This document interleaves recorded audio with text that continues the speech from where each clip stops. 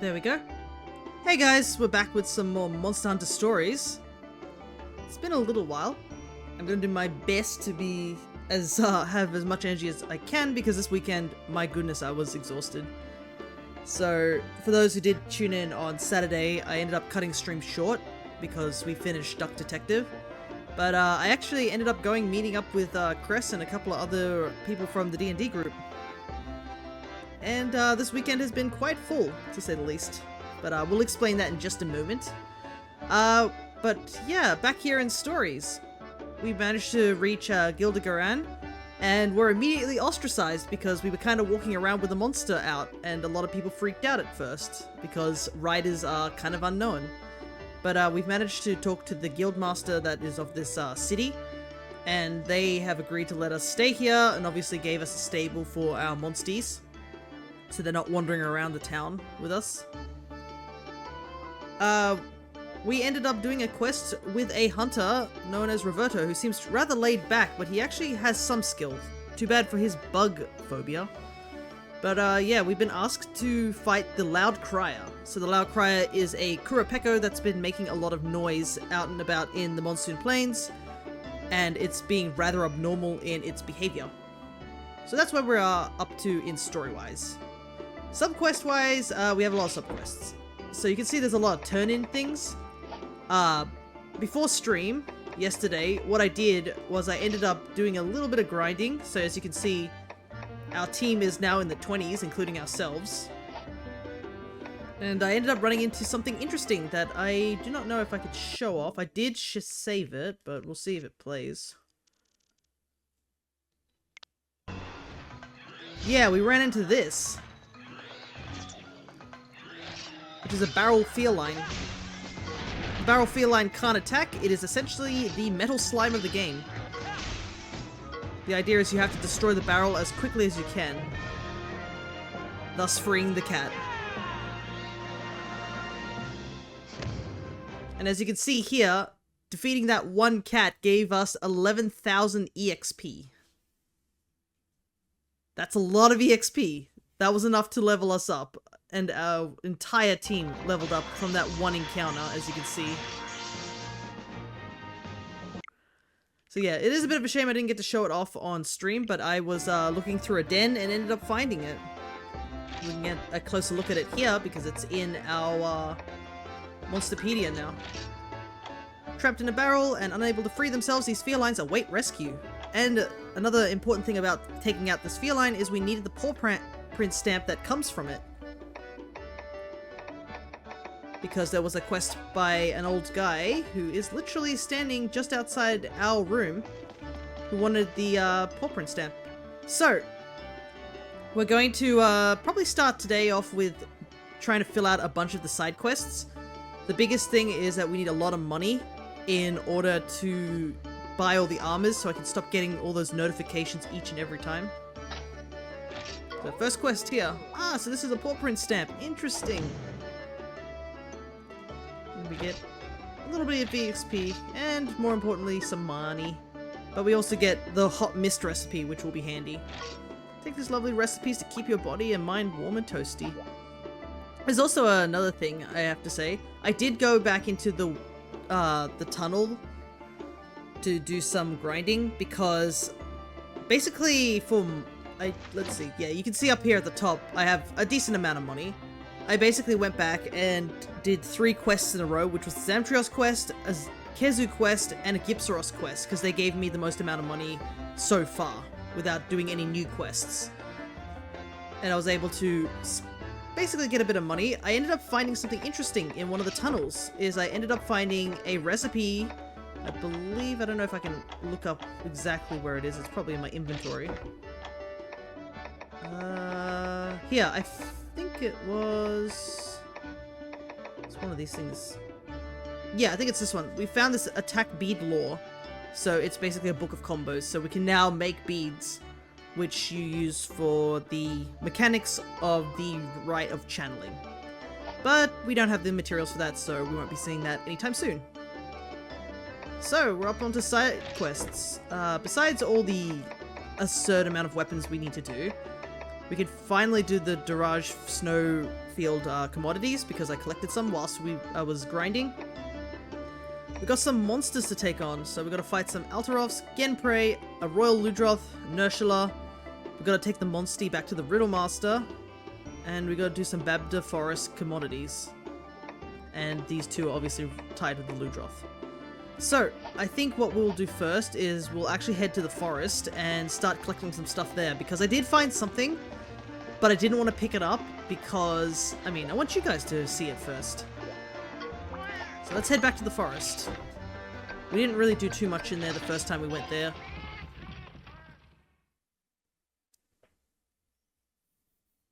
I don't think we can find the ants in here, but yeah, we're gonna have to try and find our good friend, the Nershula here. So, I didn't realize there was a passage back here until I looked at the map a little bit. And I found this little alcove with a treasure chest and stuff, but more importantly, look! It's a puggy! Look how cute he is! I love the sheep puggy, it's one of my favorites. It's not my absolute favorite, but it's really up there. It's such a good puggy costume. So yeah, there was just a puggy costume back here.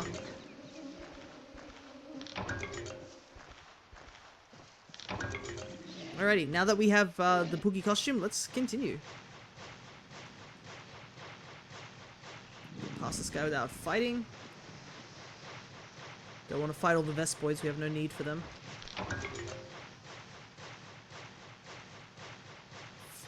Making our way downtown on our banana lizard.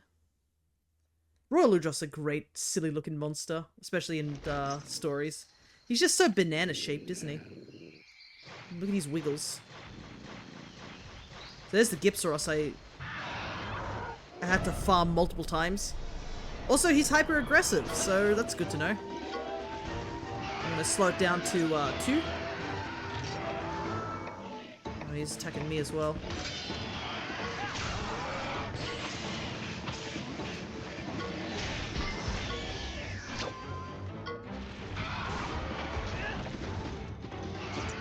Poison this time.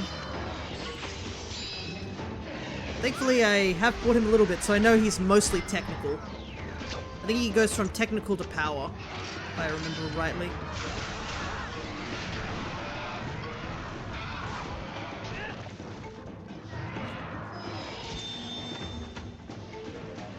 I can't remember if we've seen Royal Ludroth's animation. Nope, that's a tech. Big pinch. It's gonna knock us off immediately. Might as well do the kinship attack. Don't know if I've seen it before, but we might as well show it off again. Because they're great, all these kinship attacks. This is where all the animation budget went.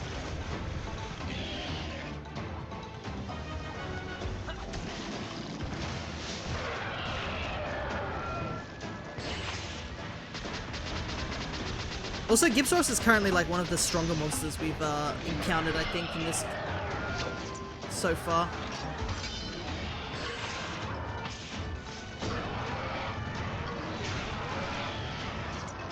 Yeah, he's not going to be a long... Is he seriously surviving on 1 HP? What on earth? How is he surviving this long? There we go. We win that even if he chose power. But yeah, as I'm doing these side quests, I'll talk about what we did on the weekend. I met up with Crescent from the Alchemist channel. I met up with Jaxie and Connor, which I hadn't met in person. So this was the first time I was meeting Connor in person, because both of them have traveled from the US over down to down here to Australia. We got to go to, I guess, we went and ate this American chicken diner place for lunch, and then we ended up checking out Luna Park, which is one of the places in the city. And we ended up basically just hanging around for a little bit, and then eventually we ended up going and doing the nighttime section of the park, because the park actually has an after dark section where they close the park for like an hour or so and then they reopen it, and it's a totally different feeling than it is in the daytime. So yeah, it was really fun to do. We had a bit of a hiccups with some payment related stuff, but you know. Whoops. Nothing that we couldn't handle. Thought I saw a Pookie up there. While we're here, we might as well try and grab as much stuff as we can.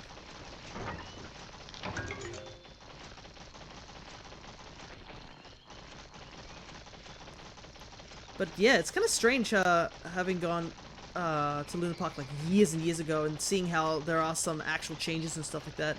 Like, there are a couple of rides that are just no longer there. Yeah, there's a Pookie. And it's kind of sad because one of the rides I really, really liked is no longer there anymore. And I was like, oh man. Do I just drop down here? Nope, that doesn't drop me onto that ledge. Well, we're here with that Nursula. Look at the size difference between our Nursula to this one. It's crazy. That was one thing Stories 1 made a lot more apparent, was just how small the Monsties look compared to the actual monsters. Monster Hunter Stories 2 had it more to scale, where our Monsties were about at a similar size.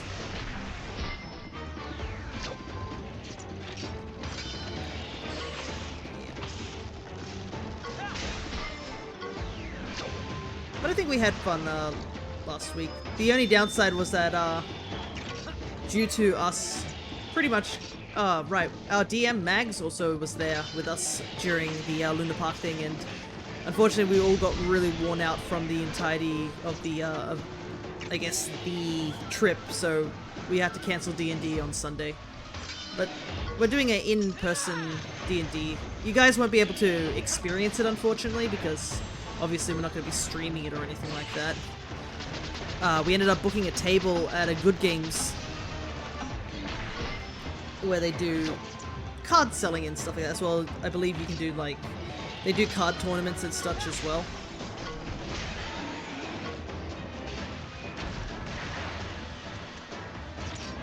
Should take him out. Oh, it's head-to-head. There we go. Spider defeated. A lot more easier than the boss time we came here. We're almost up to level 20 now. Looks like we got a rare thing too. 2 of them.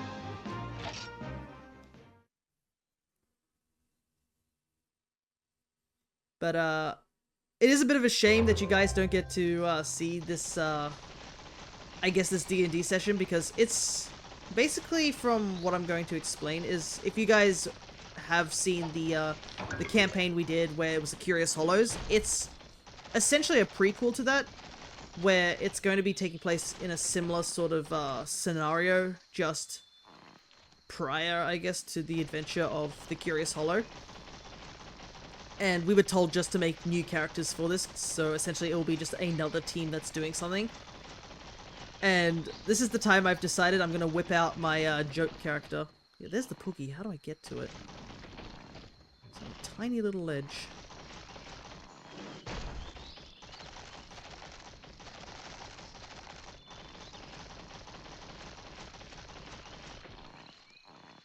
Oh, did I get it? Yeah, let's go. Some of these Pookies are in really odd locations, to say the least. Anyways, I am playing a joke character this time around, because I never really played joke characters. Well, I guess Zane sorta is, but, like, there is some serious nature to the whole Ravnica thing. Ooh, an Ancient Potion. I'll absolutely take that. Ancient Potions are kind of busted in this game. They essentially, I think, fully heal you and give you a Vital Essence as well, so you can get a heart back. Very handy in late game. Gipsaros is going to come charging at us.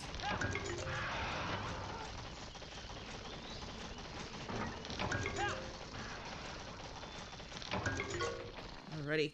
I think we may have got everything. Let's take a quick gander.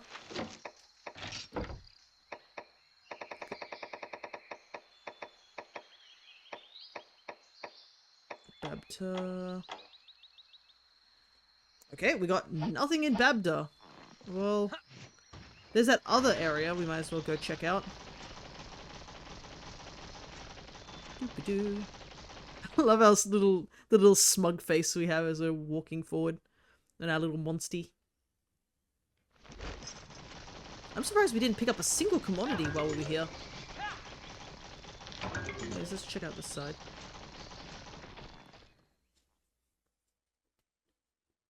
But yeah, I've got to do a little bit of stuff with my character. I guess I could tell you guys what I'm going to be playing because, I mean, yeah, my whiskers are getting all tingly. There's something down there. Something we've got no chance against. Yeah.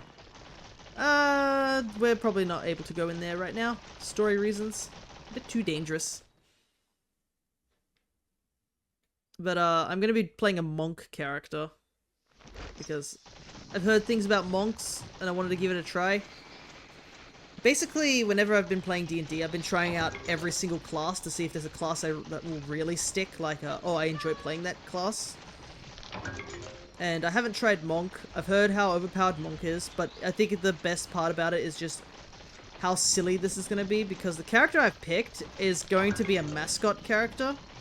So, if you've ever seen people dressed up in big costumes over in Japan, that's essentially what my character's going to be.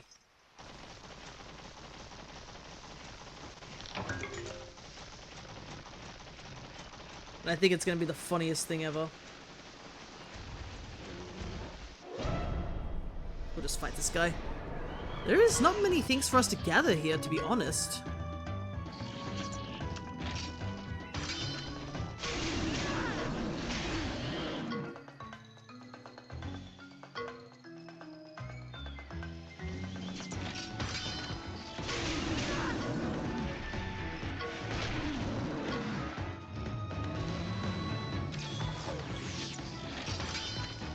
There we go. It's a power attack. Slyctoth is actually one of the few monsters I think you can't get a mount of. Hey, level 20. Nice.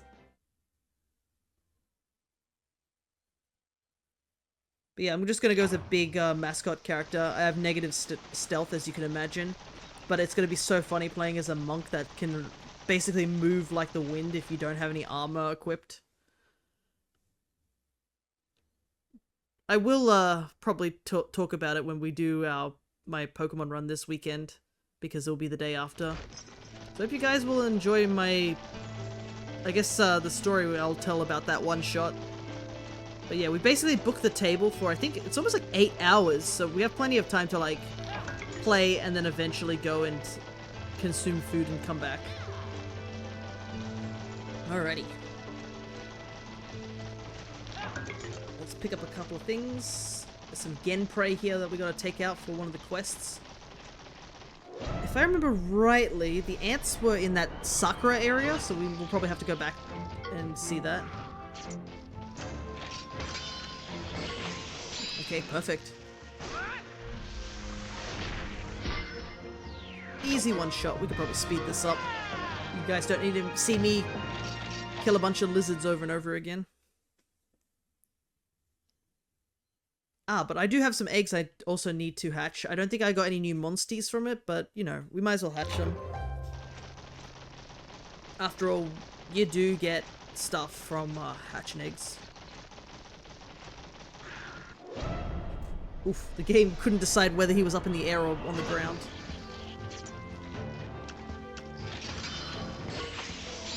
Let's get that tech.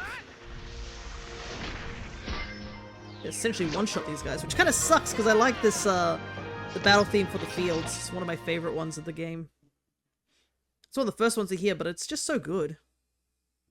Problem is we don't get to hear it enough because we're one-shotting things out here. Power of being overpowered. We just gotta be careful we don't run into that, Kurapeko just yet. I can see him in the distance because I do want to do that quest after we do all the side quests.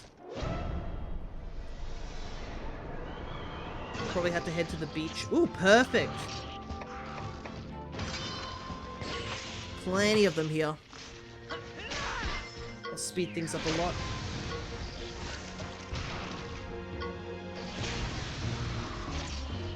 Oh god.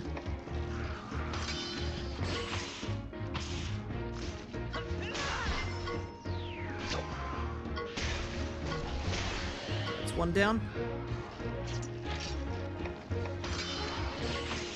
Good, we're both targeting this one this time. I think the monsters tend to target the other monsters that are close to death. Oh, right, we could probably do this. You guys have probably not seen this one, because we haven't used Nursula in battle. Predator Needle.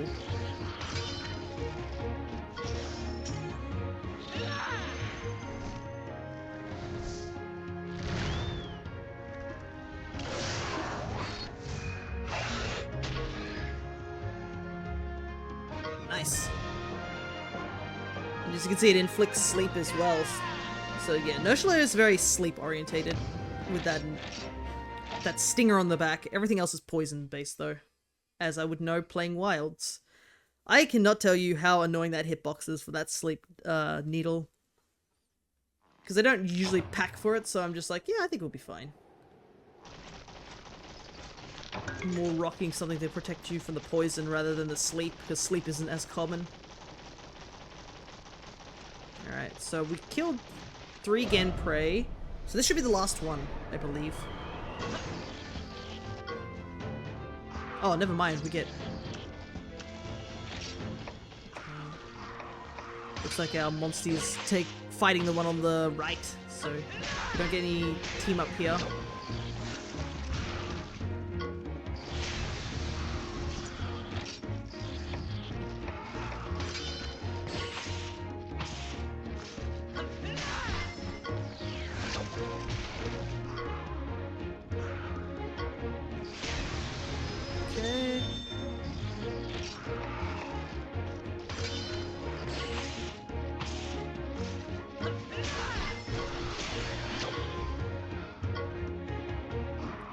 Do anything.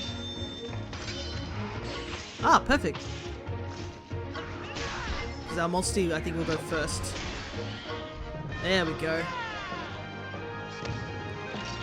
I do like how bright that the kinship stone glows, so you can really tell when you have it or not. If you don't look at the bottom screen, I guess. I think in the 3DS version, when you did battles, the actual kinship stone actually showed up on the bottom of the touchscreen, so you could see it.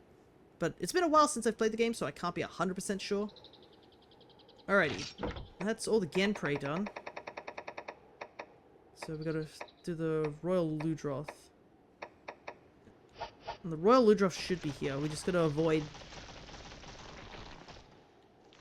I don't know if I've opened that chest already.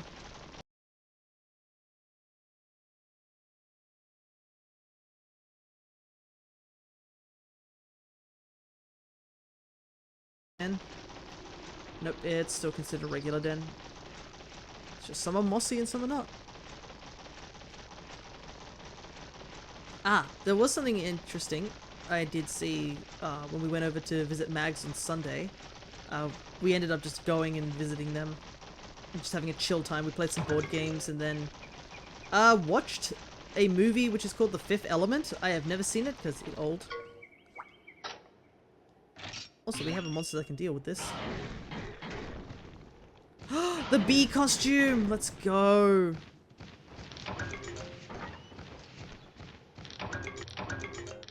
I love this costume so much. We're finally getting out of just the regular pants wearing poogies. We're now getting some actual costumes out here. I wonder how many poogies I have rescued at this point too. I think I still need quite a few before I can get the actual, the next reward. We will get all the poogies though. I think when we get back also to hatch our eggs, we'll also switch the poogie to the bee costume. Are you a rare den because you're of a different color? Nope, you are still a monster den. Okay.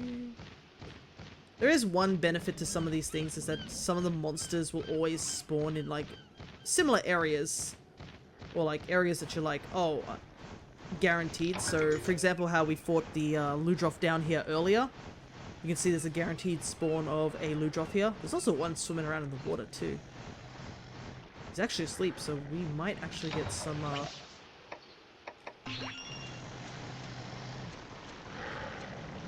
extra damage in.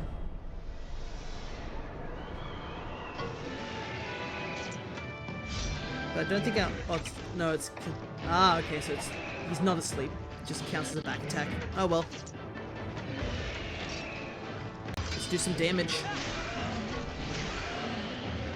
So this should be a power-based one. So we might switch to Lagombi, because that's speed-based. I say this, but like, there are some times where the monsters just... Your Monstie just doesn't use the action it normally does. It's more of a... Oh, has a higher chance of using that particular thing.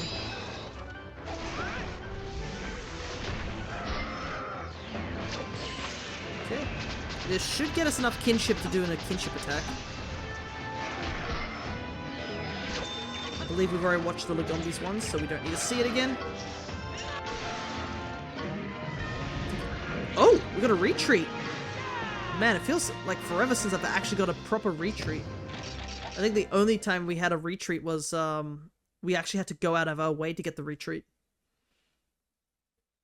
But yeah, retreating monsters always give you a higher chance of getting that particular species of monster.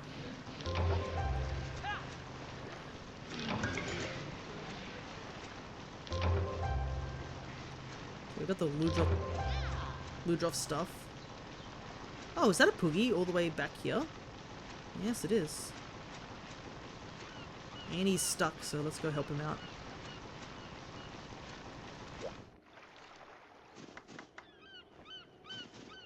Oh, it's like a little checkered pattern one. There are so many diaper-wearing ones. I guess that's what they are. Or pants-wearing ones. Whatever you want to call it. Alrighty, let's go into this den. It's a good thing we still have some room for our egg cartons, because I don't think you can throw away eggs. So you have to go out and hatch them. I think I might have to make some monsters retreat in the Babda Forest also. Because there are some monsties there that we can get that we haven't gotten. I can see 2 of them maybe.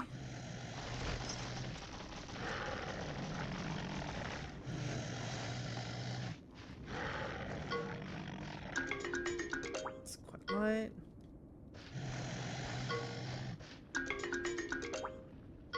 Yeah, let's just take this one. I like this color. I don't know if the actual egg colors actually affect what skills or such that the monsters get. Because it must have some sort of purpose, considering that you can just get all sorts of different... You can get like 4 per monster.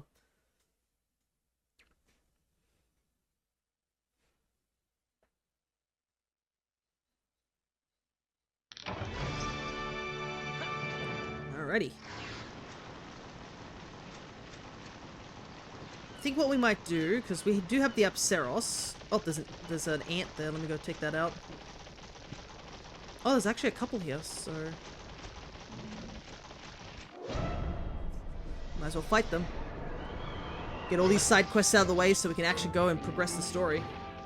There's a Ludroth, a regular one.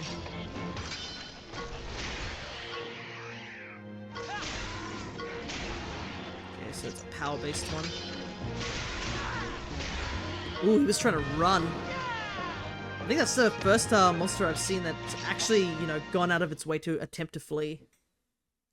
You don't really see them flee too often.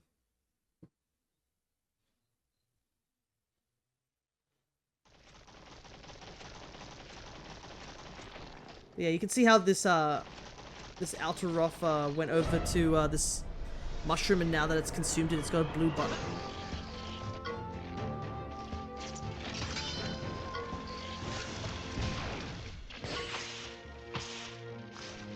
Punch the ant.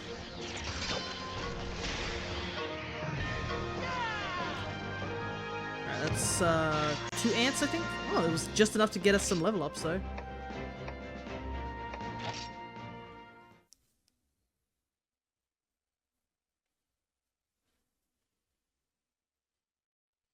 I think we have to take out 6 of them, though, so it's gonna be a while before we get enough ants.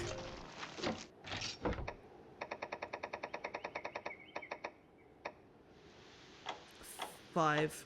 Okay, we got 3 more to go.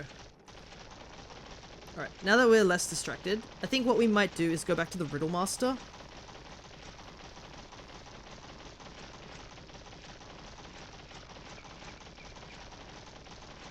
And then, maybe we should hand in some of the stuff? The problem is that most of the stuff that I have, on the, side quest things are just stuff like for armor and stuff. And a big reason I want to just get all of that out of the way and bought is simply because some of the armors can be handy, especially with the fact that, some of them have certain elements that we will need. And plus, I mean, it's sort of like a completion sake thing too. Alrighty. These cats just permanently in this little house just to keep warm. Alright, so we need to give him the riddle monster, which... where is it? Do that. And let's start cracking some eggs open real quick. As you can see, I have a ton. Let's grab this one we just got.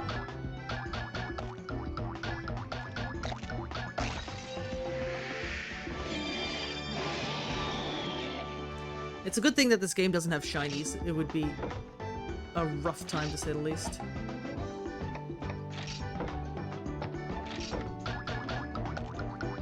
A lot of these are going to be from the ice area, so a lot of these will be ice monsters. Get ourselves a Popo.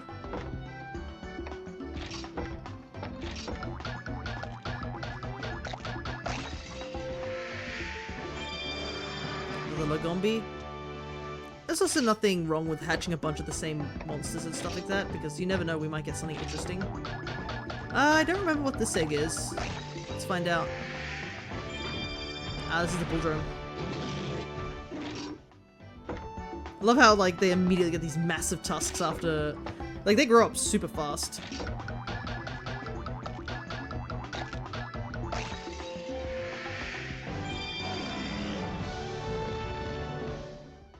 Ah, this one's a decently good Azuros, I guess, because it's got a big shine to it. Let's take a look. Ah, he at least has a full gene line. Huh. He's got fire elements to him.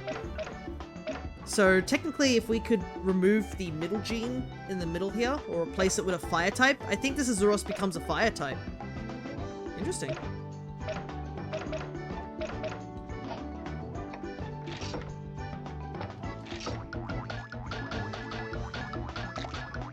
Downside of him having minus no defense also doesn't help. Another red Ketsu, who we actually have on our own team as well right now. Whoa! He's got a lot of stuff too. He's got a Thunder Bingo. What have we got? Negates paralysis, negates blind. Definitely gonna have to start looking more into this stuff once we actually get further into the game and get into post-game stuff. Because I am going to do post-game stuff. I want to try and get everything in this game.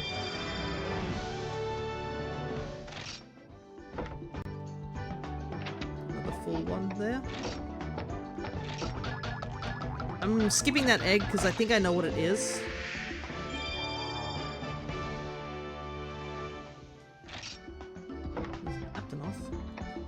I think this is a Kurapeko egg that I found in one of the dungeons. So this is an actual new Monstie. There we go. Look at that Kurapeko. Oh, I love him so much. Look at him. He's still one of my favorite monsters in this game. Just, I mean, how could you not love him? He's so pretty. And he's so silly.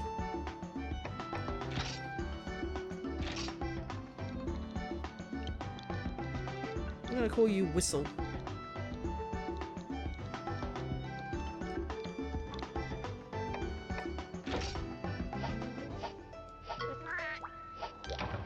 Hey, we got Mark of the Golden Cry. Hatched 30 eggs. Nice. Alright, we got the monster you want right here, Riddle Master. Now the answer is an Epsiros. Correct. Well done, young'uns. Oh ho ho ho. But as you can see here, it says riddle me this one. There's gonna be multiple. But we get the Hunting Horn Trio beat, and we get a ton of money. We'll buy again for another delightful brain teaser, won't you? Now let me spin you a riddle. Bring the Monstie that matches the riddle.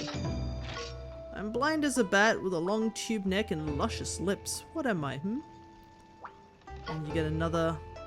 Riddles are a pain in the whiskers, but this is actually quite fun. Yeah. Yep. I don't know if it'll count with us having the red Ketsu on our party. Yeah, I mean, we found the monster you wanted, Riddle Master. Now the answer is Red Kezu. Correct. Well done, young'uns. I think it actually has to be specifically the Red Kezu because you actually can get lip parts from them as a material, as opposed to the regular Kezu. I mean, it's more luscious lips, I guess, if it's red. Ah, yeah, it says my whole body is red as my luscious lips, yeah. So it have to be Red Kezu, which we thankfully have in our party. This Apsaros getting levels, we should switch them out. We get Da Capo. Teaches the skill Extend Item. So yeah, the Hunting Horn is a pretty complex weapon in this game, because you have to use certain beats to get certain combos.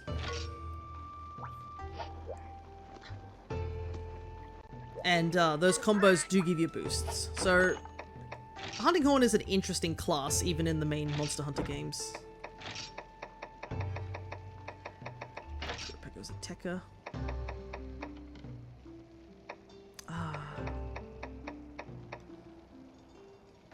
Might have to put Blitz away.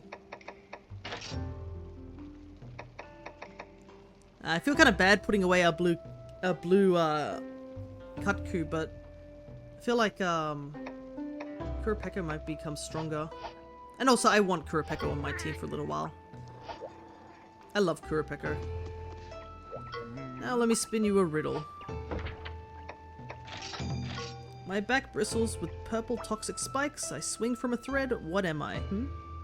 Oh, perfect. We actually have it on our team. We just put it on. Alright, let's move. We got a riddle to solve. And we have it. Alright, we got you that monster you wanted, oh Riddle Master. And the answer is Inertia. Correct. Well done, young'uns. This is actually getting us a ton of money just doing this quest, I'm pretty sure. Isn't it giving us like... Yeah, it gives us almost 2,000. And we just happen to be rewarded for catching every single Monstie up until this point. Yep, we've done all the riddles that we can possibly do so far. Alrighty, time to head back to Gildegaran and start handing in some quests. I think all that we have left is the Ant quest, so... Oh, we could probably, like I said, we could probably drop into the thing. I mean, look at him! Isn't he just so sweet? But yeah, once I knew that you could get Kurapeko in this game, I'm pretty sure I stuck him straight into the party. Back when I first played this game. And I don't think he ever left my party, even though I'm pretty sure I found stronger Kurapekos. I mean, you could also get the Crimson one. Look at him run. Okay, let's see if there's any ants out here. I think there were, but we'll see.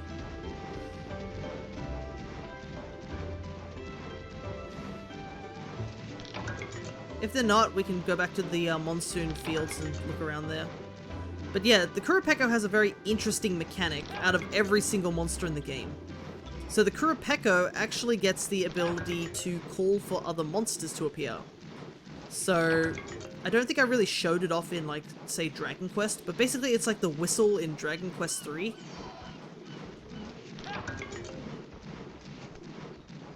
Grab that Kelby horn. Where basically it will call a monster instantly to battle you. Which is pretty handy if you are trying to look for a specific monster. We can actually show it off right now.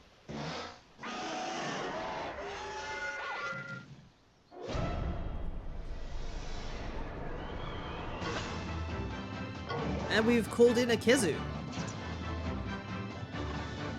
I'm pretty sure this is a power monster, so we'll quickly switch to speed.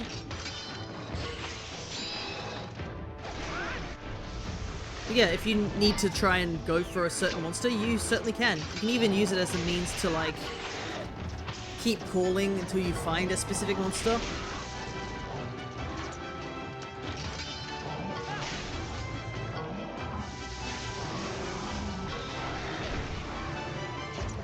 That trap doesn't look great.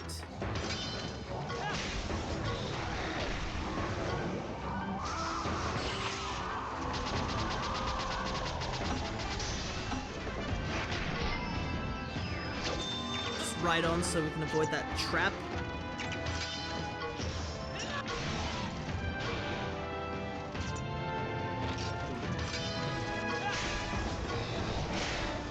Ooh, just enough. Perfect. I was getting a little worried there. But yeah, so the regular Kurapeko is the hunting horn of this game, essentially. He basically will heal and he will buff. I believe the Crimson version, which is the subspecies, has slightly different effects. I mean, anyways, look how silly he is. I miss him so much. He hasn't been seen since 3, and he's always on the top of my list of whenever people ask, oh, what monsters do you want back in the main series? Literally, my always go-to is Kurapeko. Like, I love things like Zinniger and stuff, but Kurapeko has such a soft spot in my heart. He's goofy, he's colorful, he's got a really unique mechanic. I miss him every day. Alrighty, let's start turning in some quests.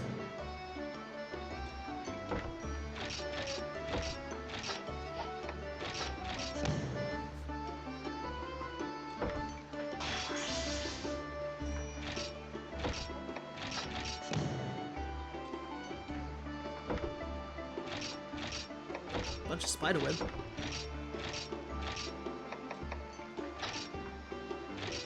Oh, interesting. Bloodstones are the only things we could hand in for that one. Alright, so we only have 2 more left. There's also these special side quests. We technically are strong enough to fight these because these are 3 stars.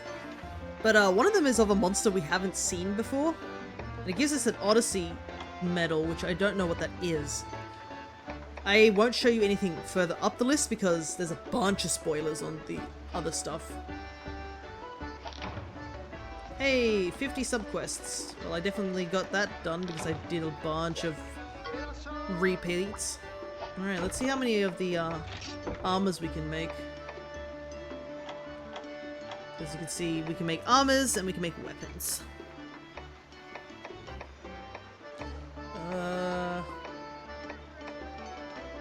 Another sword and shield would be nice, of a different flavor.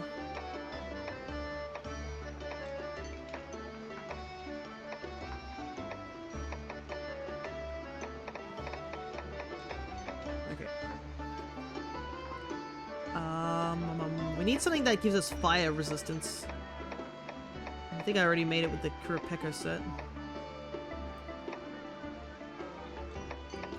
Ah, the blue Kutku does also give us a big one.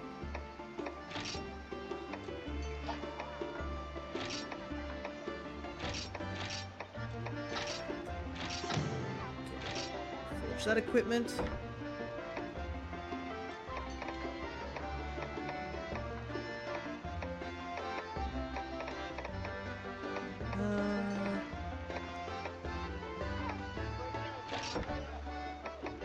How many points do I need? 8 again. This is such a great system of being able to, like, just hand in any material. Technically, if you just had a bunch of low-leveled material, you could hand it all in. Or if you had one high material, you can just immediately finish it, too.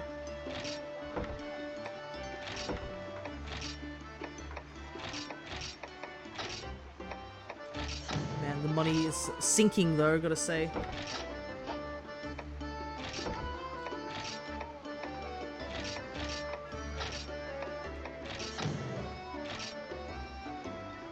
Like, I grinded a good chunk of quests, as well as I sold a bunch of items to try and fill it up, and I don't think we'll have enough money to finish this, even, still.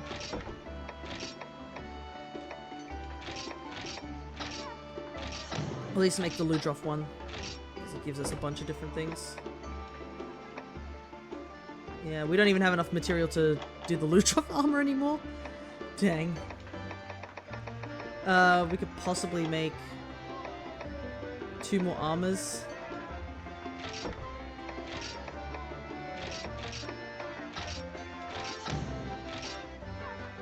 Oh, the Gypsaros armor is so ugly, but I mean it gives us some negating.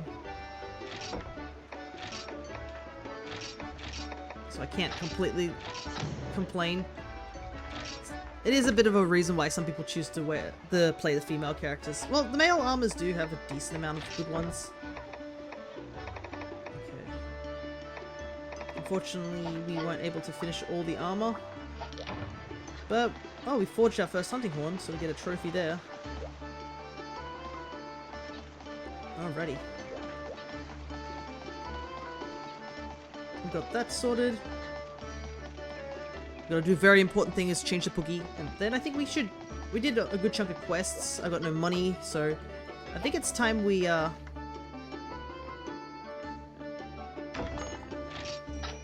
Ooh. Oh, we found 20 of them. Nice.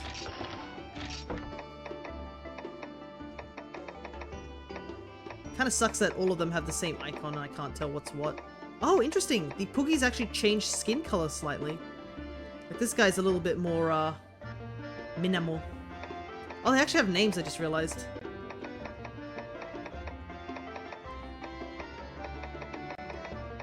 Yeah, they don't have any unique Omega. Nice. Dr. Ham. Some of these names are normal, and then you got things like Dr. Ham. Ah, yes, my pig named Fido. Ah, it's a tough choice. Do I want the honey? I think I want Honeycomb. Interesting, Honeycomb is considered 100 on the list. There we go. Look at that bee. Alrighty.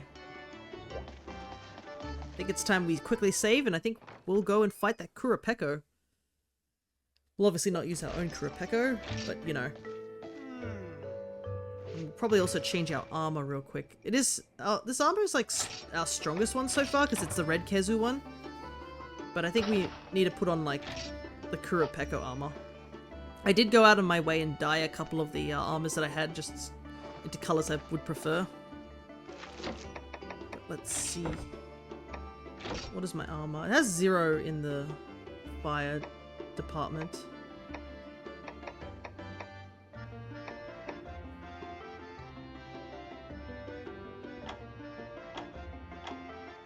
I can't upgrade it yet. You can see it with the hat. The hat. I'm at least glad that we have the hat and no hat option. Does this have any color changes in particular? Okay, so it just changes the whole armor. It's no longer blue Kutku armor.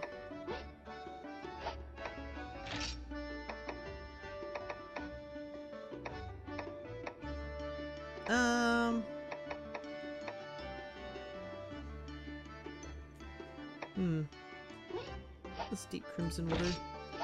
It's now white Kutku armor. Alright, let's go fight that Kurapeko. What's the worst that can happen? Kurapeko is it weak against ice? Oh right, we now have a new Monstie.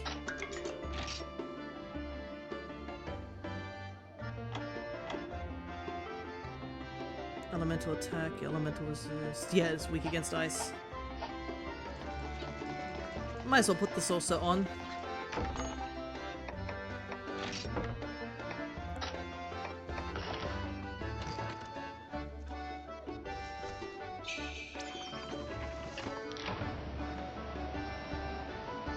Because I mean it lasts a decent amount of time. Unfortunately, we don't really have the money to make it last a lot longer, but you know.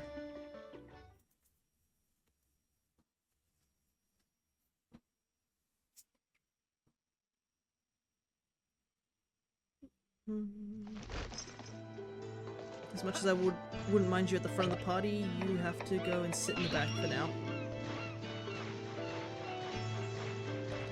kind of sucks because I think Kurapeka is tech, but the only power monster we have is obviously our Ludroth, and I'm pretty sure from my vague knowledge of Monster Hunter from ages ago that Ludroth is actually weak against fire, so this is going to be a bit of an annoying fight. At least we've got the protection, but you know. I also can see a umbrella in the distance, so we might be able to possibly skirt around the Kurapeka and try and nab that umbrella. There's apparently a reward for finding all the umbrellas too. Yeah, I don't think we can get up on that cliff any other way. Keep an eye out for any ants on the way too. Oh, these are just Gendromes here.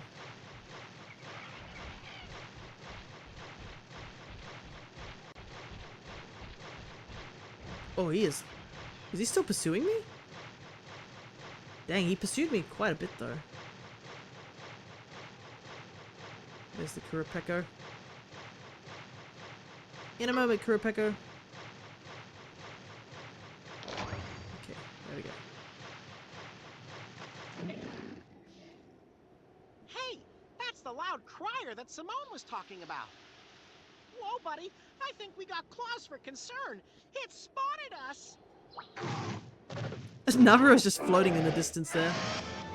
Ah, because I guess the game was expecting us to be on the opposite side, but we went around it to try and get the to go and grab the stuff. Alright, wait and see. Okay, it's not gonna attack straight away. Oh! I guess our Monstie has an ability that does something. It's calling a friend, this could get bad. Whoa! Yeah, it's gone and called a Rathian! And it's blighted! Show him our metal, buddy! Alrighty. This is kind of bad. I think I knew there was gonna be something bad, but didn't expect a blighted Rathian.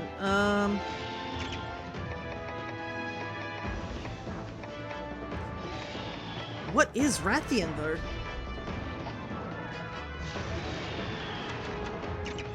Actually, this is why I bought this.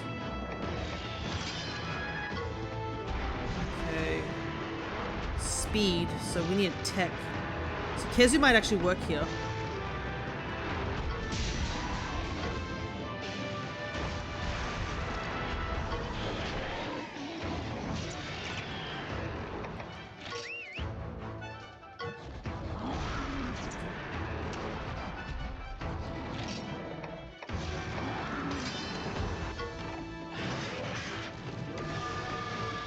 Oh, attack up is really bad.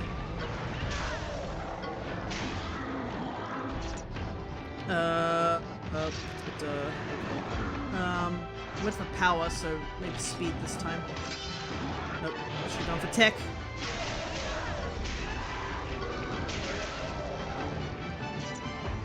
A lot of damage to me.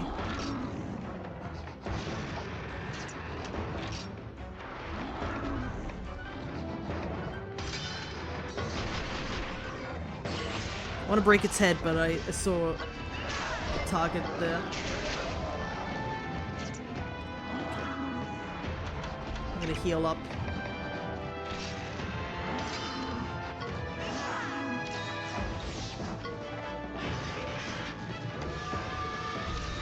Oh. Okay, we got rid of the head at least. Perfect, so the head was close to death. Kurapeka's just being a pain.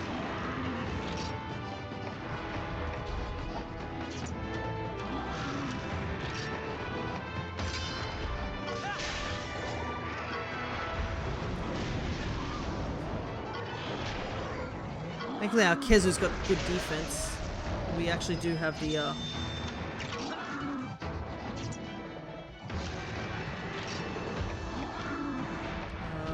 wait, I'm Rathian. It's a tie.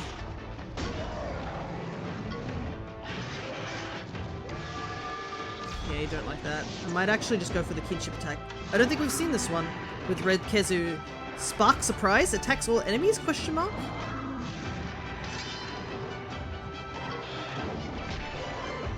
Unfortunately, we are slower, so we're going to take some awful damage here.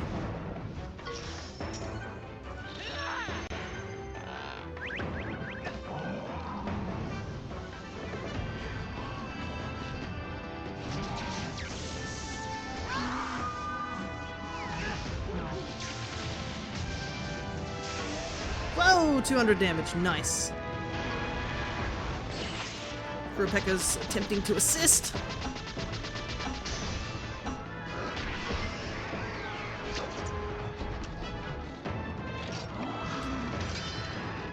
Let's get assistance over here. Big damage. Okay, Loud Crier is dead. Now we can just focus on Rathian. Oh no, she's going for power attacks though. Breath attack. At least now she won't be getting buffs from the Kurapeka, so we're at least in a better position here.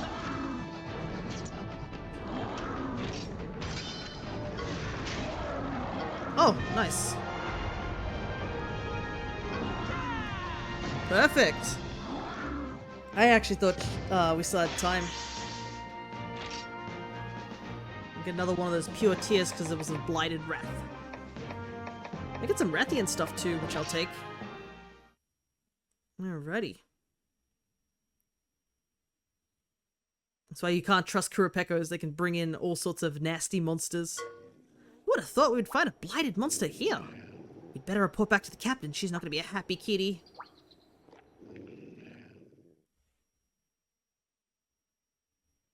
Also, Ludroth did almost nothing in that battle. Ludroth, like, hip checked once, immediately fell over. I have just read the report. You have my thanks for your assistance. It would appear that the situation was far more dire than I had imagined. If it was the Black Blight that caused the oasis to dry up, we need to deal with it quickly, before the damage spreads. There's another oasis in the desert. The village of Albarax. There's a strange rumor making the rounds in that village. In the desert at night, the Black Fiend blots the moon from the sky. Black Fiend. It could have something to do with the Black Blight. I don't know nothing about no fiend, but I'm not letting the village get destroyed. What's up with the dude? Did he miss his catnap? Albarax is Roberto's hometown. Yeah? Us hunters are heading out to see what's going on. You guys coming along? Does that mean you're letting us join your wicked possum band of hunters? Don't go getting ahead of yourself there, little dude. You still got some more work to do if you want to be recognized by us hunters. First, head to Oasim. A hunter's camp is being set up there. Once you get there, speak to Gentor. He leads the hunters in Oasim. And take care. Lilia would be beside herself if anything happened to you. Head to the mark on your map. I've got a few loose ends to tie up here. Let's meet up in Oasim. Alrighty, off to the desert. I wonder if we're high enough rank to use the Diablos we picked up from our part, like from one of those nests. At least once we get into the desert, I think we do have a little bit more access to find Diablos and all that stuff. Alrighty. The Black Fiend has been sighted in Roberto's hometown, Albarax. It may be connected to the Black Blight. First, you must head to Oasim, where hunters are assembling to plot their next move. It almost sounds like there's a Pookie in here. That's because there is.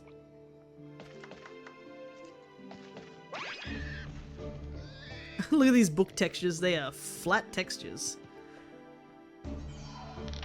It's a little jarring to say the least, these particular models. Yeah, that's a flat texture, alright. That is not real books. Books over on behind there are real, but these ones are just flat textures. The game does a decent, like, job with, I guess, a lot of the textures in this game, like the rocks and stuff. They're very flat, but because of the way they're painted, they look a bit more 3D and jagged. So, you're the rider the Guildmaster was talking about. That's us. Oh, where did I put my Monsterpedia? This is the second time today. We keep hearing talks about Lilia, but we haven't seen her yet. Yeah. There's been so many reports coming in recently, we're all so busy. Oh, wow, there's a lot of quests over here. It just appeared on the seashore. It's called the Unyielding. An apprentice like me could never hunt something like that. You, on the other hand, you could do it. Excuse me? That's a plum de moy, I'm pretty sure. We haven't even seen the regular Demoy. What are you going about? If you defeat it, I'll give you the Sword and Shield skill scroll. Oh, but the Sword and Shield skill scroll does sound tempting. Well, well. Whoa, have you come across any bottle caps in your travels? They may not look like anything special. In fact, most people may call them trash. Not so, not so. There is much more to them than meets the eye, whoa. They hold so many mysteries. Where are they from? When were they made? You needn't go out of your way, but do let me know if you find any. Deliver 3 bottle caps. I'll even offer you a reward. Let's see if you can find me 3 to begin with. Well, What's this? What's this? Ah, what fine specimens. What is with Japan liking bottle caps? I mean, I understand some bottle caps do look interesting enough, but like, Pokemon had them too, with James collecting bottle caps like as a collection thing. People just like bottle caps, I guess. Though, then again, I remember back in the day, there were these, juices. It was like, various fruit juices. You got tropicals, you know, your standard orange and apple. But it had a thing that when you open the lid, it had a thing called a little fact inside it. And it would just be a random fact that you could just find inside the lid that made them interesting to collect. Alrighty, Yellow Rider outfit. Contains the Yellow Rider outfit. Navi-Ro can try it on in your house. My collection's a little more complete now, whoa. Many thanks. I'd be grateful if you can bring me any more bottle caps you find, whoa. well. How goes the hunt for bottle caps? They're not too easy to find, you know. Yes, I believe they can be found in treasure chests among other places. If you do find any, would you be kind enough to bring them to me? So he wants 5 bottle caps and we get... So basically this is just, hey, find bottle caps, new outfits for Navi-Ro. Kind of wish there was outfits for me. But we do have 5 bottle caps. Well, What's this? What's this? More bottle caps. Gives us some more money so we can actually get some more armor. Point Dexter outfit for Navi-Ro. well. Thanks to you, I'm getting more and more bottle caps. They're sometimes offered as sub-quest rewards. Worth a try, whoa. If you do find any, would you be kind to bring them to me? Alrighty, 8. I'll even offer you a reward. Okay, so... How many bottle caps do we have? Just ignore the... Oh, we only just had enough, because I know we had bottle caps in here, I'm pretty sure. They're all gone. Hey! There's a pink Rathian called the Poison Bloom in the Perennial Pass. Everyone's remaining in their homes in case it decides to attack the city. Travelers and merchants are finding it hard to pass through too. Can you help? Slay the Poison Bloom. 3,000 Zenny! Holy heck! Oh, you get a hunting horn too, the Magia charm. You'll accept my request. Thank you so much. I'll reward you with my favorite weapon. It's pink, just like the Rathian. Ah, I'm so hungry. Oh, hi. Am I glad to see you? You think you can catch me some shark tuna? You know, for research. I'm totally just not asking you to get me lunch. No way, I'd never do that. 3 shark tunas. We haven't done much fishing, so guess it's time to do some fishing. Awesome! I'll give you this healer's companion as a reward. It's got the recipe for antidote, anti-para-poison, and zest pills in it. Ooh, that does sound nice. We have a problem. Problem named the Crimson Fiend. It's a red Kezu prowling around Darash. The guild has classified it as a threat. Sorry to ask, but I'd be really grateful if any help you could give us. We're offering a reward, of course. It's this group healing manual. It's got recipes for lights inside, so I'm sure you'll find it useful. Absolutely. I've been wanting to get more life soot because it's the weaker version of a life powder. We do not need life powders at this point. Life powders are a bit too powerful right now. So getting recipes for life soot will help. But I feel like us killing that Kurapeko has just opened up a ton of quests. I want to become a monster professor when I grow up, so I study every day. My favorite monster at the moment is the Ludroth. They move so smoothly. My mum will get mad if I go out and look at them. Can you go instead? Slay 6 Ludroth. Yay, make sure you find more than one.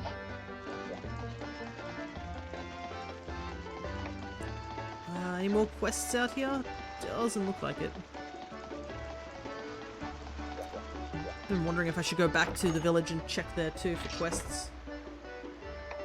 Okay, we got some new quests here too. Nice.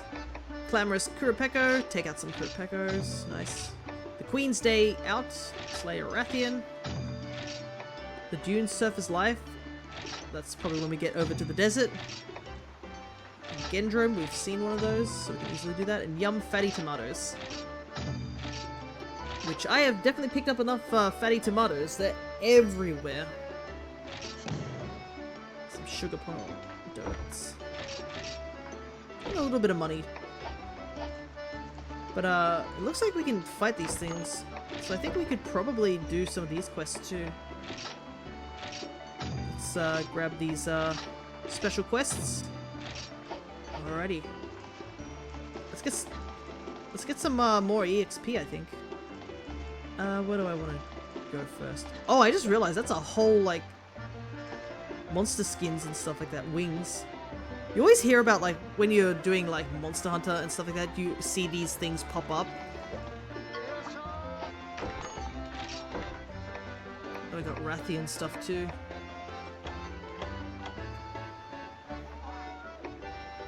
Oh, the Rathian weapon with poison? Ugh. Yep, I'll accept that. Do I want to accept the armor though? What's Den Protector?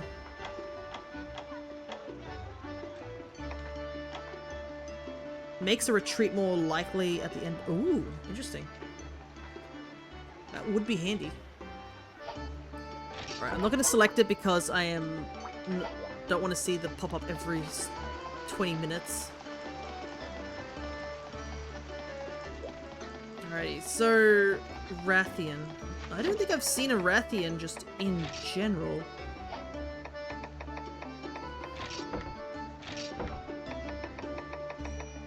Okay.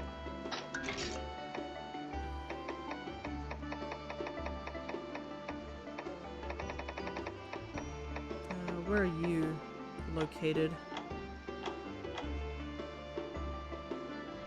More likely to return to its den when shown a mate or when defeated after being restrained by an item. Interesting. Okay, so we're gonna head to the Monsoon Plains. I thought I'd have to head to the Blossom area, but guess we'll just have a bunch of stuff to do in the Monsoon Plains for a little while. So we gotta fight another Kurapeko, which is fine.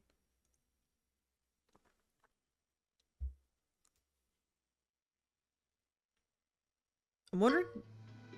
Keep your eye on the map on the way to Osum, buddy. Follow this road and we'll be there faster than a yarn cutku chasing a conchu. That's cool and all, but we're not doing that right now.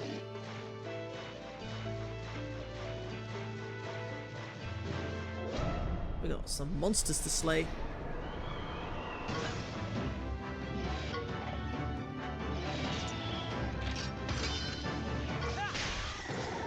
Luckily this is just a regular one and not the crier, so we probably don't have to worry about any sort of random monsters popping up.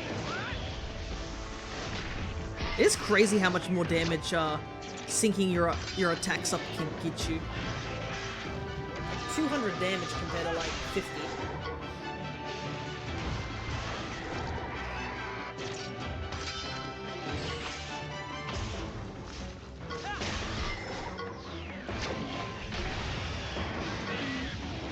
Okay, so Merciless Tackle always knocks you down.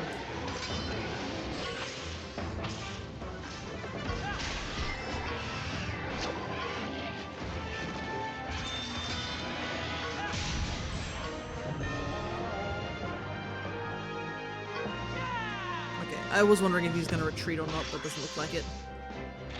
Yeah, we took a decent amount of damage, or our Ludroth did. I guess Ludroth doesn't have much HP compared to Kezu. The red Kezu just ate those attacks up when we fought it. Alright, Kurapeko done. There's a Gendrome over here.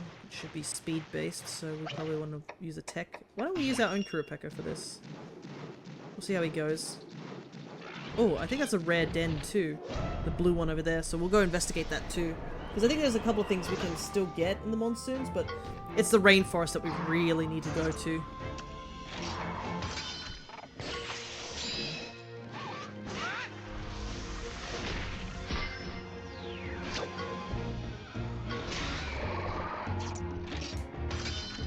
Tech attack.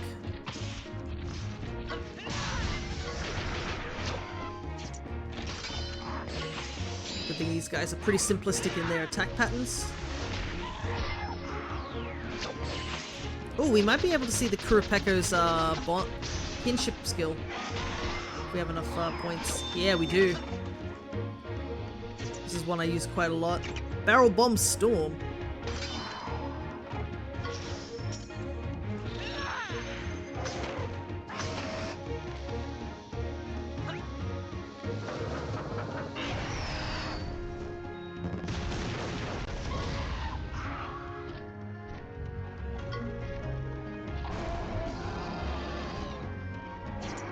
Some more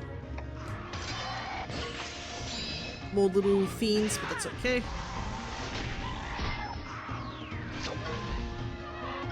Gendrome's done.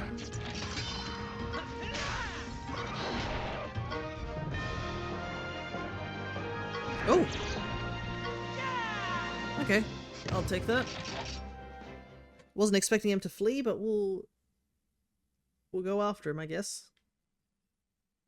But I want to go to that red den first. I don't know if it gets resetted once we leave the area. The Gendrome nest should stay there, though.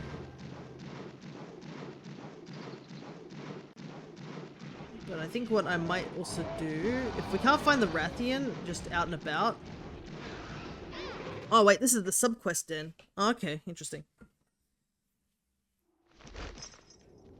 That's why it's blue. Alright, so this one has the Nursula in it, so... how's my Ludroth doing? He's at full health at least.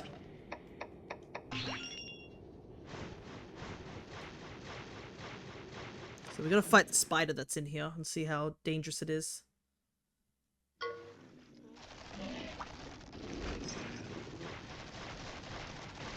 Nope.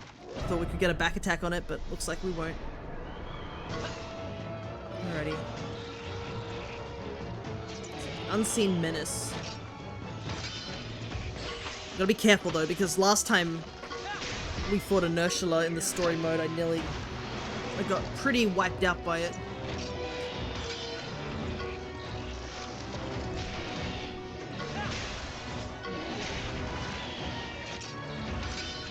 I like how it sealed our speed, like we need to worry about that. Go for the physicals. Okay. So we get some ride-on damage. We made a good decision there. The last thing we want to do is get put to sleep.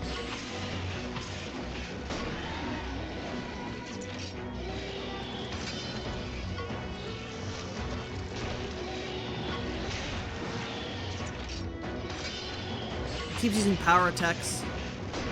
Oh, we took critical damage there too. Ah, of course it switched to tech the moment I switched to speed.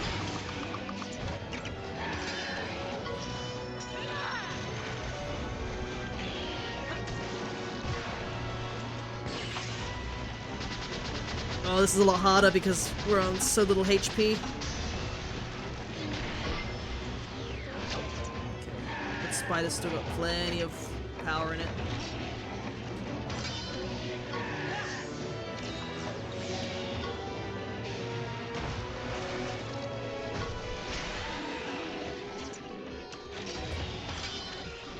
Oh, don't fall asleep.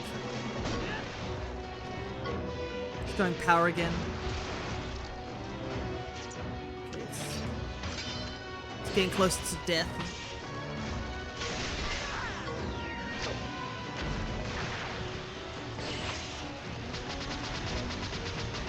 Mash the A button.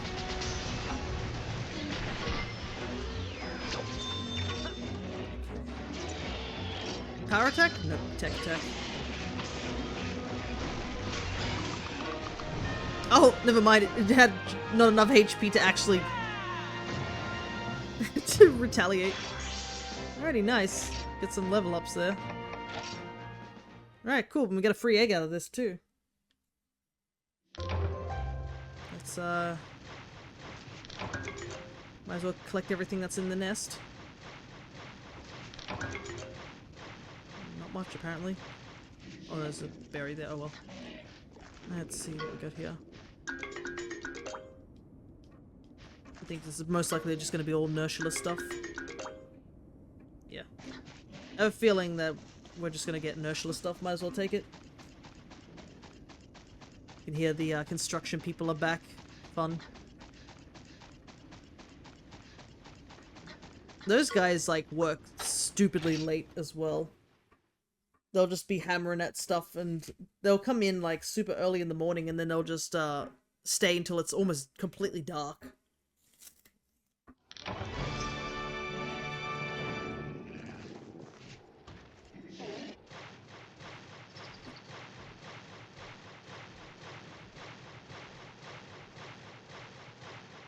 Alright, let's get that Gendrome nest out of the way.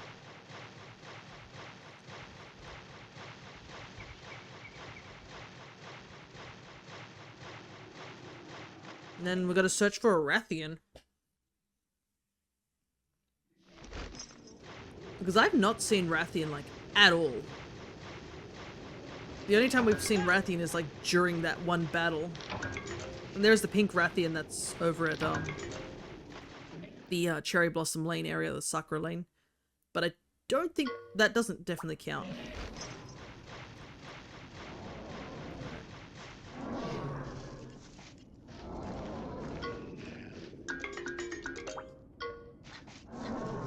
I think this one will do. We know it's a Gendrome, might as well take it.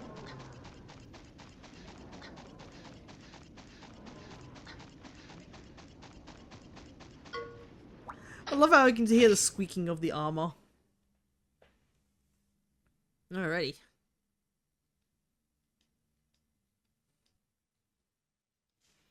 I think, yeah, I have that Kurapeka we just picked up. Also, was the last monster. I think we have everything that we could possibly get here in this thing. It's literally just the rainforest.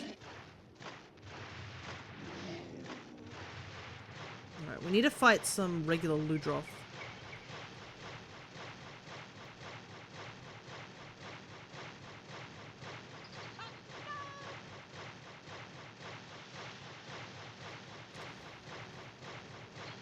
You can see a blue marker saying that we need to go in that direction. Most likely means there was a named monster down there. Thank goodness they at least marked for those.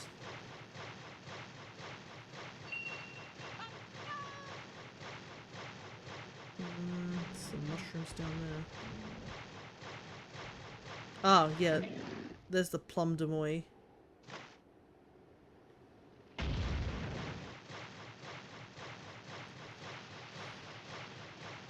I cannot believe we're fighting. They're giving us a Plum Demoy Hermitor, like, straight away. That's the subspecies, not even the regular one. There's a Ludroth here too, so we can fight that.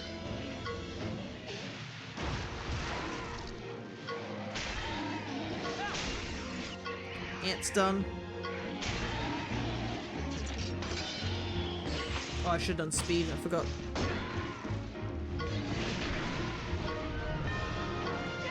Also need to heal before we go and fight that Plum Demoy.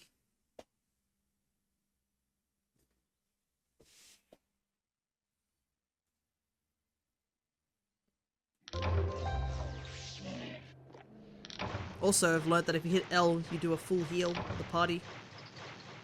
Alright, let's... Unfortunately also, Demoy Hermitor is another monster you can't get as a ride. It would have been cool if we could. We cannot.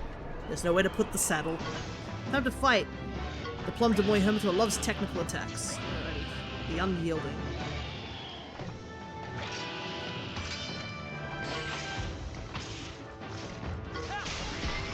Okay, we do take a chunk of damage from that though, so we gotta be careful.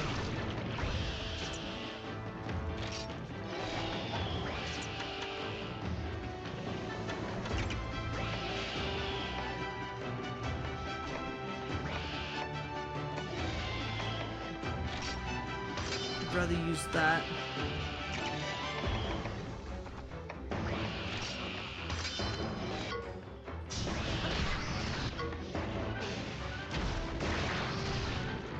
Bubble breath.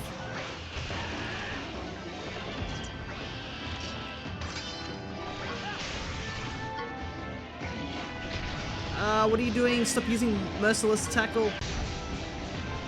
Oh my god.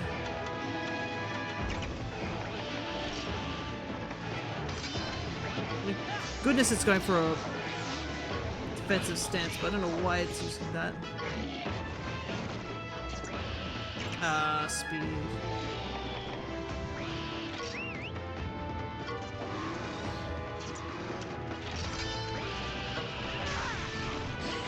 Okay, at least our weapon is super effective against this thing. Okay, please use a power attack.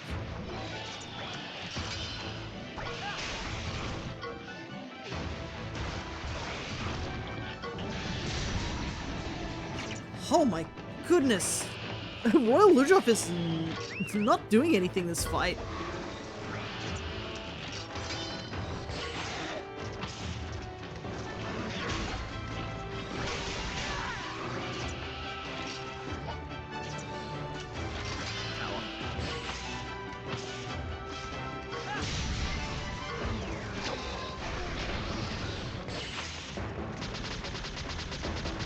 Like, he's good for, like, swimming, but my goodness, is he, like, he's falling behind super quick.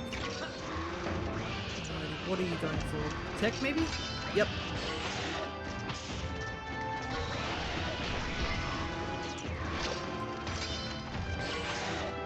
Nice, we get a level 3 up. We knock him down so we can get maximum damage on this kinship attack. He's weak against ice, so should do big damage.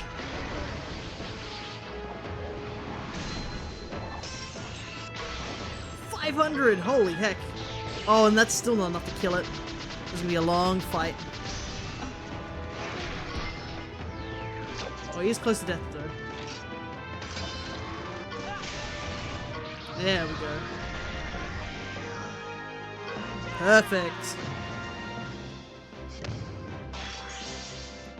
Big level ups.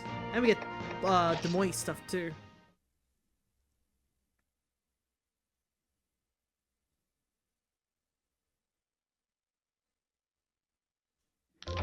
Alrighty, Lord of the Sand completed.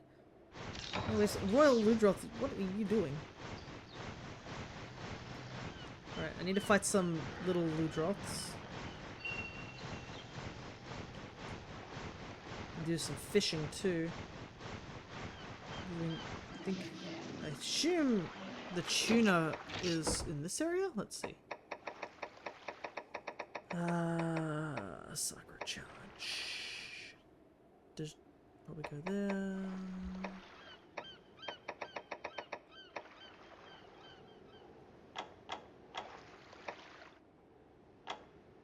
Near yeah, okay. Time to do some fishing.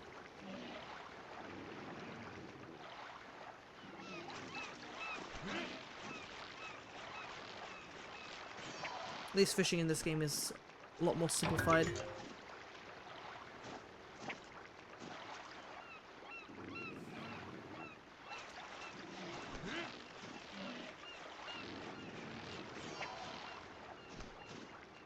Okay, that's 2 shark tunas. We need 1 more, I believe.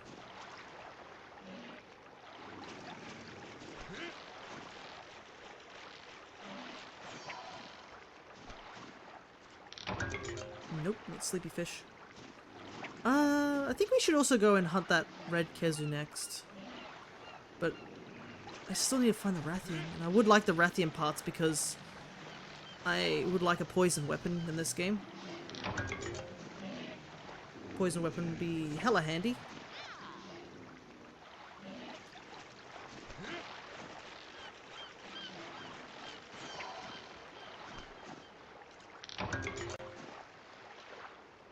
Plessifin, huh?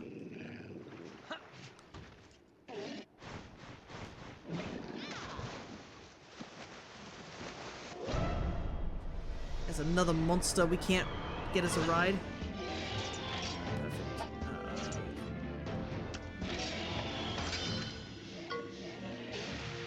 Yeah, I think the problem is our Ludroth's like moveset is kind of all over the place.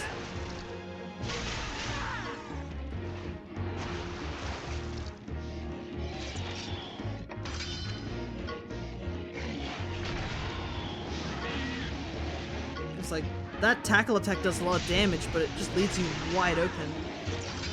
It's not really handy. Dang, that kind of sucks that that one fled. That means we don't get the 2 Ludroth and only get 1 that time.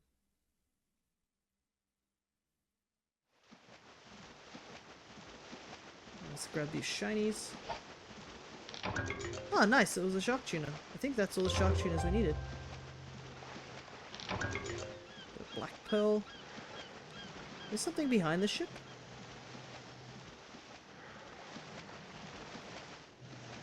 Nope.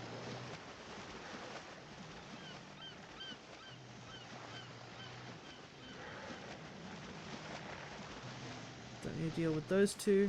We just need the regular Ludroths. I see another Kurapeko, but I don't see any Rathian.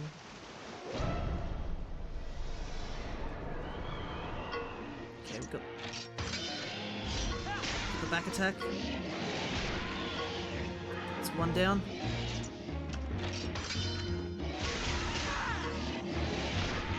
Okay, good. Those guys were trying to dip immediately.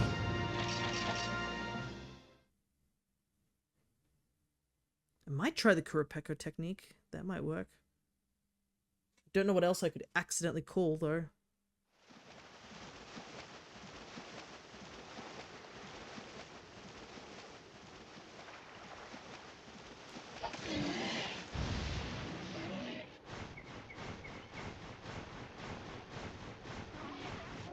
It's kind of funny how these regular Ludroth are like almost as big as our Monstie Ludroth, because our Monstie just happens to be really small.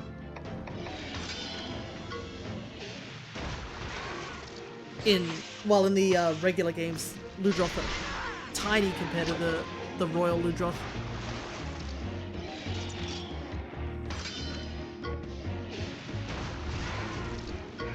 Yeah, the Royal Ludroth is kind of falling off for me. I do like the purple one though, but the regular one doesn't seem to be doing anything. Oh, really?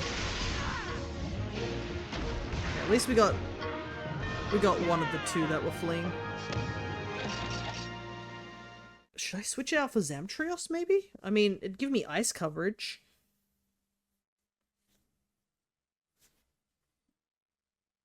Oh,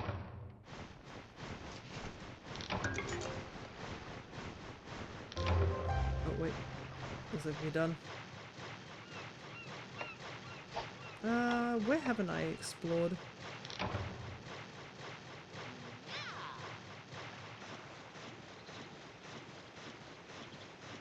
Trying to think, because I'm just thinking like, where haven't I not gone that I don't know where a Rathian is?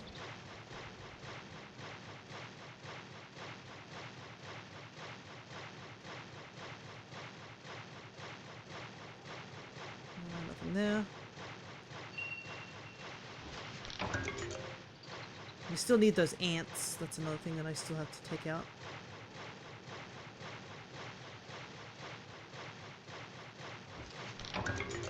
Carpenter bug. Every time I see the word carpenter bug, I'm just like slightly flashbacked to like the Monster Hunter 4 days. My goodness, did I need like a ton of carpenter bugs for something, and it took forever to get them.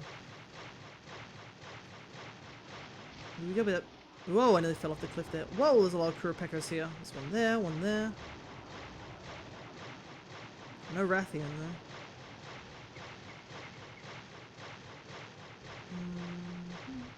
I also need to head back into the forest to go get that stuff done.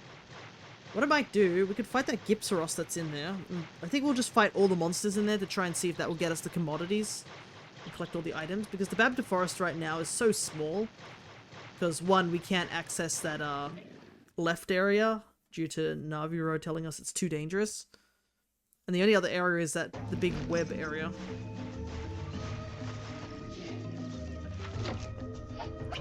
Let's switch to...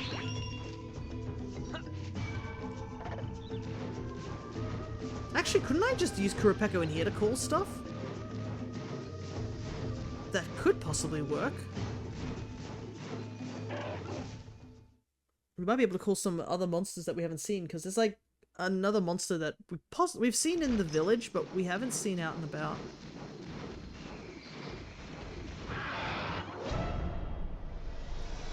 Man, this Gibbs Ross does not want us to pass him.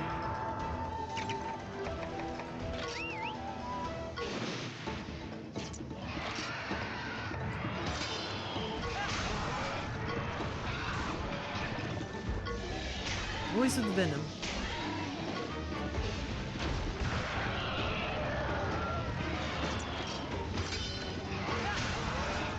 I should have gone for the power attack on the Vespoid.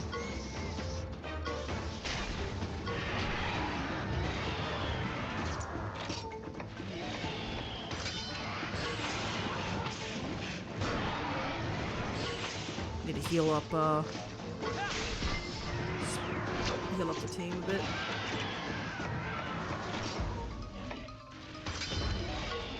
Kinda hope that power needle doesn't hit me too hard. Ah, okay, good.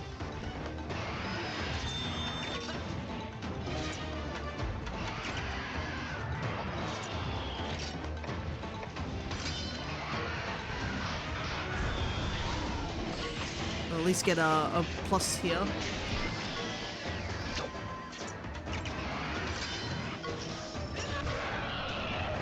Okay. What I might do, is paintball the guy after this flash.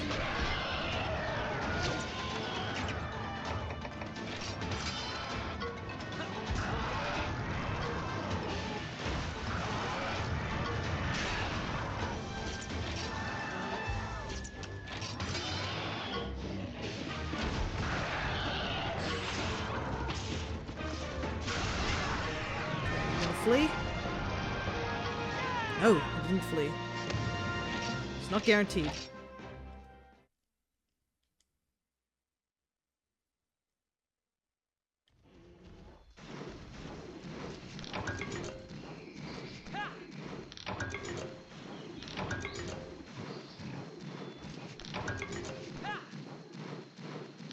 Maybe I need to go to that center area where I found those mushrooms for Roberto. Maybe they count as a commodity, if there's anything there, or if it was just story related. Oh, we can always escape easily if there's, because there's a caravan stand right there. Alright, let's grab some stuff around here.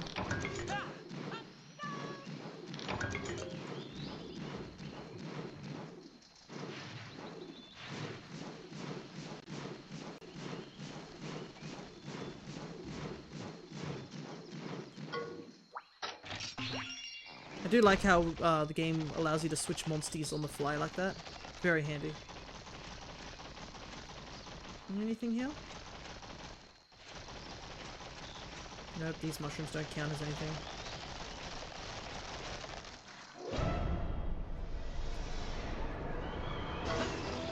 No, sure.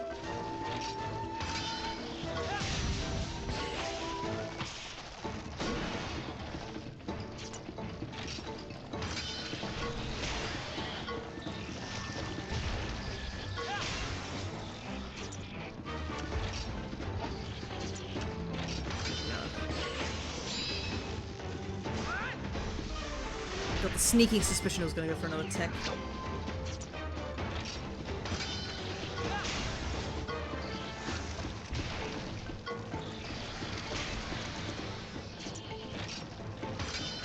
I am kind of low on health, I should be careful.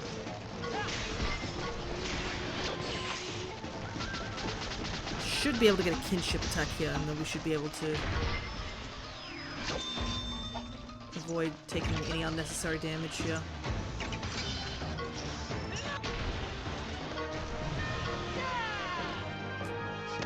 Oh, right, I was supposed to paintball them. Oopsie doopsie. Oh well. I need to heal before I do anything. Also, I'm gonna go get a refill on my drink real quick. Before I can do anything else. Apparently it's not letting me heal here. I just heal myself manually. I'll be back in just a minute.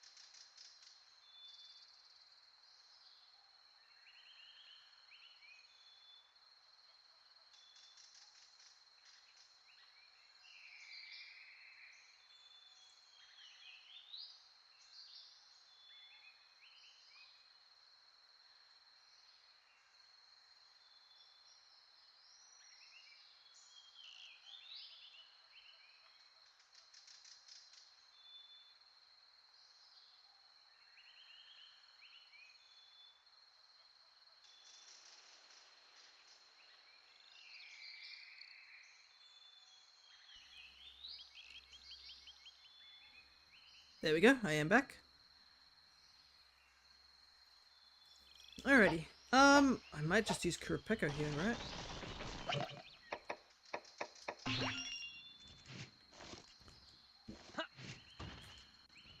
I have to get off this web before it allows me to do anything, though.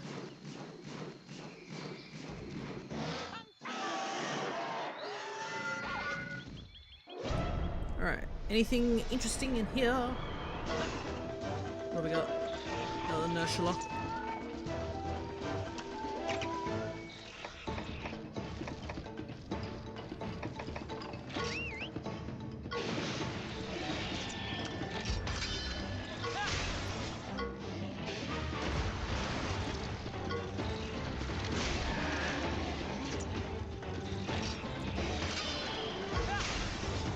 Ludroth, I need you to use an actual attack.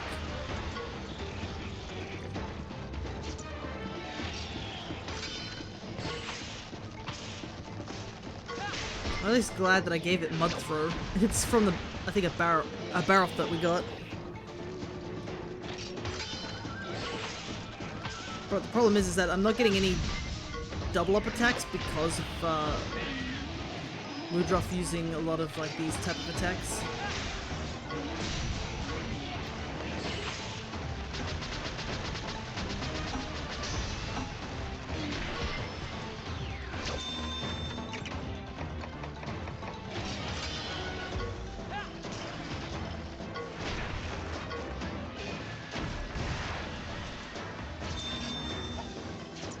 We'll just ride on to get the guaranteed kill.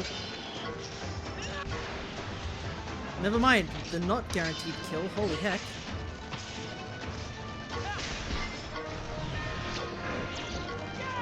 Okay, we at least got a retreat. Now let's see if we can find some commodities in the actual den.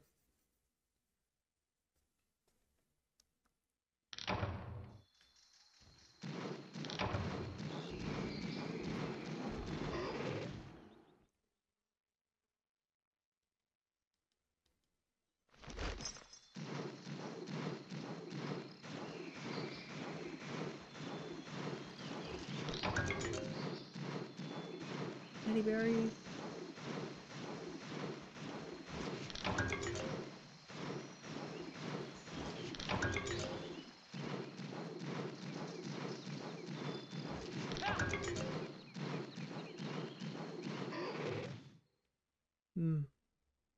Thing is, I want to gather the stuff around here, but it might wake up.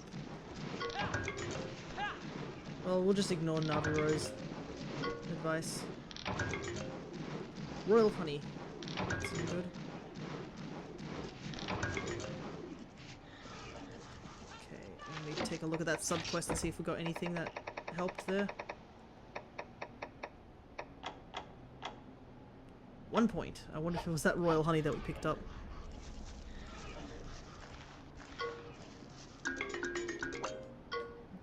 Yeah. Don't really have any need for anything else here, so we might as well leave.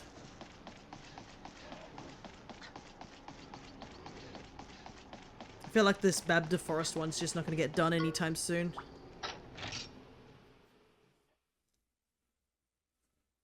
I might have to come back here in my free time and just grind it out.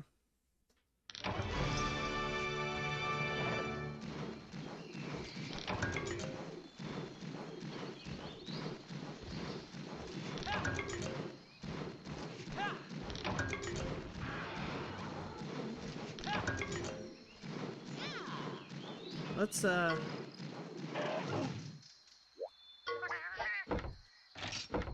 take the caravan out of here. We might use this tactic to try and see if we can get a Rathian to show up.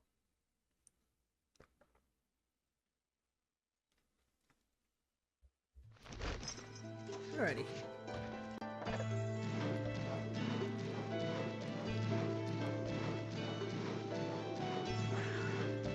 What the? Oh, it's again prey.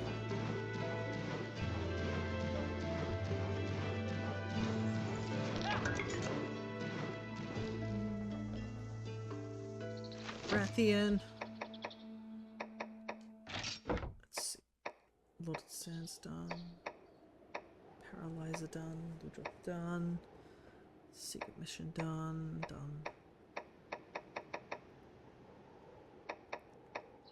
Outer Roth. Need 3 more there.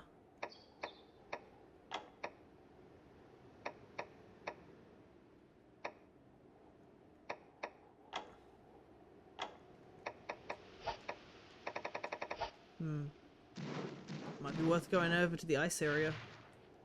What I might do though is I might drop by the cabin, and we'll switch out Royal Ludroth because I think I don't really want him staying on the team anymore. He is being a bit more of a hindrance now due to his moveset. Also, while we're here, I guess we could find out if the Riddle Master has anything new for us. Nope, nothing new yet. Plus, we probably should hatch some of these eggs, right?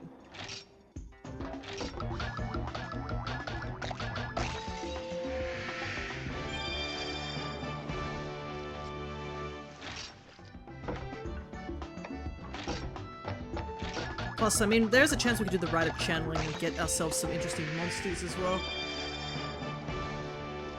2 spiders.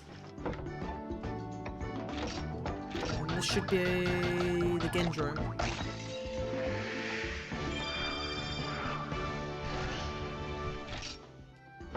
The baby Monsties are very cute, to say the least.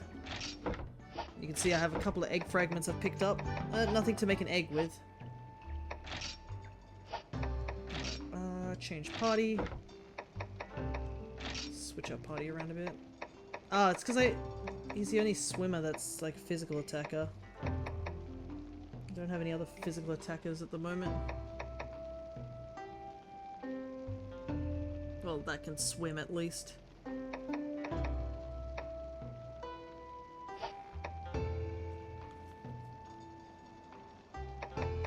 That's why he's on the team. I guess I'll have to keep him then. Kinda wish I had a bit more.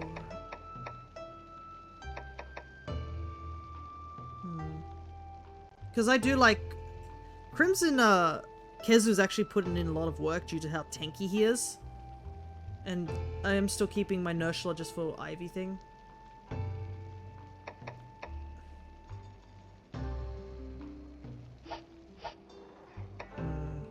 It's a tough challenge to say of what I want to have and such.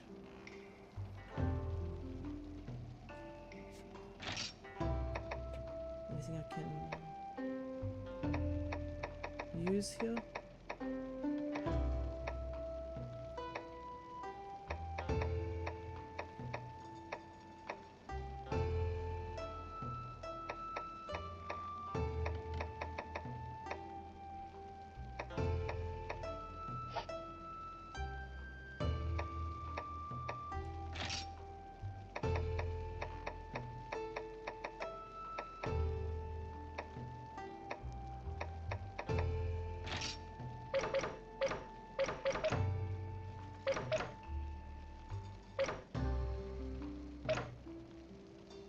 Gives us an ice and power bingo. Yeah, why not? We don't need extra Nursulas.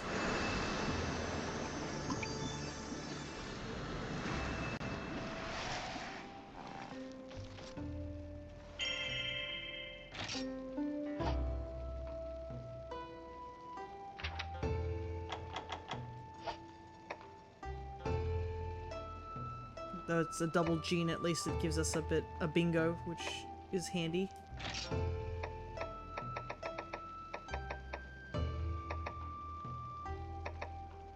What is this Bulldrome gene? What's Bulldrome gene give us?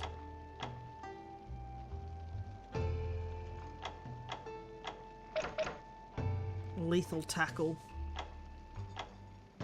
I don't think I really want lethal tackle.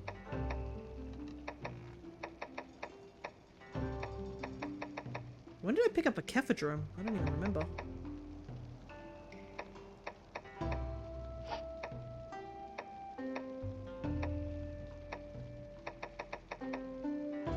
Yeah, our Kurapeka's not a very solid Kurapeka, unfortunately. I can't even do any...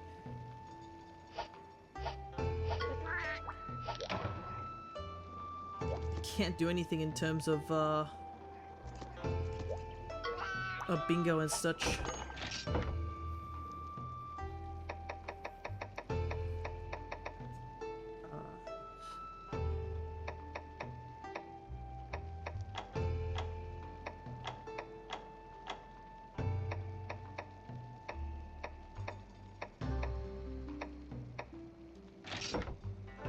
Might as well.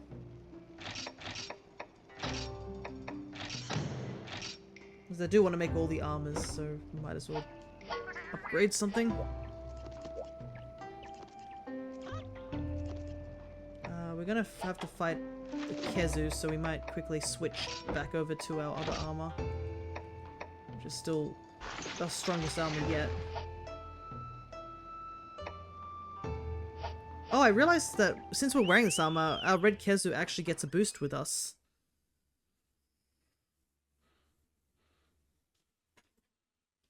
Alrighty. It's 2 dens that we need to do here.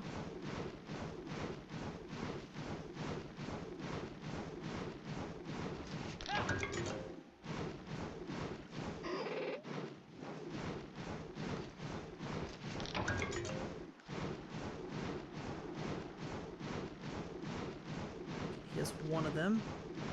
The other one is further up the mountain. Which one are you? Okay, this one's the Crimson Fiend.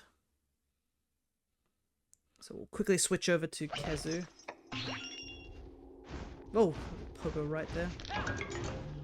Thankfully, he's not aggressive and doesn't want to fight us.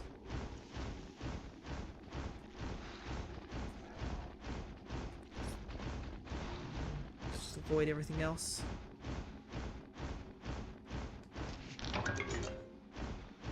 Unfortunately, Kezu is not really the fastest thing out there, maybe for a good reason. Could you imagine something that screams and looks like this, running at you at Mach speed? That would be absolutely terrifying, immediately. Alrighty, time to fight this Kezu.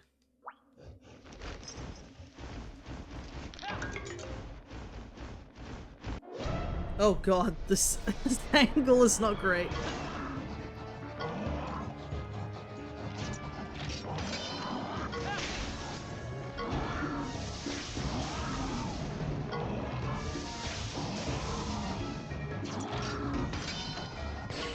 Thunderfang.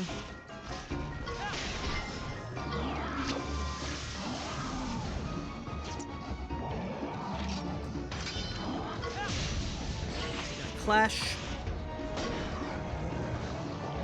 That Thunder Truck does a lot of damage.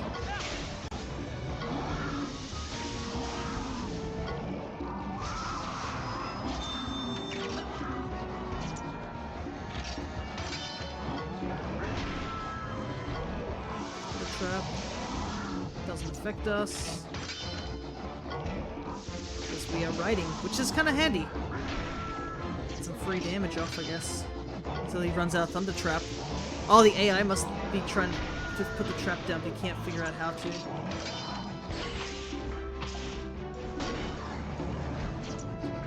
Speed.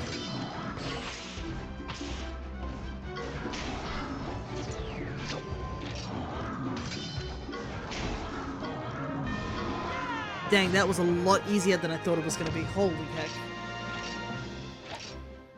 Red Kezu couldn't do a thing. There's an iron moth here. I grab that real quick. Alrighty, nice. I've been seeing that we've been getting a lot of rider card titles that just keep popping up.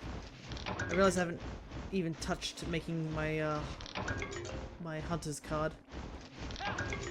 I mean, there is... I don't know if there's still a multiplayer aspect to this game anymore, but there was in the 3DS version. I think it's probably more in 2 than it is here. But yeah, the multiplayer thing is just, you know, fighting people out there. This is a Lagombi egg. Is it all just gonna be Lagombi eggs?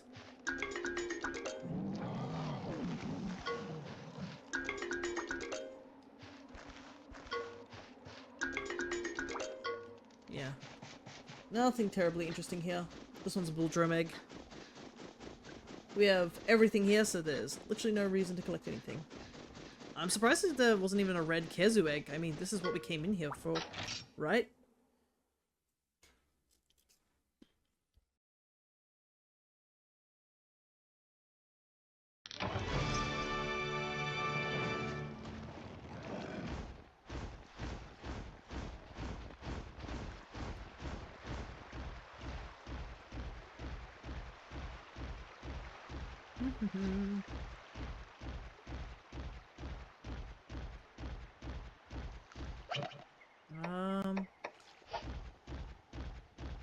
Let's see. Unfortunately, I think we have to go the long way around. Oh no, we could possibly jump. Can we jump down here? No, it's because of the lip of this.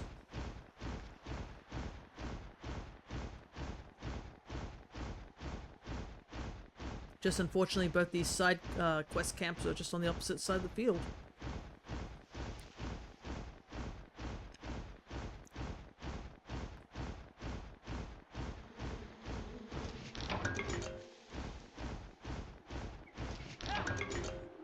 That's it.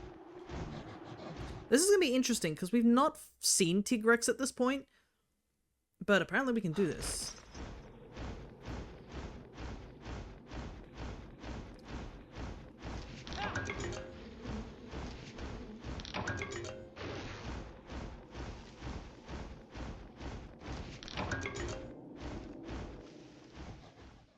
I wouldn't mind getting a Tigrex egg, though I'm not entirely sure. Oh, I was wondering what that sound was. It's us freezing in here.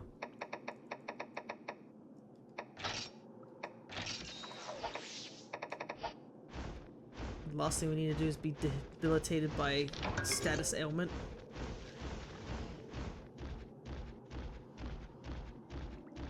You the egg nest? Perfect. But yeah, we haven't fought one here, and I don't think we're supposed to fight one at this point, but this is technically a 3-star quest. He looks great in this game, I've got to say.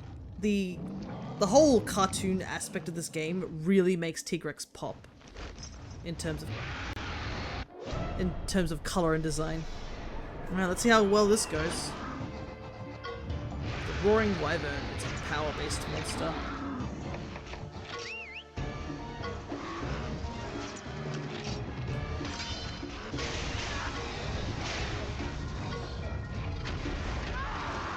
Holy heck, that did a lot of damage.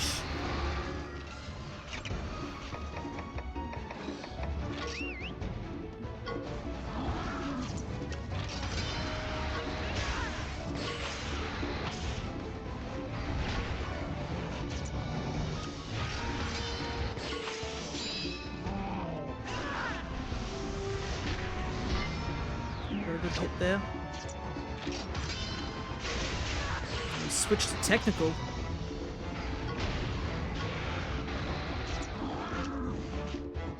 Oh, look at these. Look how great his eyes look.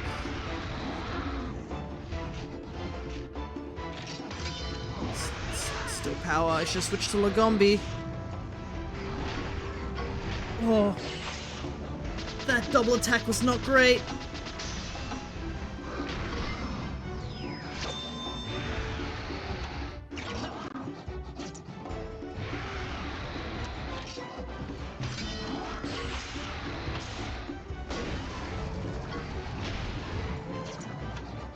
We're just gonna let this fly.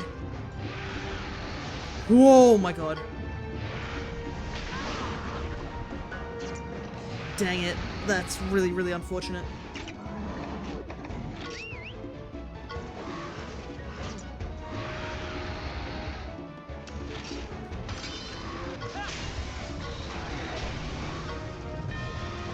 Oh! It's dead! That I wasn't expecting. Oh my god, though, that was rough fight. Hey, I got a Wyvern gem.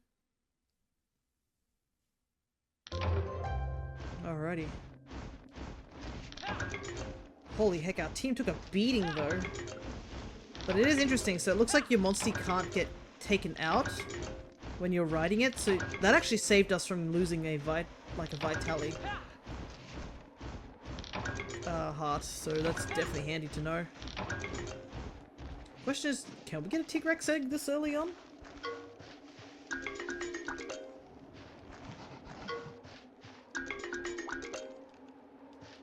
Or is the game just gonna be like, nah?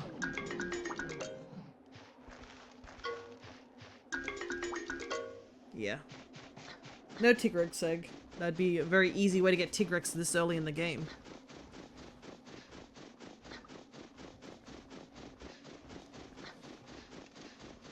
But I am interested to see what the quest item was that you get, because it's a ticket or some sort, so usually in Monster Hunter games, if they give you tickets with specific names on it, it usually means it's for armor pieces and such.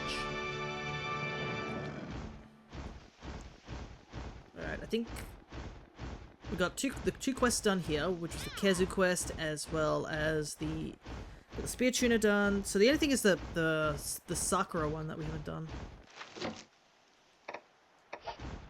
So, I think... Oh, actually we should save. It's been a little while since we've saved.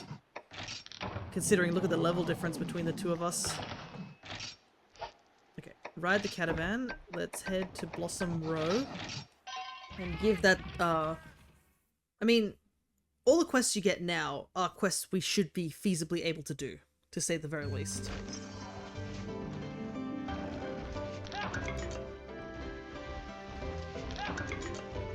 Let's see where the Pink Rathian is chillin'.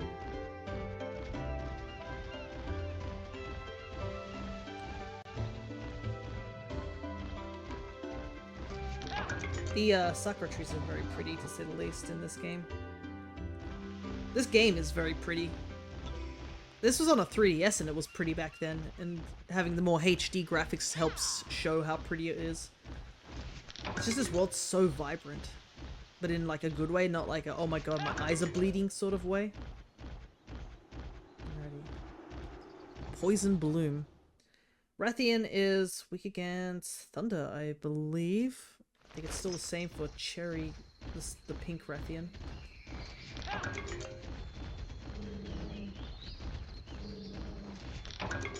But we do have to be careful, because I think our almost our entire team is weak against, like, fire. Except, like, what, Kurapeko, maybe? Fire is just a very common element, unfortunately.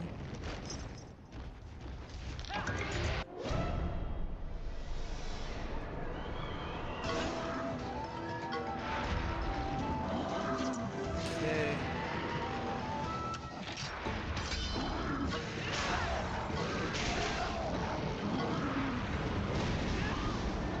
Man, that does so much damage to me. Is my armor really that bad at this point in the game? So she uses power attacks.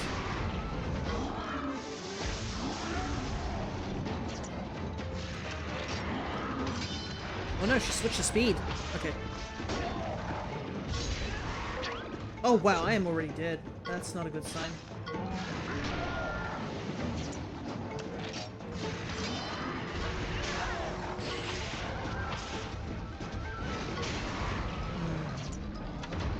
I can't run either. This is bad. We're in a really bad position. That counterattack.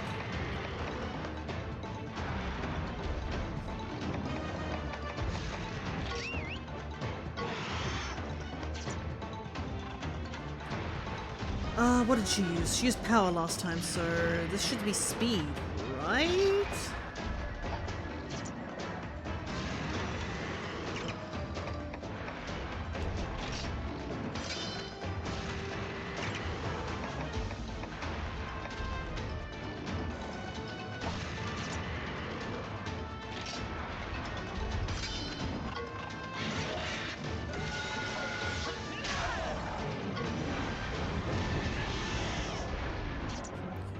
Who are you targeting? You're targeting me this time. Yeah, we at least got the double attack. Nice.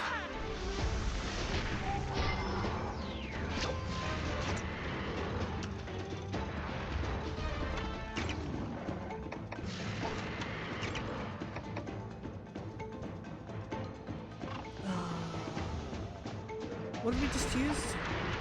Power. So we beat that. So. No, we didn't use power last time. What did we use? We used tech, didn't we? Yeah. Oh, sheesh. I don't remember what we used last. I'm pretty sure this is a power attack. Well, regardless, I might life soot here. Rapid speed.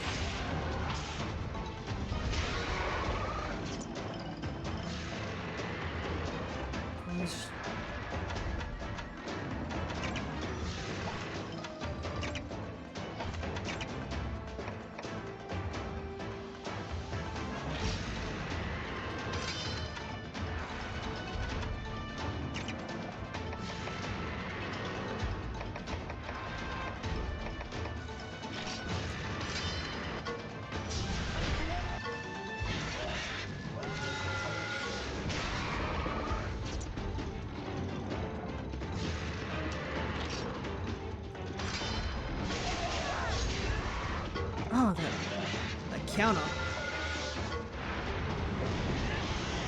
Oh, dang. I think we might have to lose this one. Oh boy, because I don't think...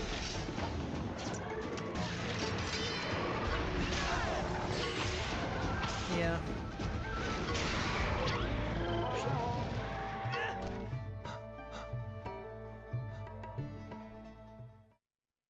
Dang. We were definitely out of our reach for that one. Okay, so it sends us out here. It's a bit of a shame. At the very least we don't lose money or anything like that, but... Dang, I didn't realize that the Pink Rathian was going to be that tough. Well, that's the only way you find out is by banging your head against the wall to see. But yeah, that counterattack thing was really rough too, because that took out my took all my HP off before I had a chance to like deal with the fire attack, because I got counterattacked and then immediately fire attacked. Alright, well, time to hand in some quests and get some money, get some armor. Then again, I should probably start upgrading armor. That's another thing too. As much as I'm buying all this armor, I kind of need to upgrade it as well. Let's hand in stuff first.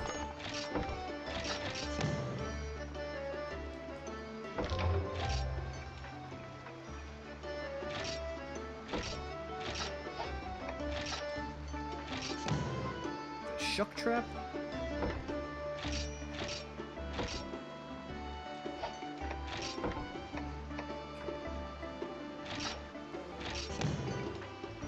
So some smoke bombs, which is handy. A decent amount of money.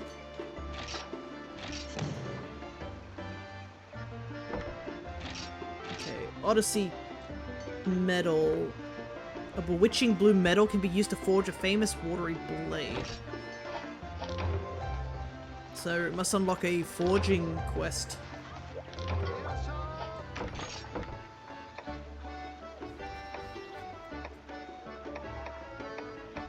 Oh, we unlocked the Plessy weapons. I guess because we did find them. A single fin just out the thing. I guess it just unlocks it. We haven't even fought Plessioth.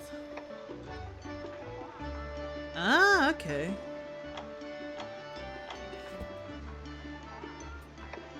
Traditional sword and shield imbued with water power. It's stronger than what we have now. It has water guard. The problem is...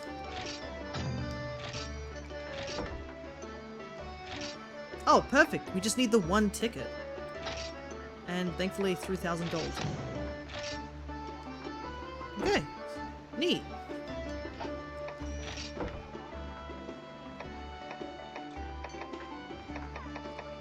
Can we upgrade anything right now? Odyssey... Oh, okay. We're not upgrading it anytime soon. We need to get... I don't even think we've got any mid-grey ore. We do have Tigrex stuff, but not mid-grey ore.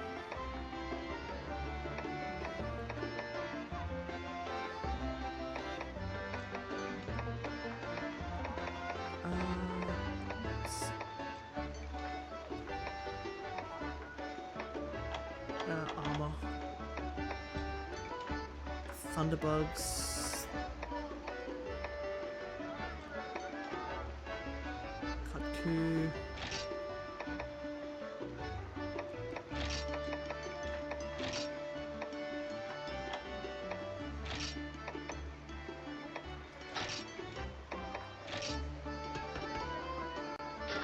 Okay.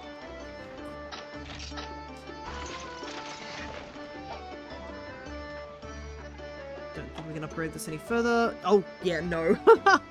We have not seen that enemy before. Alright, out of money as per usual. Wow, we unlocked Tigrex stuff too. How much money does this cost? 4,000. Technically we could make this. It looks like it's possible. It's just, whew, it is expensive. Plum de Moi.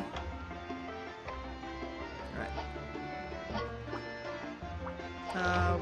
We need to go into the guild hall.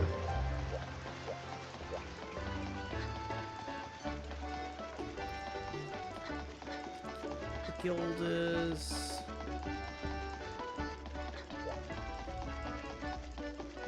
Oh, and also gotta give this kid his thing.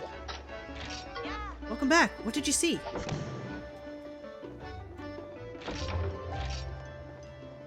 A little bit of extra cash here. Whoa, none of this is written in my Monsterpedia. You're amazing. Hey, it's you, the writer who helped me with the Ludroth. I finished my research. I heard there's a royal Ludroth known as the Untarnished on the plains right now. If I go out with my mum will get mad at me again, so could you go and take a look? Ooh, recipes. Awesome, tell me everything when you get back, okay? I know, I'll give you this recipe book. It has recipe monsters love, like rock salt tuna and spicy meatballs. I like how some of these villages just have, like, stuff that helps with monsters despite they're not supposed to be interacting with monsters. Howdy, how's the hunting going? Hello, Cryo, good to see you. It's going okay. We did unfortunately get our first cart. I attempted to fight a pink Rathian and it didn't go well. It was a named one, so I can understand it being tougher. I probably should have tested fighting a regular Pink Rathian before I went and fought a named Pink Rathian. I knew you could do it. Thank you so much. Alrighty, got the Unyielding done. A pink what? A Pink Rathian. But story-wise, we went and fought the Kurapeko that we were asked to fight, and it turns out it called a Blighted Rathian, so it is confirmed that there are blighted monsters out this area too. I'm gonna train myself up and be an awesome hunter, just like you! Yeah, sure. Except, Shippai's not a hunter, he's a rider. Yay, I've been looking forward to this for so long, time to dig in! Got those shark tuners.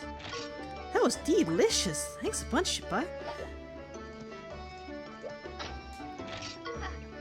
Is blighted like corrupted? Sort of, yeah. If you remember that Nagakuga we fought in the previous episode, I think like the first episode, that's kind of what we're dealing with. Nice work, here's the group healing manual I promised.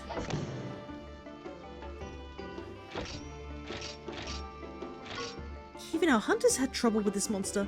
Thank you so much. Alrighty, nice. Those quests are done. Perfect. Alright, I think I've handed in a good chunk of things. Yeah, it's pretty much got a couple of things to do. Tarnished. But I think I want to make some story progress right now. I've done a good chunk of side quests, but we've only done like one story beat. I think it's probably better for us to actually make some progress now.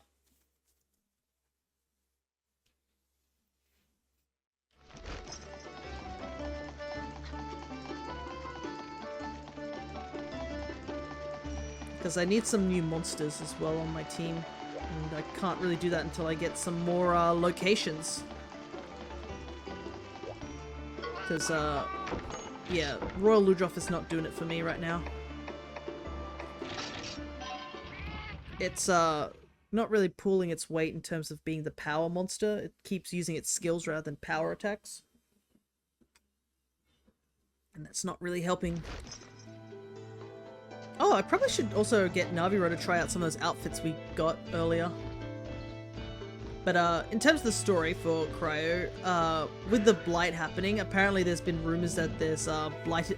It's drying up the oases, like Marvin Solrock, sort of. But it is helpful, but some of its skills. But it has an attack that causes it to topple itself, so it does lots of damage, but it topples, and it tends to go before a monster does, so it takes like 2 lots of damage.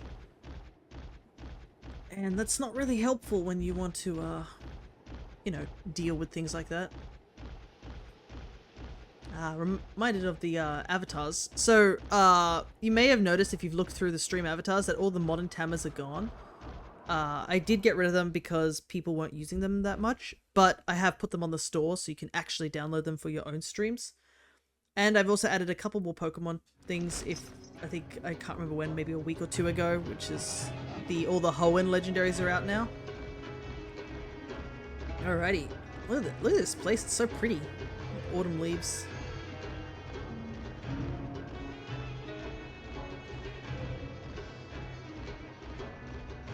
But yeah, the aspect of swimming is handy, but yeah, I haven't really needed to swim too much, so I'm thinking maybe it'd be a good chance to switch up. The star I used prior to the Pokemon is gone. Yeah, it is, unfortunately. But we need to come here to Osum. Because there was rumors that there was a monster showing up at night. And the hunters have made up a guild, like a little hunting campsite here.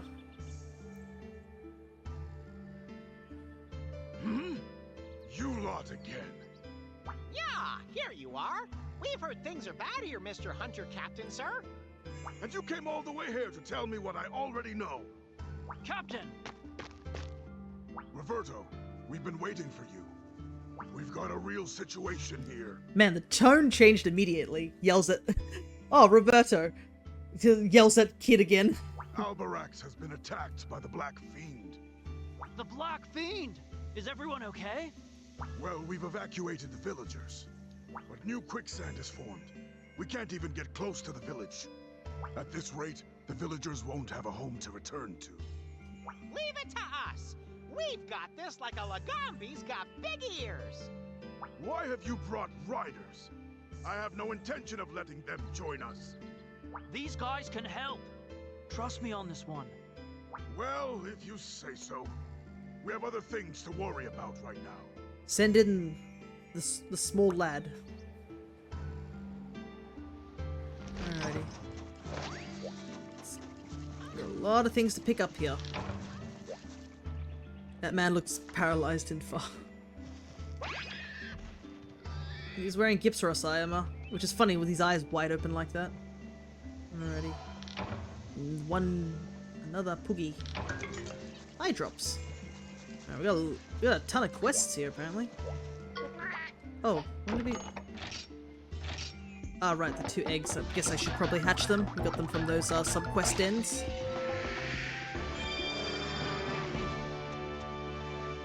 It's a bit of a shame we couldn't get the thing. Oh, paralyzed in fear. Gotcha. I was like, paralyzed in far? That makes no sense.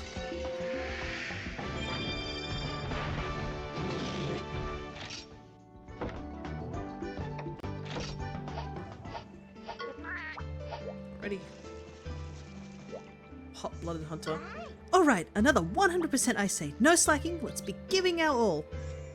Too much you say? Haha, such a joker. Want to help us out? We're collecting Genprey scales. 30! Holy heck, that's a lot. Alright, I'm getting all fired up. Good thing I have 30. You got some Genprey scales? Alright, let's count them up.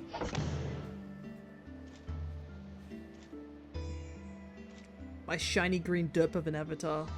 Hey, double. It's got a new avatar. Yeah, the shinies are quite nice. For some Pokemon, and the Mystery Dungeon ones make them pop pretty well.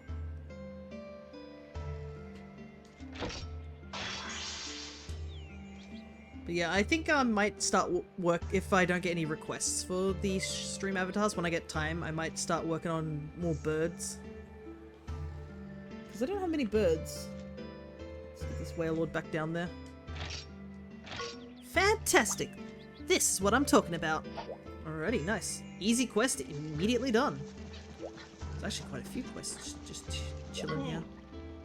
There's a rare fruit you can find around these parts called the tropical berry. It's so sweet and delicious, all the kids in Gildegaran love it. How about it? Up for making a bit of profit with some tropical berries? A single one. So, we've got a deal? I do like dealing with someone who understands profit. I've got a book of combos for you in return. Mega potions. It's a pretty rare book. Now might be the only chance you'll have to get it. Ah, it's the color. No, the shape. Ah, oh, just look at them. They're wonderful.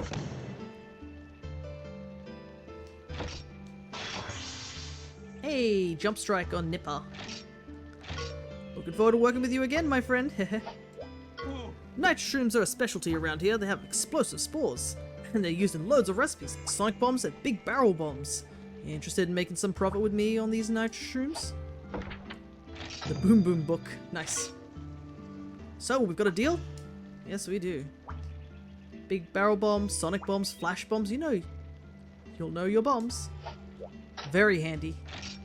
Those are some nice looking nitro shrooms. Ah, the shape, the smell. This is the benefit of just grabbing everything whenever I can.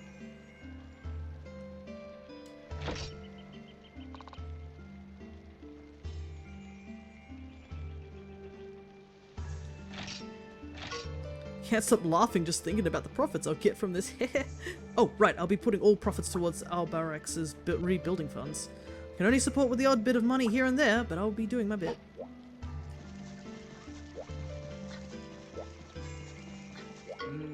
I was asked to exterminate a swarm of brown Banabra, but in truth, honestly, I can't be bothered. You're good at that, right? No, don't be modest, I know you've got this. Why does he look like he looks a bit like a Brock. Two monsters I recall loving since childhood are Grimer and Dunsparce, and if you asked why, the reason slipped my mind long ago. I mean, Dunsparce is cute enough. I think I've come to like Dunsparce a bit more with the introduction of the Dunsparce. I don't think I've done Dunsparce on the avatar, so if you do want it, you can always redeem it with exclamation mark. I think it's exclamation mark avatar, and then write down what you want after it. Apologies for asking, but if you wouldn't mind. Well, I sort of mind, but I managed to catch a Barroth in a trap once. I was so close to finishing it off, but then it just ran away. Where did it even go? Oh, there's another Pookie here. There's 2 of them in this little village alone.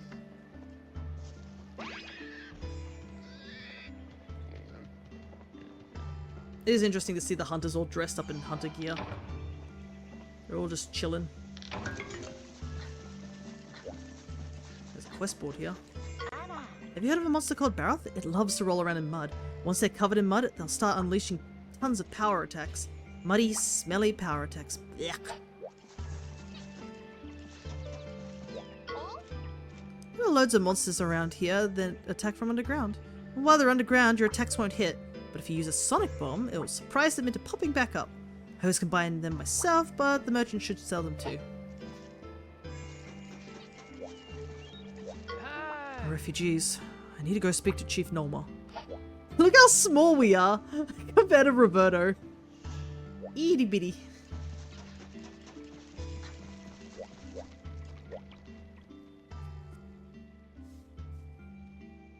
Roberto, you came for us. Hey, it's a Wyverian. Love electric type Pokemon like Jolteon when I was younger, but ice types have grown on me over the last few years. I think I do remember you saying something similar to that. For me, it's always been, good old grass types. Chief, you're okay. Yes, I am uninjured. The village, however. As long as the quicksand remains, we will be unable to return to the village. And meanwhile, there's the Black Fiend, or rather, the Black Blight. It will only get stronger the longer we are delayed. Did you just say the Black Blight? So, the Black Fiend really is... While it rampaged at night, we were unable to determine its identity. But it was a great horned beast covered in a black mist. And its fearsome roar shook the very earth. It's probably a Diablos. That could be the Diablos, infected by the Black Blight, perhaps. Diablos? Yeah, they're a terror in these parts. Those things are freaking enormous. Ah yes, good old Diblos. Friendly reminder that Diblos is a vegetarian. And yet, it's acting all strange. It doesn't normally move far from its lair, and it rarely attacks people. I would disagree. Diablos always attacks hunters on sight. We gotta do something about it now that we know the Blight is involved. Hold your horses. We must deal with the quicksand, or we won't even get close. It's likely being caused by Cephadrome, those dune-diving sand sharks. Yeah. There are 3 suspicious places. We'll head for the Great Sand Whirlpool. All right, leave the rest to us. You? Well, all right. But you let us know as soon as you find anything out. Alrighty. So I guess we're fighting a Cephadrome first.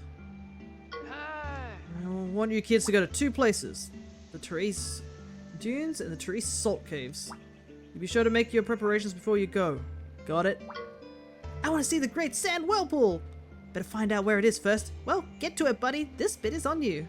Then everyone shall watch as I gallantly solve its mysteries. I'm Possum. Alrighty. A whirlpool of quicksand stands between you and the village of Alberax. Large monsters must have caused this. Find the 3 monsters that hide underground. Barroth, Demoy Hermitor, and Cephadrome, and get rid of them. Roberto's got such dad energy, doesn't he? He's just like, alright you kids, off you go. I think we're pretty solid on things here. In terms of like... Well? I thought monsters were tiny and easy to defeat? No, I'm gonna run away. Where's your drive, woman? Immediately sees monster, runs. I disliked most fire types when I was younger. There wasn't many fire types in the original games, were there? Fire's got this weird quirk of being kind of rare.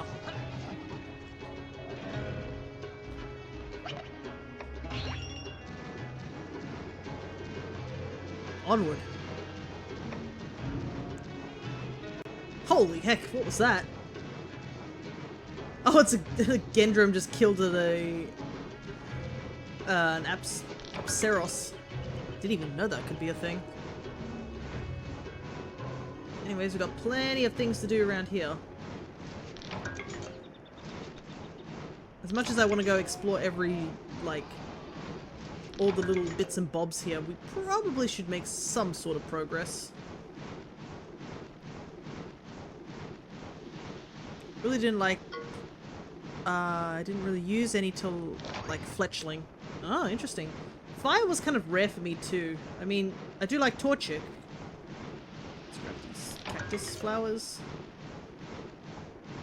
Yep, there's the Demoy over there.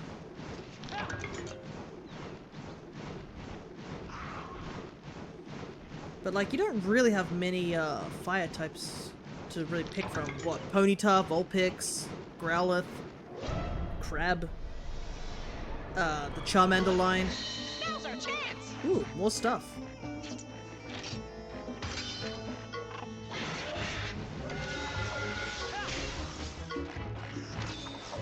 Great Hermitaur? Interesting. Oh, that defense went up crazy amounts.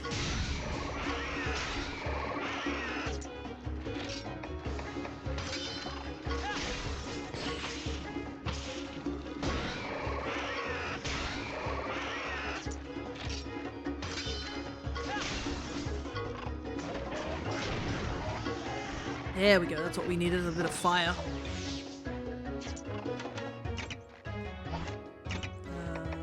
Bring in Spongy. I also use Fletchling, I think, too. Funnily enough, oh, wow. I just saw what our boy's gonna do. Immediately Merciless fall over. Thank goodness, it's close to death anyways.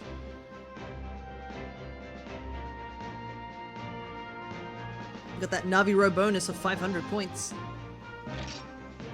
Wow, and a lot of Hermitaur shells. Not running out of them anytime soon. Till Gen 8 and 9, I only chose Grass and Water Stars, and other fire types were appealing to me at the time. I won't take this Torchic slander too well, but I will let it pass.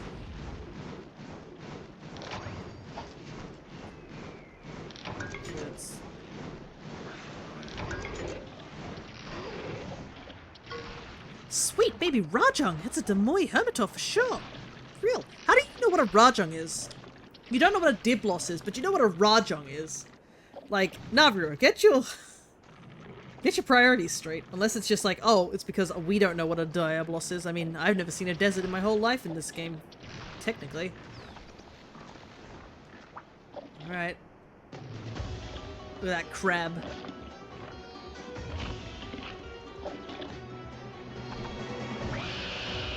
Oh, there's a Shrouded Nurshler in the background. Ooh, that could be good to grab. What do you do first? Tech Attacks. I like Mudkip, okay, I didn't play Gen 3 to Auras. Ah, okay.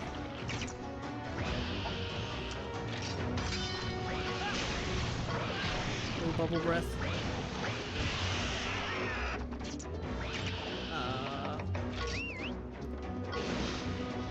Switch in here.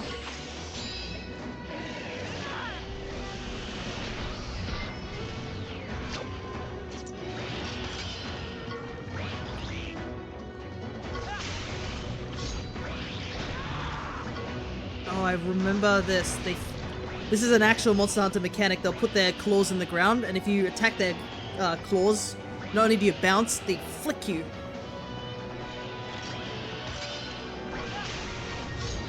He's still counter-attacking too.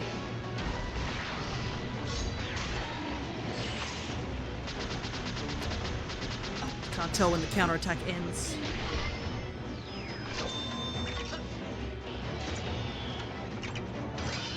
So it lasts quite a while.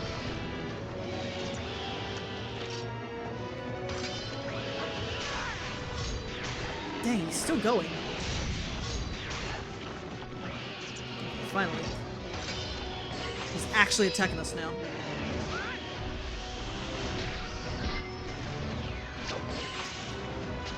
tap battle.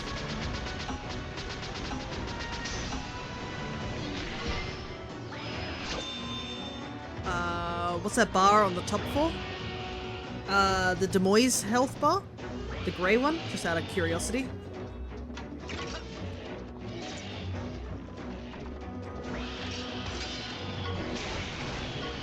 Yeah, so when you first fight a monster for the first time, you have no idea how much HP it has. So we don't know, like, what HP this crab has. But once we beat it, you get to see what its HP is like. Named monsters don't have HP bars shown, so it won't let you know when the battle's ended. Like Monster Hunter, you kind of have to look at the monster's behavior to tell if it's close to death. So for example, we can tell that this one's very close to death because he's now in a more weakened stance.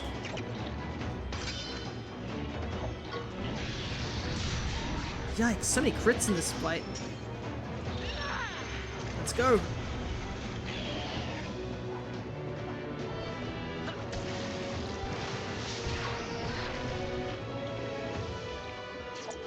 Not enough to kill though. Oh, he's going for the claw guard. That's unfortunate.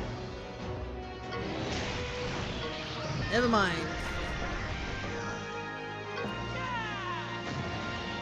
Unfortunately, I think I'd have to fight something that I've already fought before to show off what I'm talking about. But we got one down, one Des Moines down. Got 2 more monsters to handle. Beaten the Des Moines Hermitor, but it seems like it wasn't causing the quicksand. That's fine. We get to fight it. What I want is that spider over there.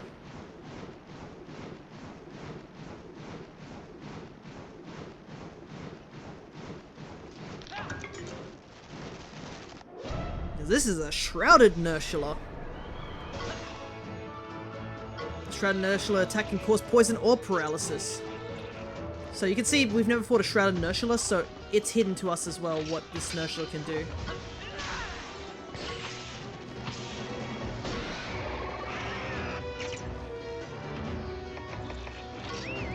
So, Shrouded Nurshula. So, regular Nurshula go up, for those who don't know. The Nurshula wears the skin of its prey to give itself protection. Nurshula hunt Gypsaros, and they use their skin to give themselves thunder resistance because Gypsaros are made of a rubbery skin that actually negates thunder. Here's another variant. So this one is more based on electricity instead of the poison of the Gypsaros. Shrouded Nurshula actually kill Kezu. That's why they have a pale white skin on them. Oh, that's metal as hell. Oh yeah, it's pretty cool. They were definitely a monster I wanted coming back, and they showed up in Wilds. We haven't seen Shrouded, but we've definitely seen the regular one. So yeah, this one's more thunder-based. So you do have to be a little bit careful.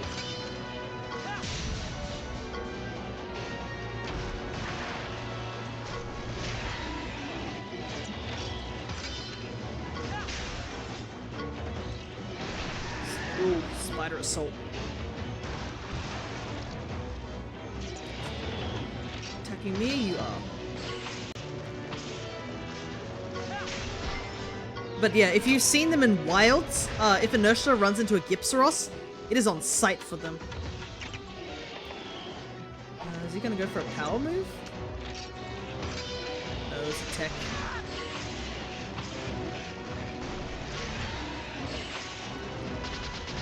Blue drops in a bit of pain.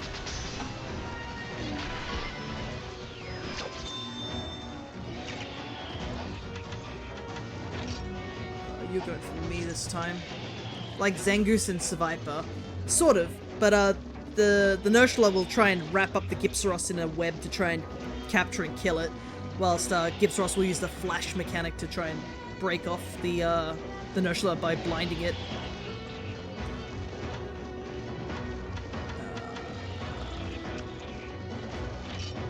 Power. Oh boy, it's a draw.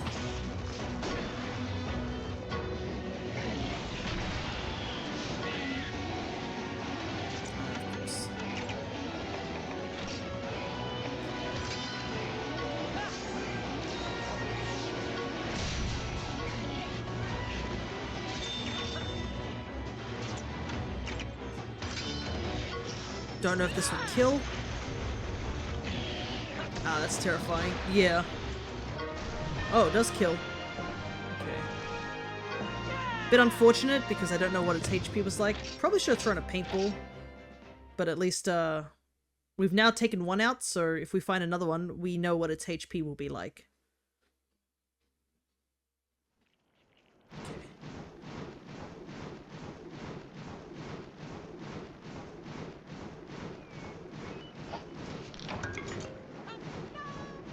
Technically, I don't think we need to fight the Baroth. The correct answer is to fight the Cephadrome. But, you know, we might as well get the free experience, right? Anyways, these guys. Cephalos. These are the baby versions.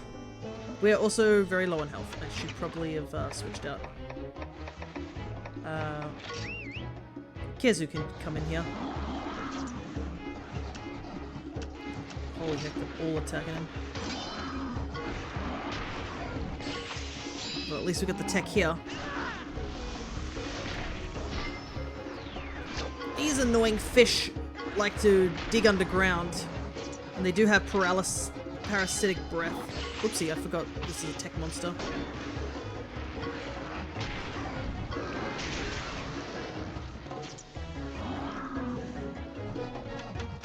Probably should heal. The last thing I need is to lose a vitality.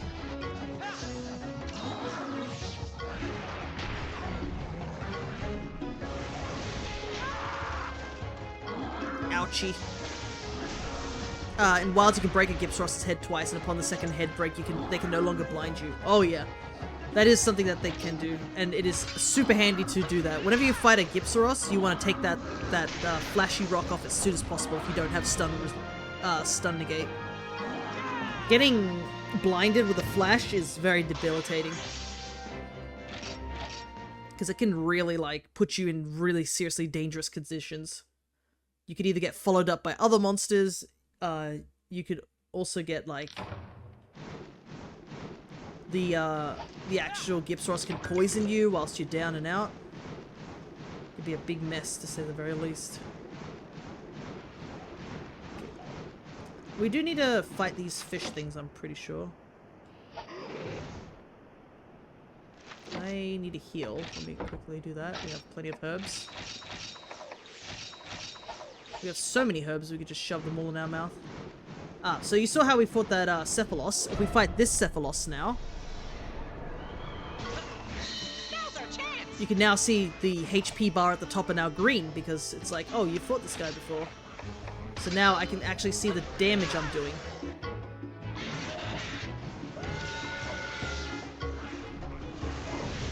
So I can tell when this guy is actually close to death or not.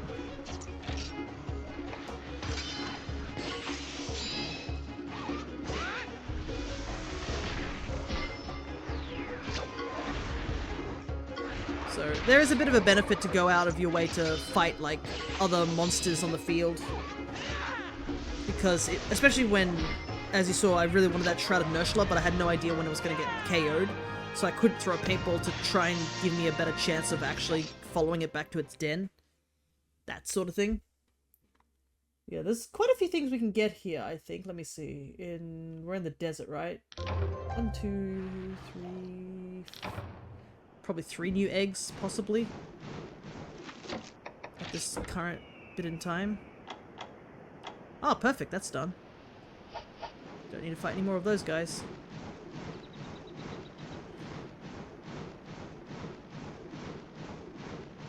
There's a caravan here. I think we got that one already, right? That was the one we saw, yeah, that's the one we saw in the beginning of the desert.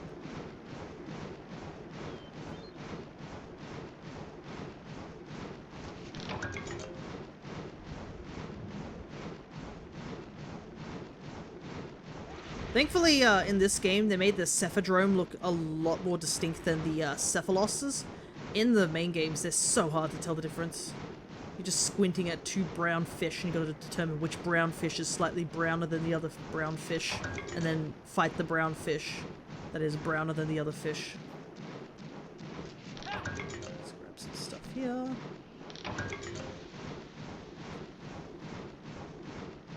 Kind of bummed that that was the only Shrouded Nurshula I've seen.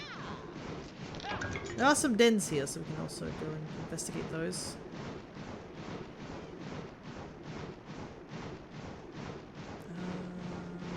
Is that a Banabra? Off in the distance? Because I know we do have to fight some Banabra for that other quest, the brown Banabra, not the green ones that are in the ice area. Or is this a Vespoid? Are you a Banabra or a Vespoid? Banabra. Problem is the Banabra are always like a smidge too high for me to reach.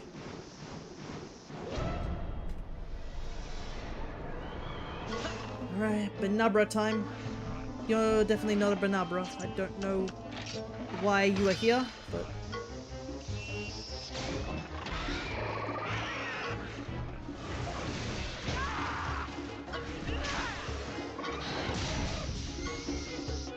Just swat that Banabra with the tail.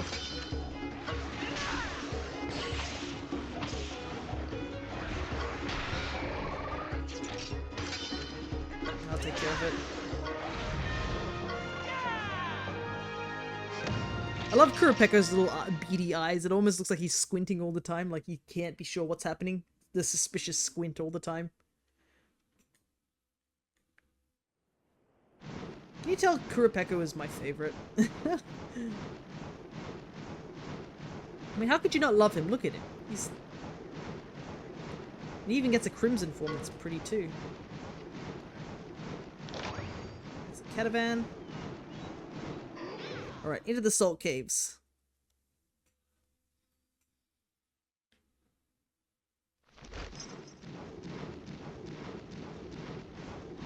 We must not lick the walls. Ah, more Banabra. Let's take some more out. Oh, there's an ant here. Perfect. I need these for the other quest. I do like how the power attack is like a tail swap. So it's just like swatting them out of the sky, essentially. Nice. Okay. Oh, was that something that I clicked? Oh, there's a little passageway here? Itty bitty crawling in. Might be a feline base, that might be what it is. Yes, it is a feline base. Got some stim. Are you a customer? Welcome, welcome! Are you injured? How clawful. I can help heal you. Okay, leave it to me. Please lie down there. I was useful. Please come again. It looks like there's a catavan if we need to leave. Finding these little hollows with the cats is always a helpful thing. Honestly, the Monster Hunter universe is blessed by felines. Let's be absolutely real. Felines want nothing but your love and support. And they will die for you. This swamp gives me the creeps. There's also a Poogie there. Oh, never mind. I'm gonna deal with this guy first.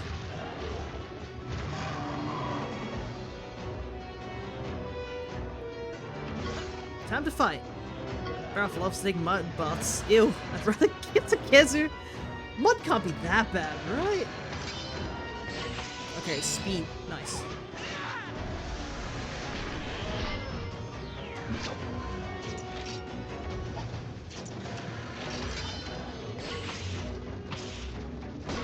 Tie there.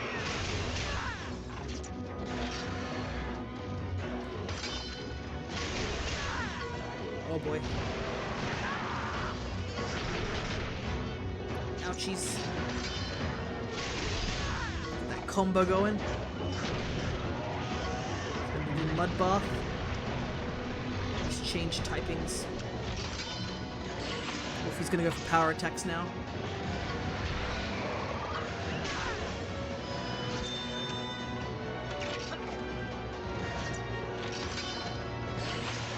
Win that head on.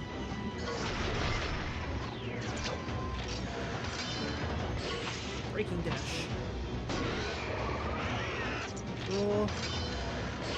Oh, he's switched, he has no more mud.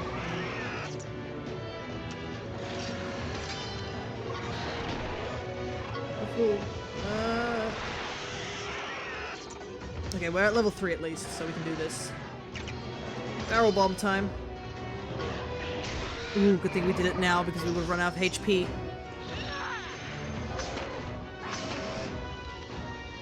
Go for it.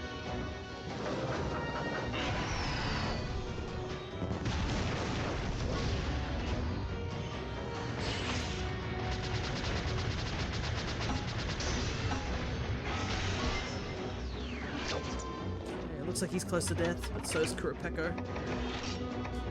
Here you go, whistle.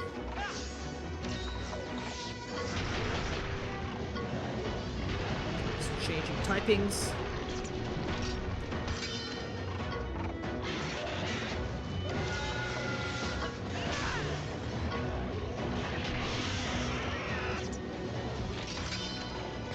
Get that tech attack. Is this enough? It should be, right? Yeah, I did see he was close to death. Baroth is definitely another interesting monster because when you fight it in the regular games, you can knock the mud off its body. And as you knock mud off its body, it gets less mud to shake onto you as an attack. If you get mudded, you basically can't use your weapons and you get slowed down. In the old games, they turned you into a big mud ball and you had to like wiggle your stick around until it came off.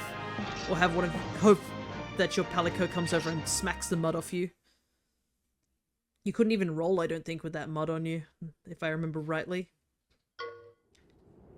But one of my favorite things about it is in the newer games, especially in World, if you knocked all the mud off it and it attempts to do the mud shake attack and has no mud on it, it shakes and it's like, huh? And it turns its head and looks at its back and shakes its back again. And as a like a, wait a second, wasn't there supposed to be mud here?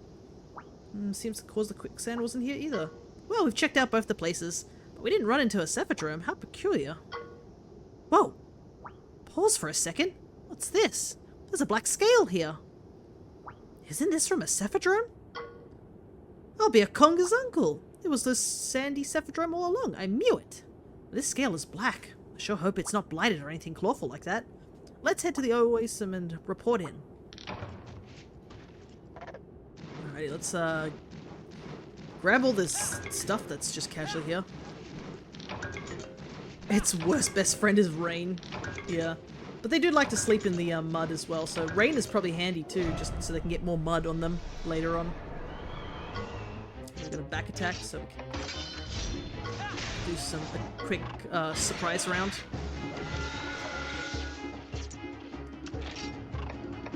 Oops, right. I forgot. You do power, not speed.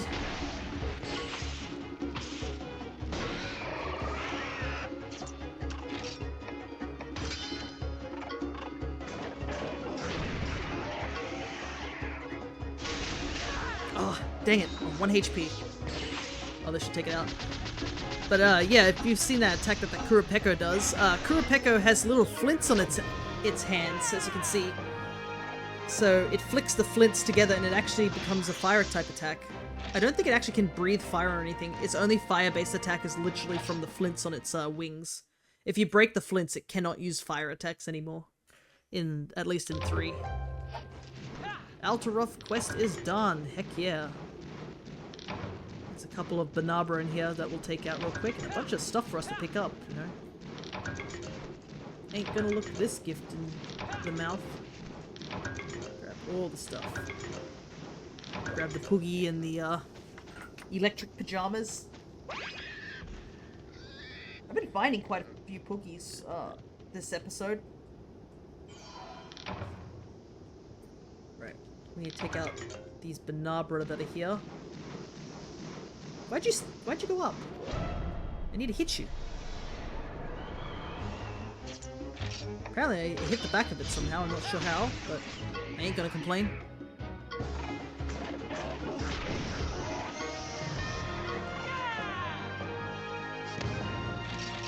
Don't expect much EXP from these guys, but it's for the subquest.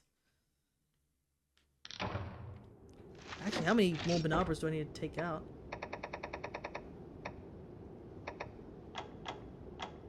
Oof, still have plenty more. The downside is that every time we run into these Banabras, an Altaroth has shown up instead rather than another Banabra.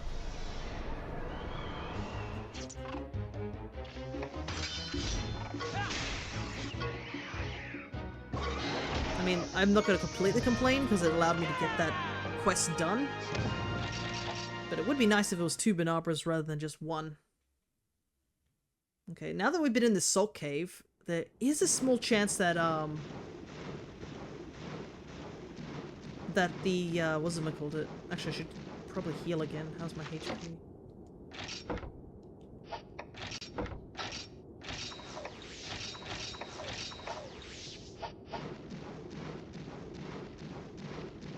No, there was nowhere to go. Let's quickly take this guy out, shall we?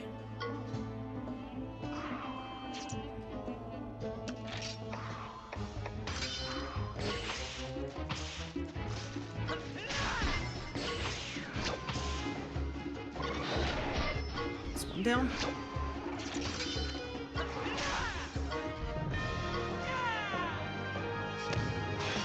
Ooh, a level up there. I feel kind of bad that I'm leveling up my Nursula because there's a good chance I might consider switching Nursula for the Shrouded version. Because the Shrouded one should be stronger. And I mean, it gives us electric based as well. And that might give us a reason to move Ketsu out of the party. But the thing is that Ketsu is putting up like a good chunk of work for us. I think a big reason for that is just the armor that we've been wearing for it. Because I think it gets a boost if you're wearing the same armor as the monster.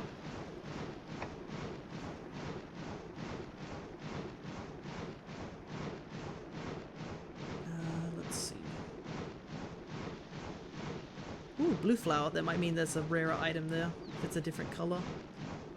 That's pretty too. King cactus. Nice.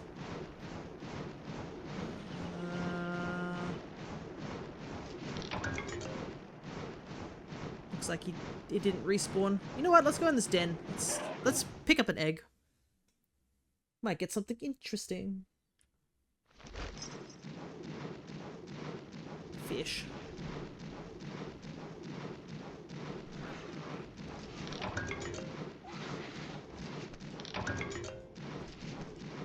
Plus, it's always good to restock on items, and there's going to be another one of those commodity quests. There always is a commodity quest in each new area, so, you know, might as well.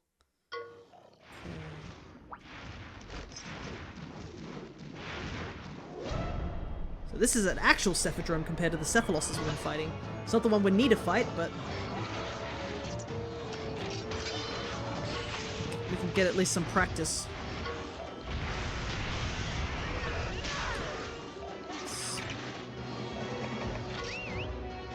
See if we can get some speed.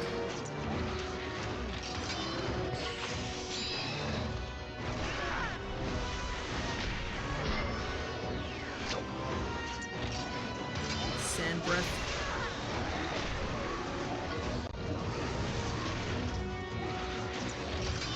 Okay, so Cephadrome seems to be very power-based. It's handy to know. This is also my dad's least favorite monster. As we call it as a fun fact. Because it's a really annoying fight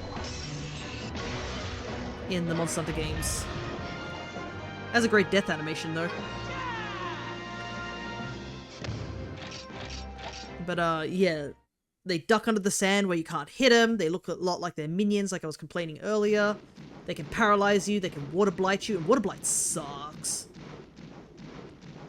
Because water blight makes that your stamina drains faster. So any weapons that require you to use stamina, like dual blades and insect glaive, got heavily nerfed by it. And it's just a tedious fight because they just swim through the sand. What is... I do know what this is. What are you, actually? Yeah, what are you? Pink with orange spots. It's a deep pink, too.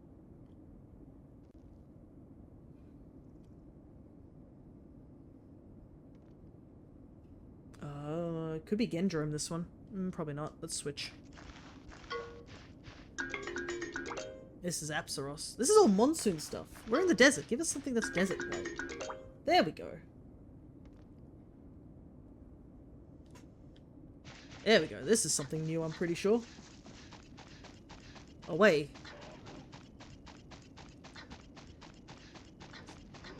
Can't get over this armor squeaking whenever she is carrying an egg.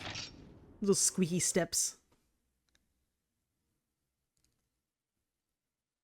Alrighty. So I think the egg we just picked up gives us a Baroth. Yep. Soggy Brute Wyvern. The soggiest of wyverns. It's technically considered a water type. Fun fact, I'm pretty sure water types are kind of the least used element in Monster Hunter games. There's just not many water monsters. A lot of the early water monsters were just, I used water attacks, and I don't really count to water. Like Baroth and stuff, and Cephadrome also does water attacks. We need to go. Are we just heading back to the village? It looks like it. I guess we do have to report in that we took out the Demoy and the Baroth.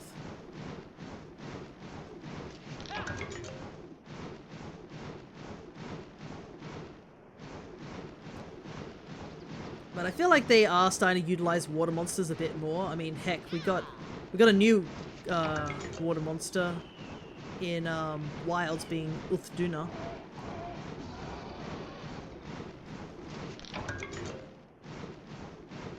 But I think Worlds had a pretty small roster of things considered water. I think a big reason is also if you wanted to get Aqua Sacs, that was the thing that really screwed you over.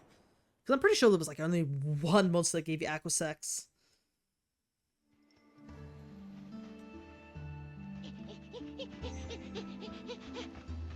Oh, we solved the mystery of the quicksand. It's a Cephadrome. Dude, that's a total bummer. They hide in the sand. Real hard to take down, bro. Yeah, I agree, dude. Then what are we supposed to do? Well, you've got the weapons. Now all you need is the courage.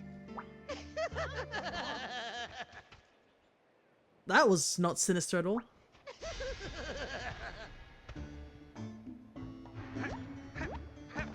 Weapons? Courage? Ha! Those are nothing more than outdated trash. I forgot how crazy the character designs are in this game. Trash belongs in the trash can.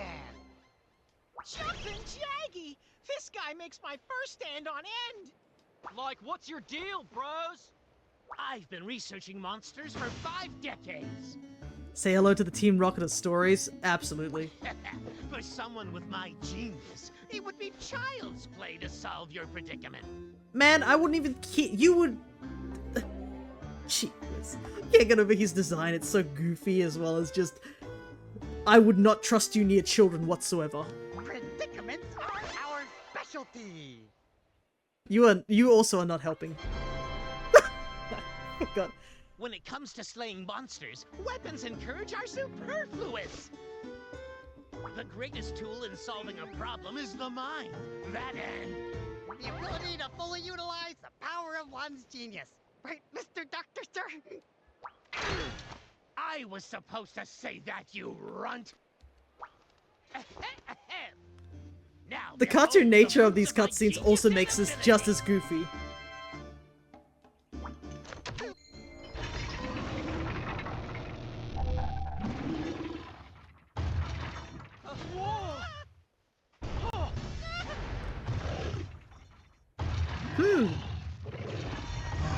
Ah! Modifying monsters. I vaguely remember that being one of the reasons that Fatalis took us out.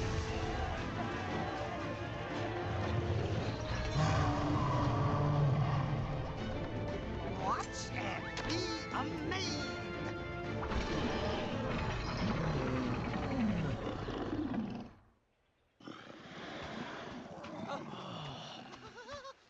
What's going on?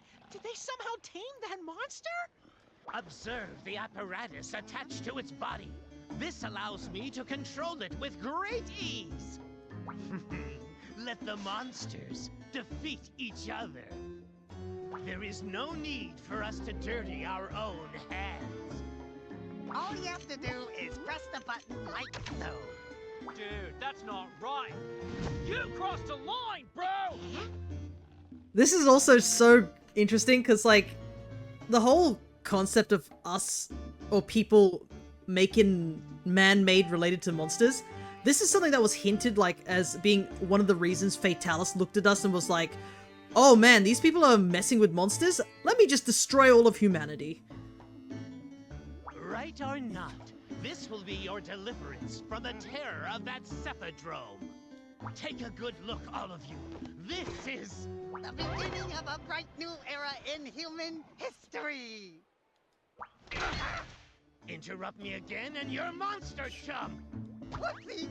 Now let's get on with the show.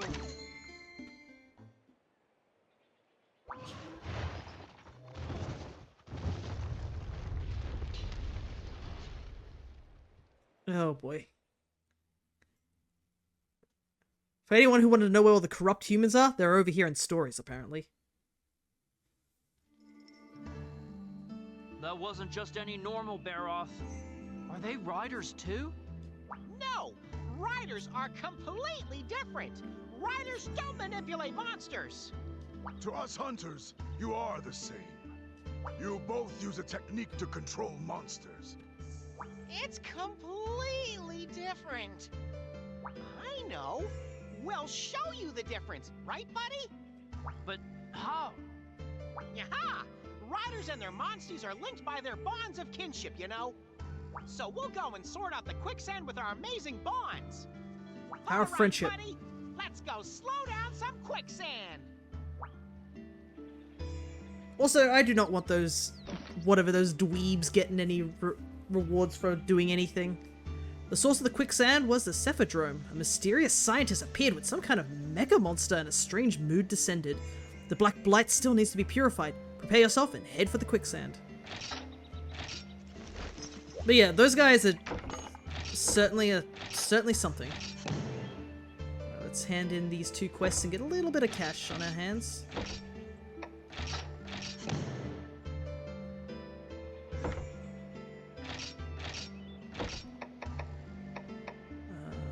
Demoy.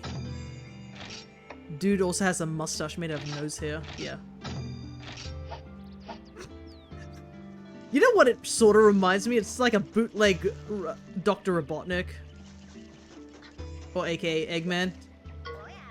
Want to stay the night? It's free due to the current situation. Ooh, nice. A free heal. Oh, and a save too? Ah, you're too kind. Cephadrome, Cephadrome. Probably not the right armor to wear. Have a pleasant rest. Come again now, alright? Nope, not inventory equipment. Nope, this is better than what the Kezu armor. Alright, let's hatch that egg we picked up though.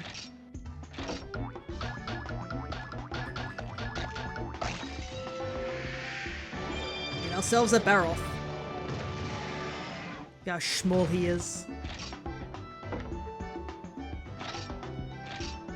We shall call you... Shovel.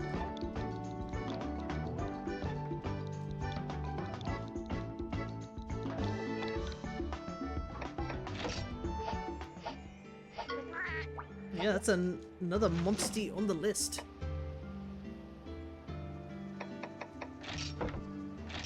Let's grab some of the rewards for seeing some of these new monsters. Canabra. Cephadrome. Ooh, there's a bunch here. Shrouded. Demoy. Plum Demoy that we fought earlier. The Baroth. Cephadrome. And that Tigrex we also fought in that one side quest that we definitely shouldn't be fighting Tigrex this early. We did fight a pink Rathian, so it's registered in our decks, but we weren't able to beat her. Okay. Alright, let's see if that now that we've sort of come in, seen a cutscene, Let's see if that Shrouded Nursula's back, because I really do want to get it on my party. Yes, I know I have to deal with the quicksand, but I don't trust those bozos to do anything whilst we're gone. Anyways, I'm going to eat another piece of this fruit that I have with me. Just got a plate of fruit next to me.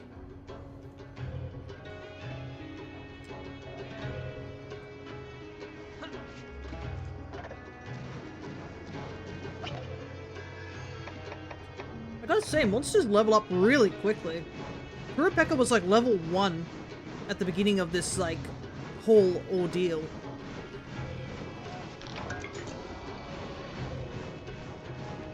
And they're only like, what, 4 levels behind us at the moment? Wait, can't I just call one? Let's see.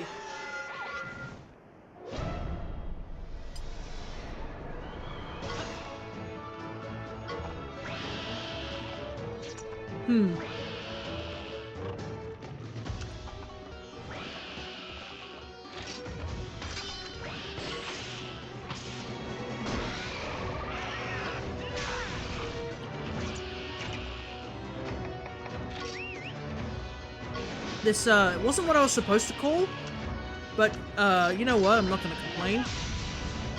We do need to kill one of these for a quest.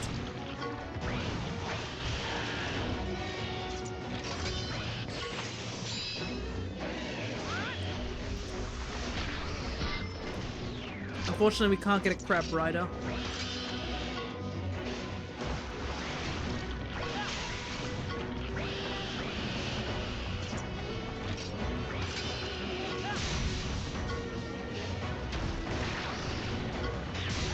Oh, that did a lot of damage. Oh, you are not using merciless tackle, mister.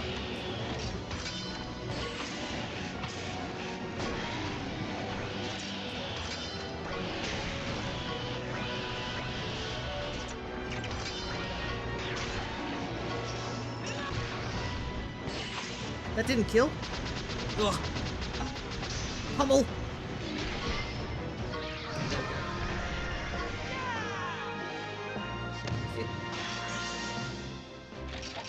And Kurapeka levels up too. Even though Kurapeka wasn't really much in that fight. I do wonder if the EXP is spread a little bit differently, depending on if you find certain monsters. Alright, let's see if we can get ourselves a Shrouded.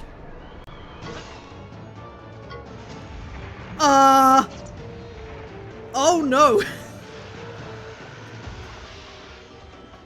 I think I've made a very big mistake.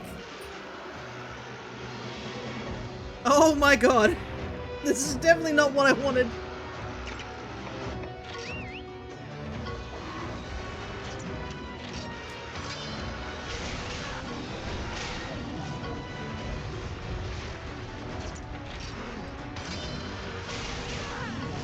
How much damage does this do? Oh! Alright. They're herbivores, right? They are, but they don't have to eat us. Attack up is really scary. Merciless's horn does not sound good. Oh! Ah! Gee whiz!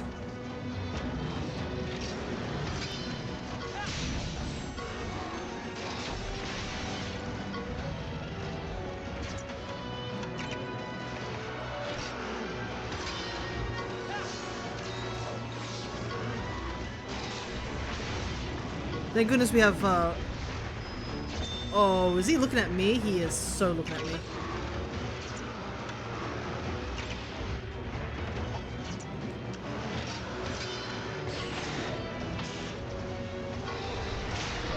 Damn, that did 40 damage to us. Oh, that's a tech. It's bad. Just go for it. No! Oh my god! We lived! Oh my god! We were so close to getting knocked off. What to do? We gotta hit him. We gotta hit him while he's down on the ground. Power. Oh my god.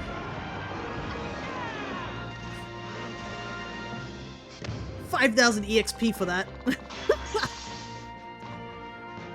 Okay, we got through it though. I was not expecting Black Diablos. I was expecting regular Diablos. So that was a little scary, especially that Merciless's Horn. That I only live by 3 HP. My goodness. Anyways, let's heal real quick. Let's try again. We'll get the Shrouded at least sooner or later, right?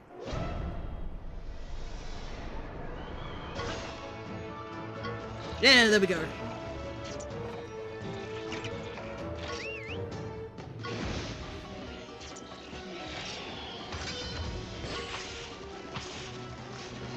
And as you can see, the Shrouded, we can see his HP, so we should be able to get him this time around.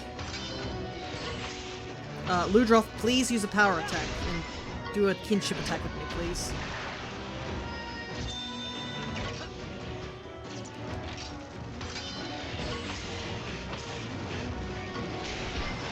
We got the knockover due to the 3 winning head-to-heads.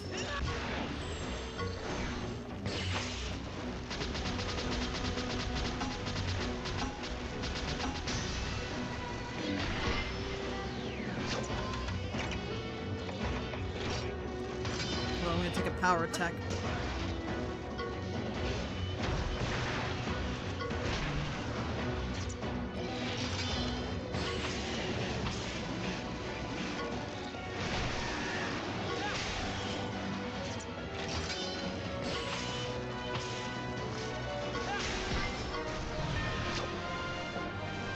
Yes, let's go.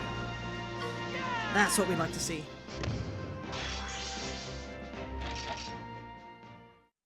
We got him to retreat, so we have a chance of getting the Egus. That's all I wanted. Kurapeka has done its job. Alright, the nest is behind me.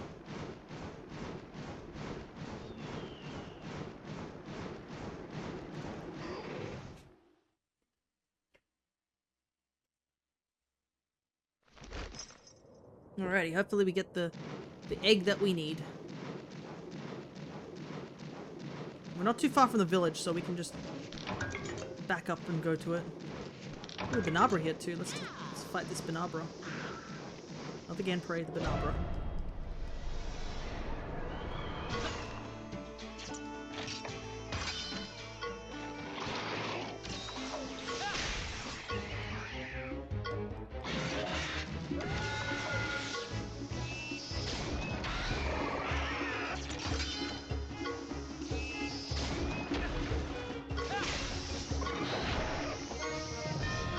One-shot the Banabra myself yet.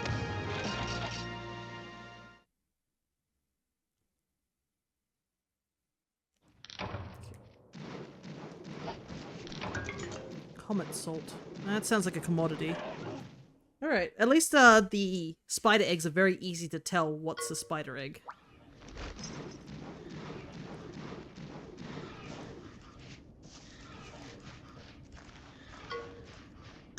Smelly and light. And it's blue. Let's take it. Blue is a good color.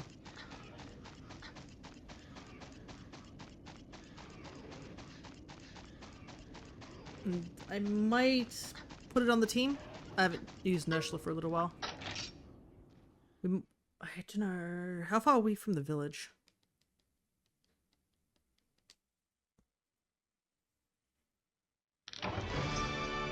Yeah, it's a quick walk.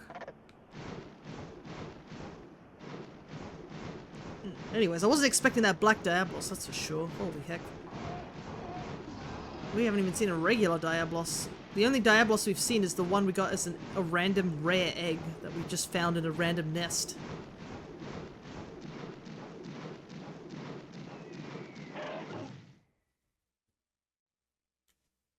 But it's time to say goodbye to Nipper because we're going to switch Nipper for another spider.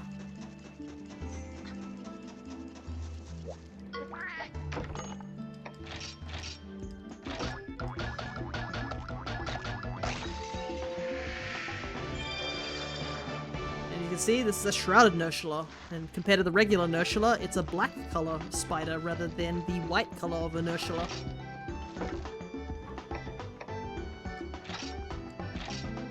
And we are going to call you...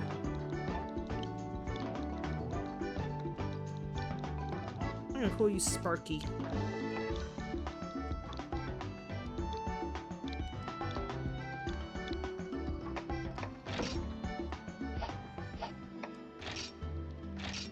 Alrighty.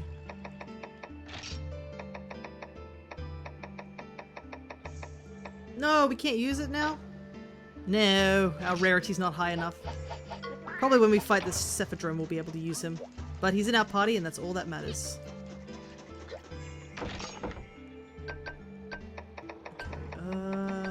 let's see. Sandstorm Hill, probably. This is bull. They don't want me to use any desert animals. Let me use my spider. I want to use the spider I just picked up.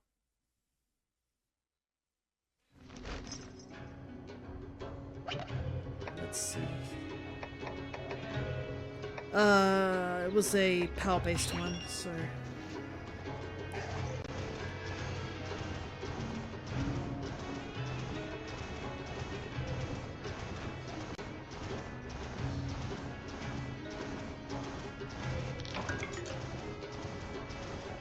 Oop, there's a chest there. Let's pick that up real quick. Venom talisman. Actually, what talisman am I wearing? I didn't think about that for a while. Water res.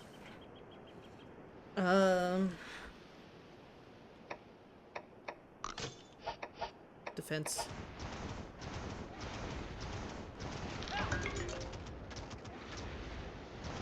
Cephalos here. I do not also know if it's a really wise idea to have a Lagombi out here, but you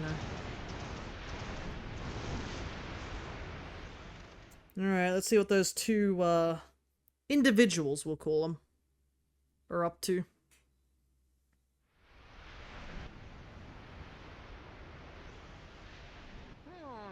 Looks like we got here before Menelger. That crazy doctor is up to no good. I'd bet my whiskers on it. Whenever I see him, my fur stands on end like there's no tomorrow. Not good. You believe me, right? I mean, yeah, he looks suspicious, dude. Thanks, buddy.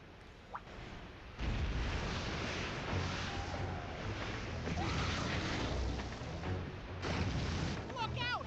It's a Cephadrome! It's time to ride, buddy! We'll show everyone the power of our kinship! Wouldn't a Lagombi overheat in the desert? Yeah. Though I guess it's not hot enough in here to count for the, oh god. That angle is horrifying.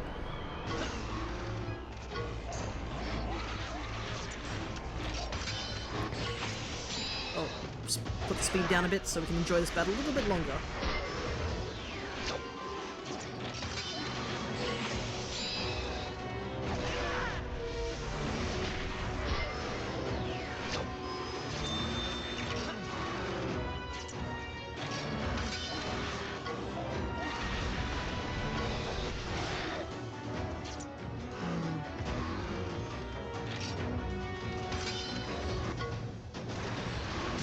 Oh, that crit!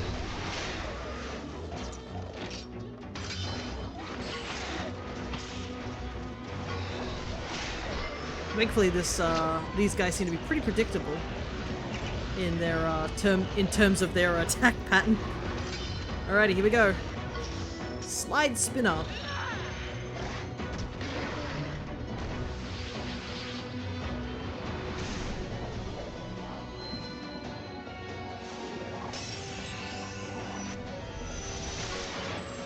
Nice healthy 600 damage there.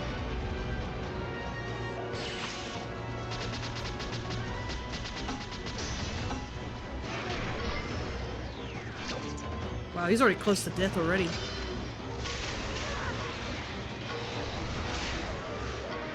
Ooh, he was gonna go for another charge spinner, so it's a good thing we took him out before that happened. Quest complete. We didn't even see that doctor. Which is a good and a bad thing. You know what I mean? Considering we managed to get here before he did anything. Alrighty. Yeah, now that's the power of kinship. That quicksand really sucked. Looks like that Cephadrome was behind it all. Awesome! Now we can get into Albarak's village. It's an interesting location.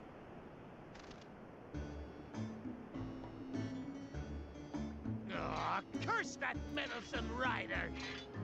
That child has no right to interfere in my impeccably moral research! Oh, so that's what a real kinship stone does, huh? Pretty cool. What? Obviously not as cool as your inventions, Mr. Dr. Menauger, sir.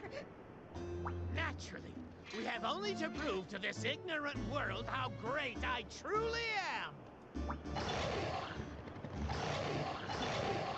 What a distracting racket! Shut it up for me, will you? That's weird. Button isn't working. Curses! What a time for the controls to fail!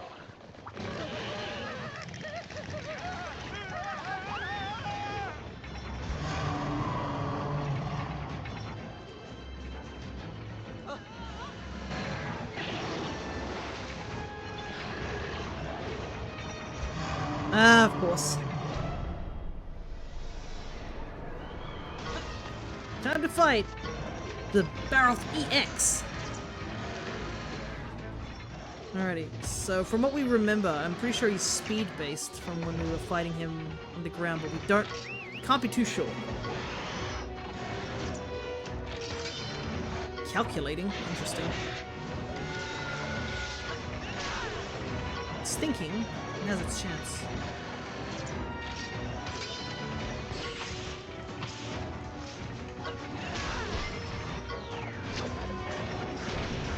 Big damage. I feel like the purple crystals he used are crystallized blight. Yeah, it definitely feels suspicious enough to be that. I mean, also, regardless if it was or not, this is really... like, it's pretty messed up. If you think about it in any circumstance. Okay, so... when it goes to mud, I think it's power, right? So switch to speed.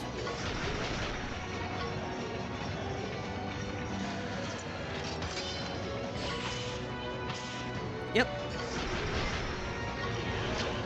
The knockdown.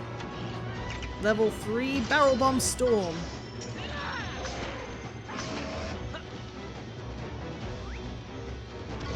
Monsters are not puppets for us to play with, yeah.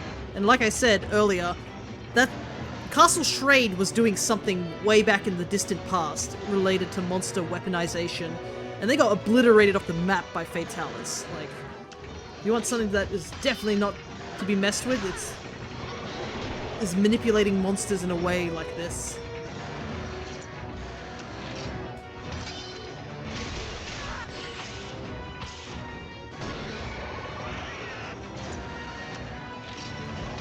Mud barrage.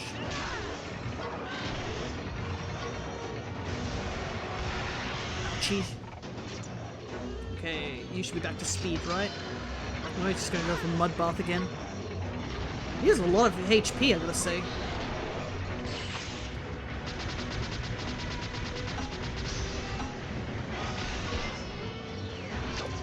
I mean, like the other guy said back at the camp, that's why he thought that riders are just as bad, because riders were manipulating monsters in his mind.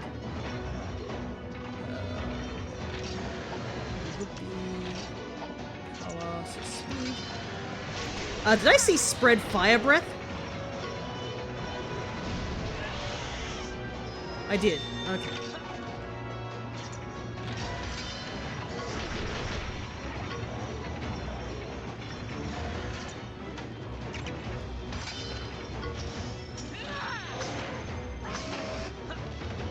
It's been a while since I played this game, so I don't remember everything. Oh, I should have gone for tech. I didn't realize he had the mud off him.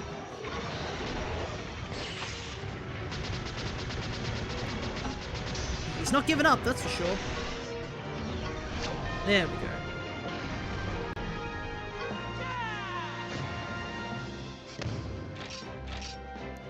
torn chains. Sturdy chains that were once restrained a modified monster, now torn to scraps.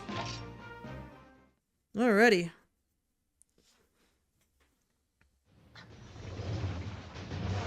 Oh, that's not good. He got back up again.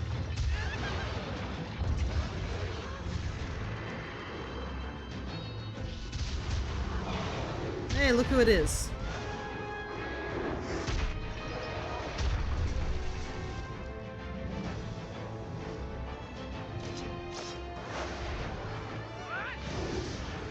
What are you doing? Stand aside!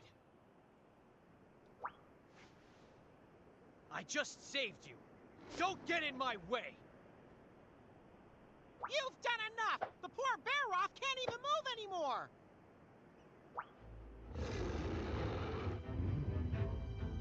Huh? Cheval, is that you? Threats to people must be exterminated. No exceptions. Man has definitely gone on a villain arc since we've been gone. The boy with anger in his very soul. Yeah. Still following the Rider's code? How naive. Maybe we'll never see eye to eye. But if you're a real Rider, you should focus on stopping the Black Blight. I am.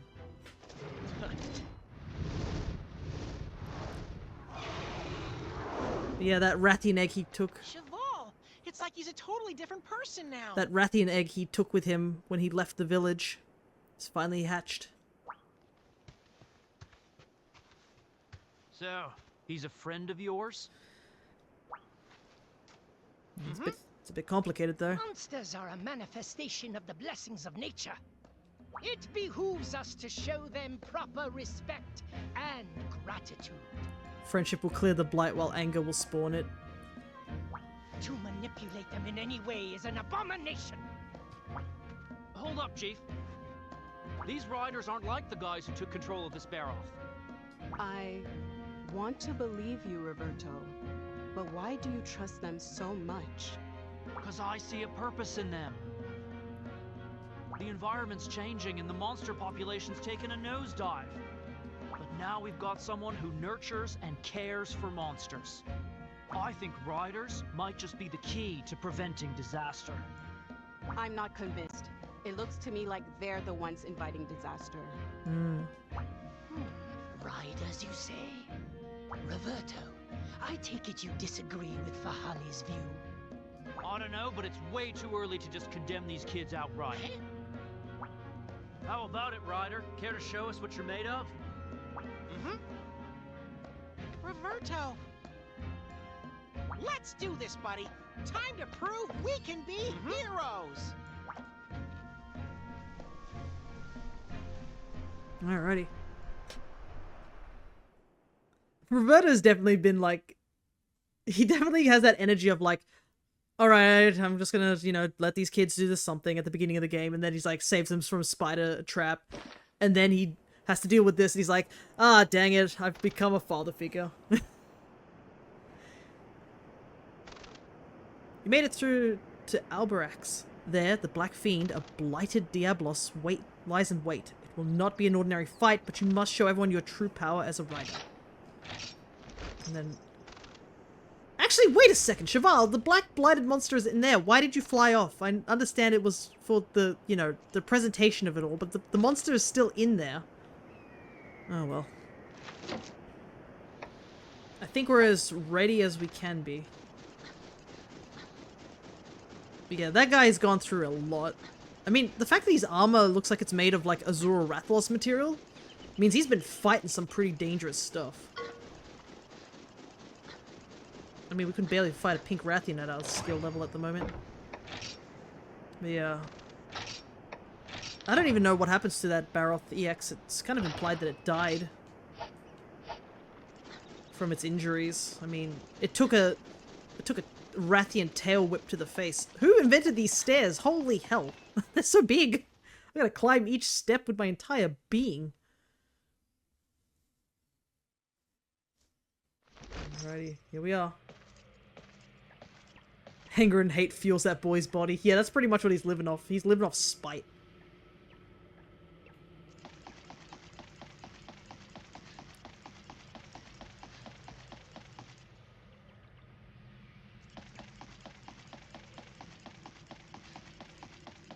Oh, there it is. The big, dangerous crystal.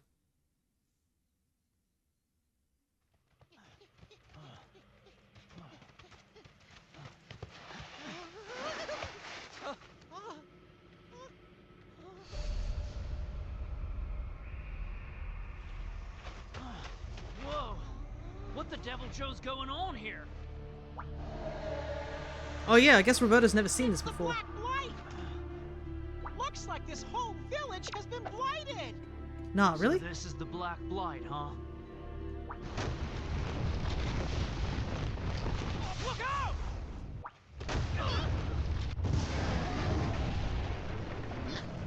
Looks like the Black Fiend is actually a Diablos! It really means business, but so do we! It's time to ride on, buddy! Once I get a footing, Ride on! here we go.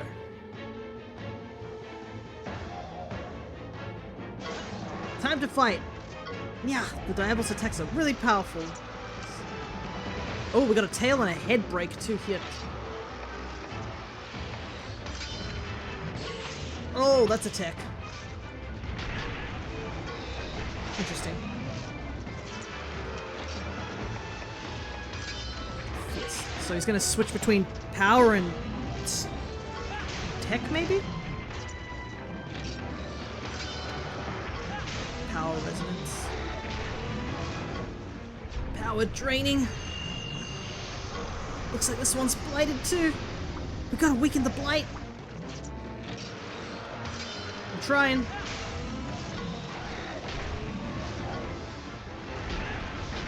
Oh. Okay. At least Merciless Horn is like the Merciless Tackle where it knocks them over.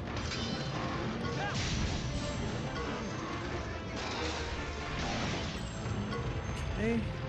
Dang, that didn't even break any parts? Holy heck.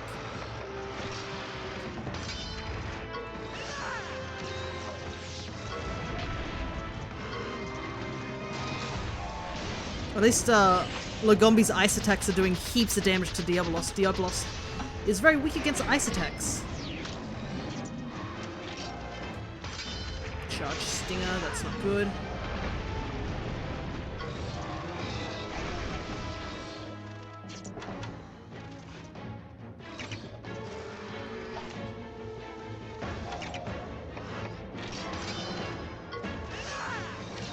Tank it.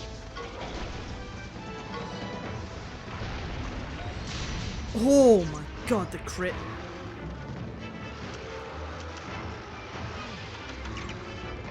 I'm gonna heal it. Yeah. If we didn't win the head-to-head, Bun would die. Okay, so that was a tech attack, so the next attack should be power, right?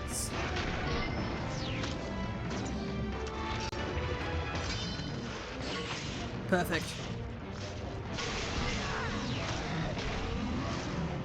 Come on, head break.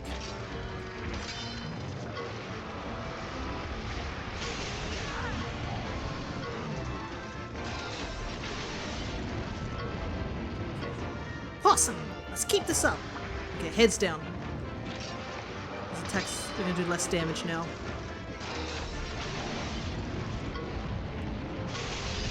Tail's down as well. I guess hitting tail or head actually counts. Interesting. Unless the tail just didn't have as much. Not so fast without its tail, eh? What are you gonna do? Are you gonna do a tech attack or a power attack? Nope, charge Stinger.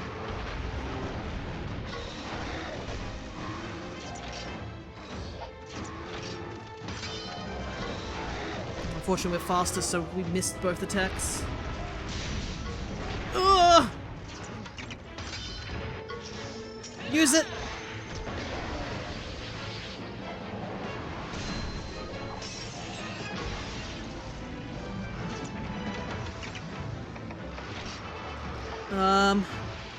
What's it gonna use? Is it gonna use power or tech?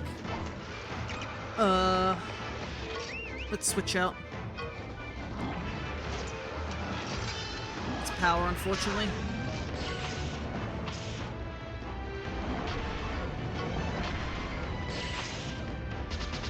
But I read Kezu's really tanky.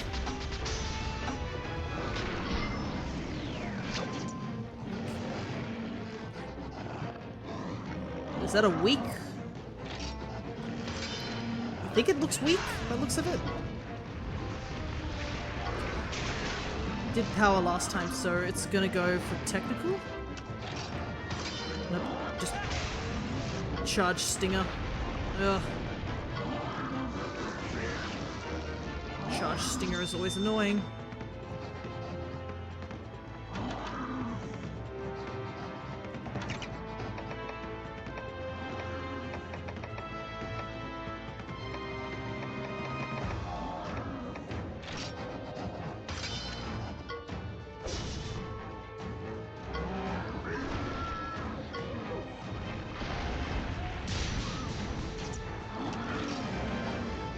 Man.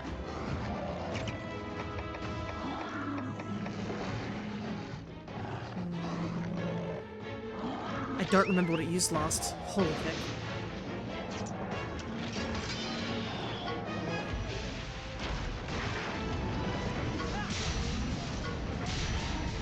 There are so many crits flying. Oh, there we go.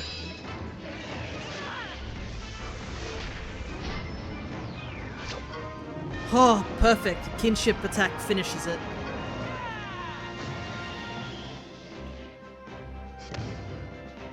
Whew. That was a lot tougher than I expected. Juggling so many different things back and forth.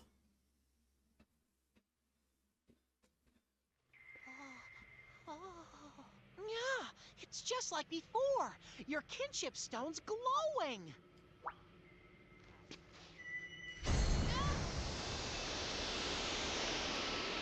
Power of friendship.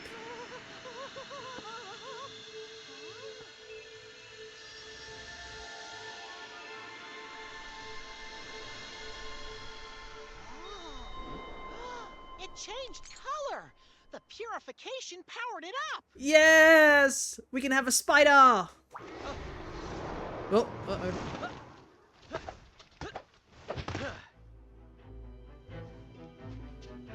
Ha! See that, Cheval? The power of our friendship saved the day. You took down one Diablos. Don't get full of yourself. Huh? All over the world, there are still people suffering from the Blight. Every new day means one more possible tragedy. Don't you get it? I don't like Cheval in this game. Yeah, he is definitely going through Sasuke arc in this game. Do we know what the Blight is or why it's eating away at the world? No. Cheval, if you keep pushing, I'm gonna come into that world and deck you in the face. Don't you dare! But we know that it attacked our home, and that it must be destroyed. Cheval, you don't have to do this alone. We can achieve more if we work together. Shut up! What good are you? I lost everything! I can stop the Blight without you! All I need is my will to fight. My own will and my own strength!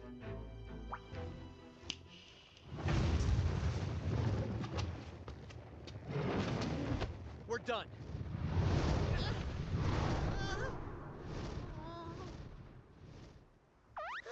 Oh. Riders, eh? What a nuisance. Yeesh. Cheval, make him cry. Goodness. Yelling at him at point blank.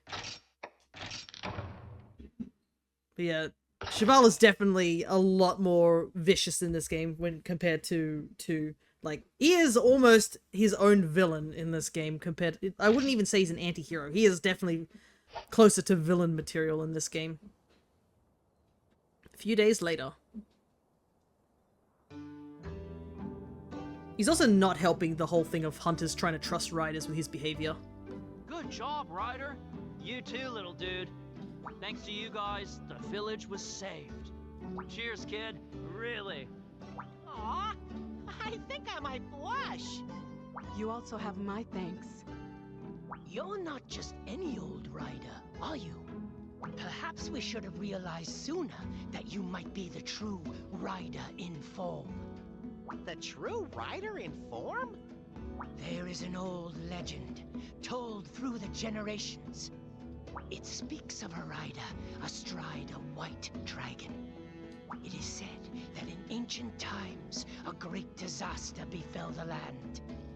And the savior was this rider, fully in harmony with his monster. Well, you may not be astride a white dragon, but you're a hero to our village. Hear that, buddy? We're heroes! Awesome! Welcome to our humble village. We have prepared a residence for your stay. Please, think of our village as home. Your wishes are our commands. Well, that sounds like an offer we can't refuse, right, buddy? Now we can finally move out of Roberto's place. And there was me, lending you a place out of the kindness of my heart. Try tidying up once in a while. You look a bit catty to be my mother. Attitude's about right, though. But hey, now we can say we're from the same village, right? No, that's sweet. Yay, rarity 4 monsters. Let's go. And we got the withered tree branch for visiting this location. Hey there! All thanks to you, the village has returned to normal. Thank you, Ryder. We can now start to rebuild the village. And even if we call the villagers back, there's a problem that needs to be fixed. As a result of the Diabolos' attack, our water source has become blocked. We simply can't live here while a large rock is blocking the water supply. What should we do? Chief and the others are in a bind. Buddy, how about we help this village with our Monsties? A Jan Kutku, a Zuros, a Lagombi, a Monstie with a Rock Breaker Rider action should be perfect for the job. Finally, peace has returned to Albertrax. But the village is still in ruins. Maybe breaking the rock holding back the spring will restore the village? Do you have a monster with the Rock Breaker ability like Jan Kutku or Lagombi? The answer is yes, we do.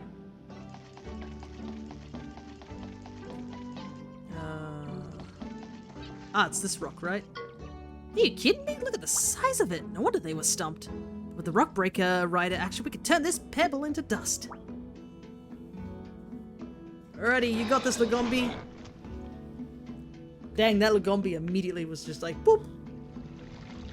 I recall this thing being the point where you got a Pona back in the 3DS, or where PvP is unlocked, which are required to get the Master Sword and Highland Shield weapon. Yeah, unfortunately that's the one DLC that didn't make it in this game, by the looks of it. So no can do, no Epona. It would have been cool for sure, but yeah. Alrighty, this... Yeah, look at it spurring. I guess the villagers won't be going thirsty anymore. Let's go and let Chief Nolma know. There's a black Diabolos rampaging in the Tress Desert. It's known as the Intruder, but it's far beyond what a beginner like me can handle. If you can help, I'll give you this book of combos. It's called Hunter's Life Spring. We'll probably do this one a little bit later, because we're probably not strong enough to deal with it. It's got recipes for Demon Drug, Armor Skin, and Fleetfoot Potion too. Good old Armor Skins.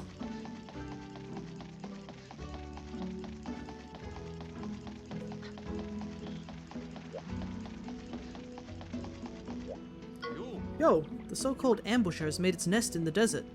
If its nest gets any bigger, there'll be pandemonium in Albertrax. Saved our village once before, will you save it again? The ambusher is a bit different from your average Shrouded Nursula. Alrighty, that's 2 quests here. Ah, so is this our house? It is. Nice.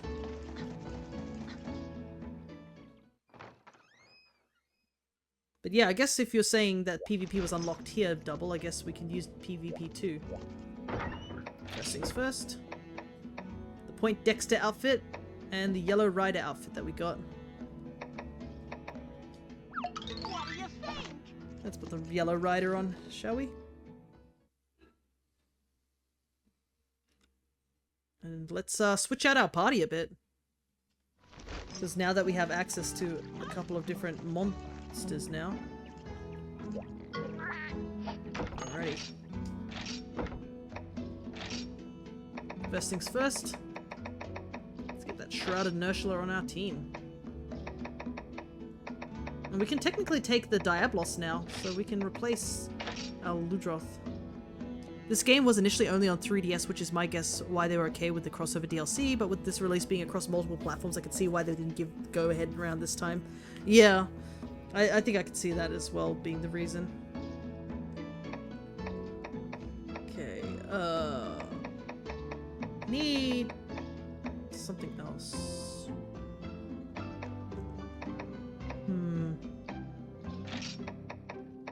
No, I think Red Ketsu can stay on the party. Alrighty. Get those two starting to level up now that they're on our team.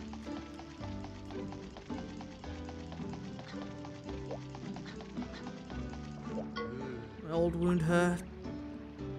I say, you over there. I need some macrolite ore to repair my weapon, but I still can't, move freely. So, friend, could you get some for me? Pretty sure. In return, I'll give you a book of combos, Healer's Companion Volume 2. There were other crossover DLCs that were only in Japan that weren't brought back either. Yeah. I think there is a couple of DLCs that we can get, though. So I think a couple of the monsters we can get. I think there was 3 that we can't get. Or 3 or 2 that we can't get. It's got energy drink and eye drops. Neat. Quickly get that. You got it? Why thanks, I couldn't call myself a hunter without my gear. Alrighty, and we get a little bit of level up? Hey, nice. And a little bit of money. I'll be up and about soon. It's, only a light sprain. Yeah, hunters are made of some strong stuff. Hey there! The village spring is. Thank you, we've been saved by a true rider. I wish to give you something. We've passed this instrument down the generations along with the rider legend. It's called the Rider's Flute. I wish to entrust it to you. Legend has it that the flute can command a Monstie expedition party. I don't know much more about it, but I don't doubt you'll be able to use it. Alright, we got the Rider's Flute.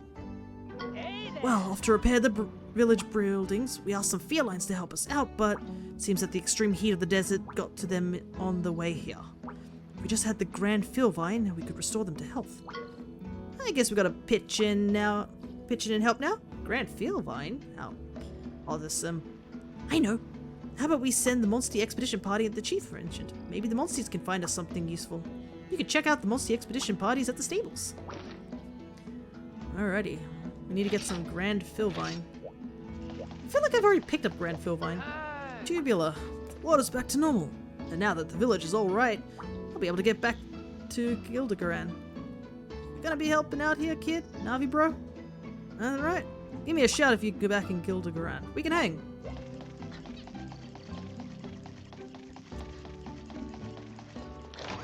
Get that caravan stand activated. Alrighty. You can send Monsties in the stables to explore and search for items and materials. Successful expeditions may yield more or rarer items. Different materials can be found in each area. Expeditions are more likely to succeed if you send Monsties with elements best suited to that area. You can select what Monsties will prioritize during expeditions. This will affect the items and EXP gain, as well as the amount of time an expedition takes. Sending out Monsties of the same element beside each other will make an expedition more likely to succeed. Choose your party members wisely. The time the expedition takes is displayed on the screen. Navi Road will let you know when it returns, then you can check out the results of the stables.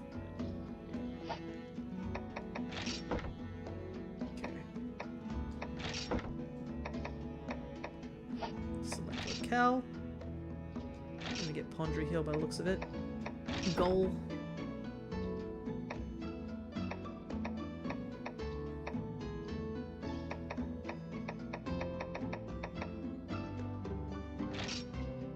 Plants. I feel like this is like a tutorial sort of thing.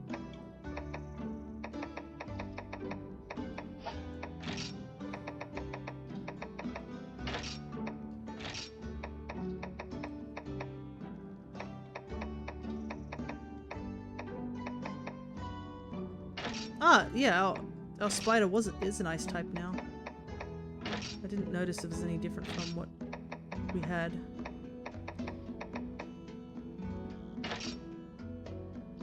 Okay.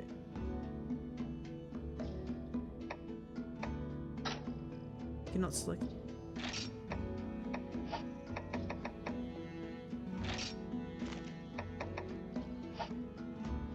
That looks alright. I guess they wanted to send it out straight away. To prove a point. There we go, that's what we needed. Gargantuan feline branch that only the most highly honored felines receive. Okay.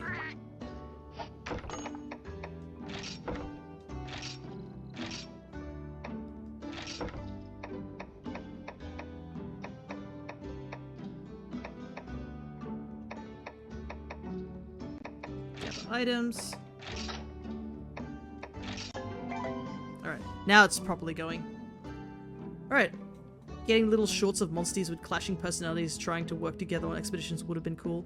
Yeah, but it would be a lot of effort, I think. Especially on a 3DS title. But it's still pretty cool thinking about it.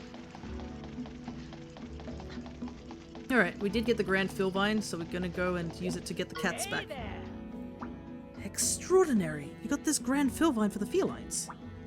Thank you enough. Let's get this through the felines. Once they finish restoring the village, we're going to construct a rider arena. It'll be of great use to testing your skills. You should use it when we've built it. They're planning to build a rider arena? That's so awesome! It's clossome! You know, you could really see the village coming back to life all around you. Witness my power! If Mew want to build a house, where the cats to come to. Mew can safely leave the work in our paws. There'll be no cat napping now that we got the Grand Philvine. Never underestimate the power of felines. I don't mean in game, but something they post on YouTube or some other stream site. The anime. Go check out the anime for Monster Hunter stories. I think it's called Monster Hunter Ride-On. It's a interesting little thing. And it definitely gives more like personality. It added new riders like the anime only, but it also gave more personality to some of the characters and at least gave Cheval a bigger reason to be, you know, gives us more incentive to his I guess his revenge arc in this game. Like you actually get to meet his mum more than one sentence. Because yeah, the epilogue, not the epilogue, the prologue of this game is so incredibly short that chapter 1 feels like a prologue rather than, you know, the actual chapter. Thanks for your efforts today. We built lots of awesome houses. I have to say, we're pretty awesome. Nothing beats Philvine soda after a hard day's work. It's so refreshing.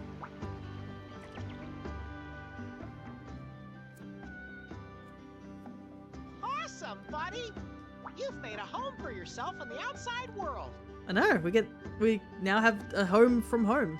My duty here is done. Now for me to find a place of my own. Don't be so glum, buddy. I'm not saying we'll part ways. You're still pretty helpless without the great Naviru, so it's best that I stick with you just a little longer, eh? Right, partner? Yeah! I'm proud of you, buddy. I wouldn't trade our experiences for even the world's most delicious donut. You know why? 'Cause you're my partner. You won't catch me saying this again, though. One time only, buddy. All right, now let's go get some donuts. Oh, hi! If you want donuts, why not visit the Hall of Scriveners? If you do, I'll give you some of my homemade specialties. Hey, it's Pepin. Yeah, you! It's the Scrivener's Vice Captain Lappin, right? Pappin, but please, call me VC Pappy. VC Puppy? Got it. About them donuts? Yeah, Cheval's mum only having one line in the game before dying is sad, especially since it's her scolding Cheval for being reckless. Yeah, but the anime also added another layer of tragedy to it. So in the anime, they changed it that Cheval actually snuck off in the middle of the night and managed to find a Rathian egg, and he's been hiding it in his bed to keep it warm. And she finds out about it, and she's about to scold him, but she realizes he also wants to be a rider, and she's like, okay, just don't go out like that by yourself and get yourself hurt. Basically similar to the reckless line. And a couple of episodes into the anime, obviously the big Nagakuga attack happens, and she is killed during it, but they mention that the reason she died in the anime was that she saw the Nagakuga coming for the house, and she shielded the egg that Cheval was hiding in his bed, so she threw her body over it to protect it as the house collapsed on them. And he ends up obviously going on his Sasuke arc again, but I guess he feels even more guilty because he endangered both of them in a way. Let me tell you, I put a special ingredient in them. You'll love it. Anyway, I've come here on official business. Baroth went on a rampage in Oasis, right? The Scriveners wish for your cooperation in puzzling the situation out, Ryder. And also, we'd be grateful if you could tell us about the rite of channeling. We've been told that the Baroth had been artificially enhanced somehow. Do the rite of channeling and artificial enhancement differ? We don't know. They're completely different. Yeah? How do you know about channeling? Because I told them about it. Lilia! Hey, it's Lilia. Whoa! Are you a grown-up now? You totally look like one. Thanks, Naviru. I've still got a little while to go, though. I've become a member of the Royal Scriveners. It's been a while, huh? I've been hearing all about your adventures. You saved Albarak's village. That's so cool. I can't believe it. You've become such a great rider. I'm so proud of you. This is not the time for soppy reunions. Leave that for later. We have to do our duty. One is magic, the other one is mad science. Yeah. Oh, yeah. That's right. We should get a move on then. Let's go together to the Hall of Scriveners. I just realized that the clasp on the Scriveners' outfits is supposed to look like a quill pen. I just realized. I was like, that looks odd. And I was like, oh, it's supposed to be like a quill. Oh, hey. Are you really ready to go right away? Be sure to make adequate preparations. Come speak to us when the entrance to the village when you finish preparing. I'm ready. Let's pick up whatever we need to before we head off. Now that the town has been saved, we're constructing a new rider arena. It'll be a place where riders can train and test their skills against each other. I hope it will also attract visitors and help spread the word about riders. That's the plan, at any rate. There's still a lot of work that needs doing. At present, we're still gathering materials and whatnot. Would you lend us a hand? 15 iron ore. Ooh, bottle caps. Oasis Revival. Splendid! This is everything we need to complete the arena. Time to get to work. Here you go. All the iron ore I've been collecting.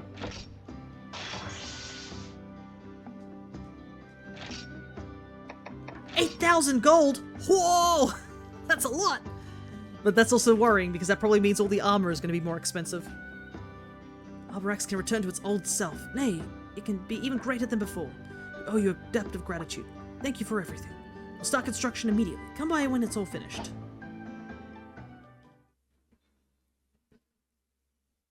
Alrighty. Whoa, Albarax is super busy now.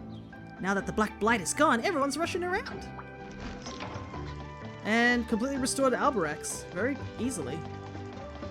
Whoa! Whoa! Look at the size of that. Oh, that looks good. Hi. Life is like a slow meat grill. Watch it carefully and you'll be rewarded. The grill house. The quality... Take a raw meat to the grill house and Albarax to cook it. The quality and effect of the meat will change depending on how well you grill it. Let's give it a try. Is it the same as before? Alright, let's grill.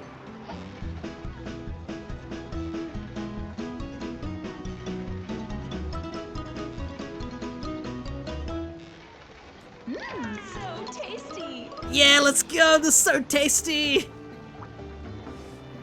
Brilliant! You've grilled a truly aromatic, flavorful, beautiful piece of heart. How about we get your grill on again? No, one for now. Remember, the meaning of life is found in just a single piece of grilled meat. Interesting. Ah, those wandering boys. Hey, can I ask you a favor? My 2 sons haven't come home and I'm getting worried. My 3rd son is taking care of the shop for now. Can you find the other 2? Find the merchant's wife's son and talk to them. Okay. Location anywhere? Thank you, you're a lifesaver. They're probably just strolling around nearby.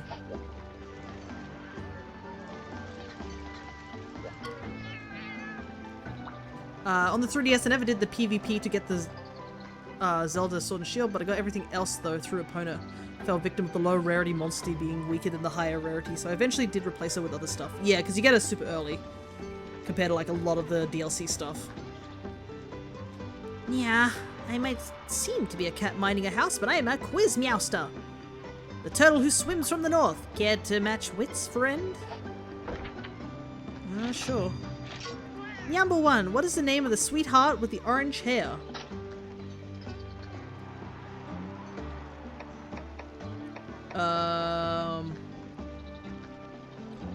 It's Mel, right? Limon is the yellow hair, Muffy is the quieter one, so it's Mel. Who asks Mew to gather tropical berries in Oasis? It was a traveling merchant, I'm pretty sure. How many fins does a Cephalos have? How many fins does a Cephalos have? It's like, what? The 2 fins on the side, the fin on the back, and does the tail count? But that's only 4, right? Am I missing one? Does it have fins on its, like, feet or something? I need a picture. Dang it.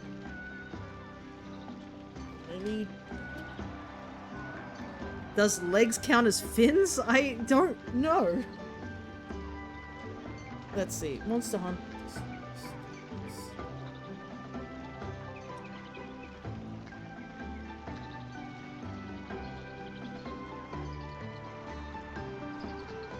I'm at, I would say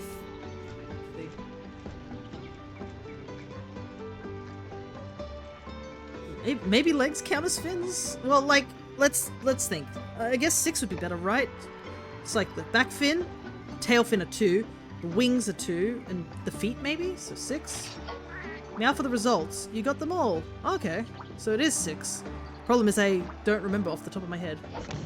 But, more importantly, we got this. Wow, our 2 Monsties that have been in our party are just leveling up from us doing this. Cold Mist.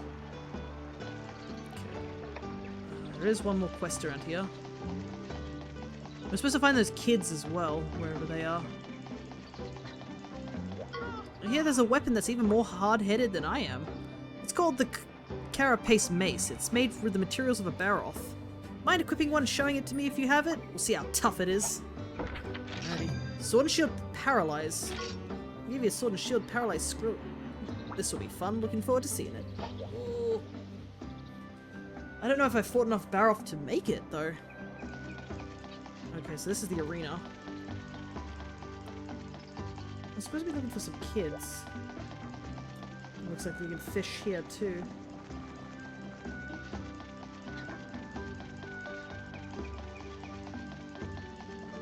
It's like a villager town hall.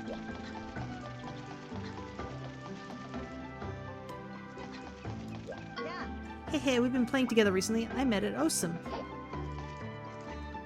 Let's play monsters. I'm gonna be a shrouded Nursula. I'm gonna use a technical attack. Pshoo, pshoo, pwah! Oh, right. Probably should grab this stuff here.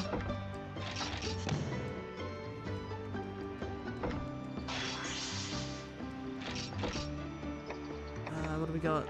Cephadrome. Diblos, Tigrex, so Tigrex can be found at this point. Huh.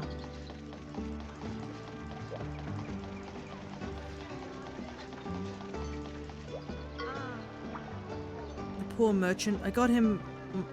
got my successor sorted, but him... Smith's third son.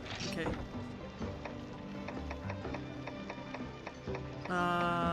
This one, wasn't it?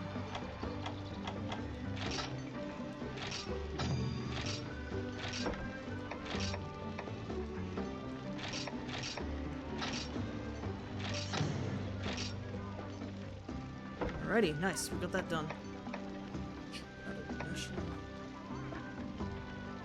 Black Diblos armor. Can I make it?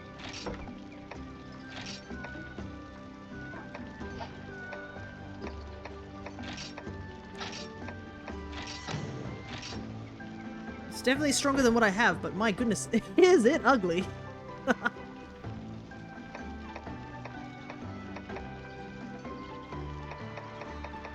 I mean, the attack boost is definitely handy too.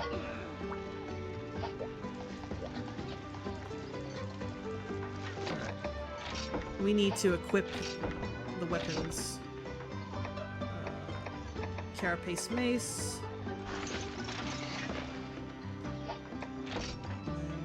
The gloss armor. And if you see with the helmet.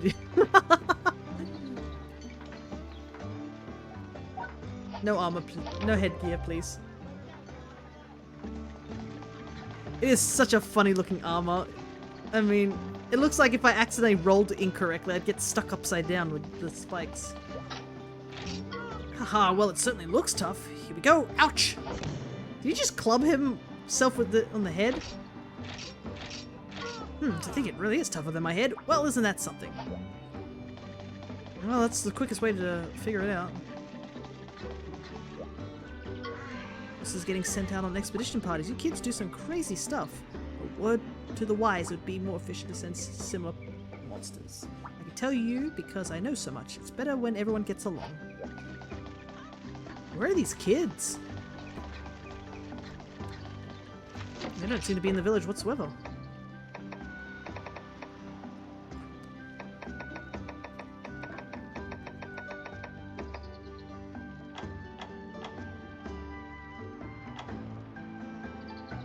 Never mind. Apparently they're just in Gildigaran somehow? In Oasim? They just wandered off to another village, apparently.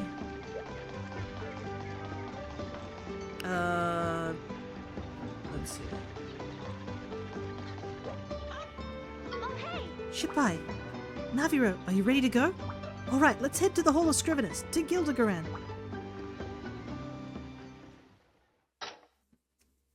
Alright.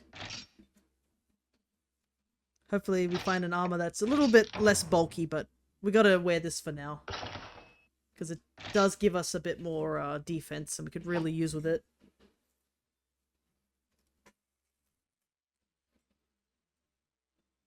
A few days later. As I eat an apple piece.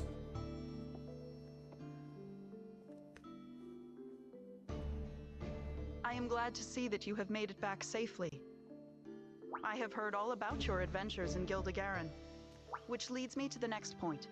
I have heard why you chose to come this way. The Scriveners have been investigating the so-called doctor who was spotted in Oasim. It would appear that the Baroth in question had been artificially enhanced by means of power-boosting armor. The reckless manipulation of monsters is a direct and flagrant contravention of the Hunter's Code.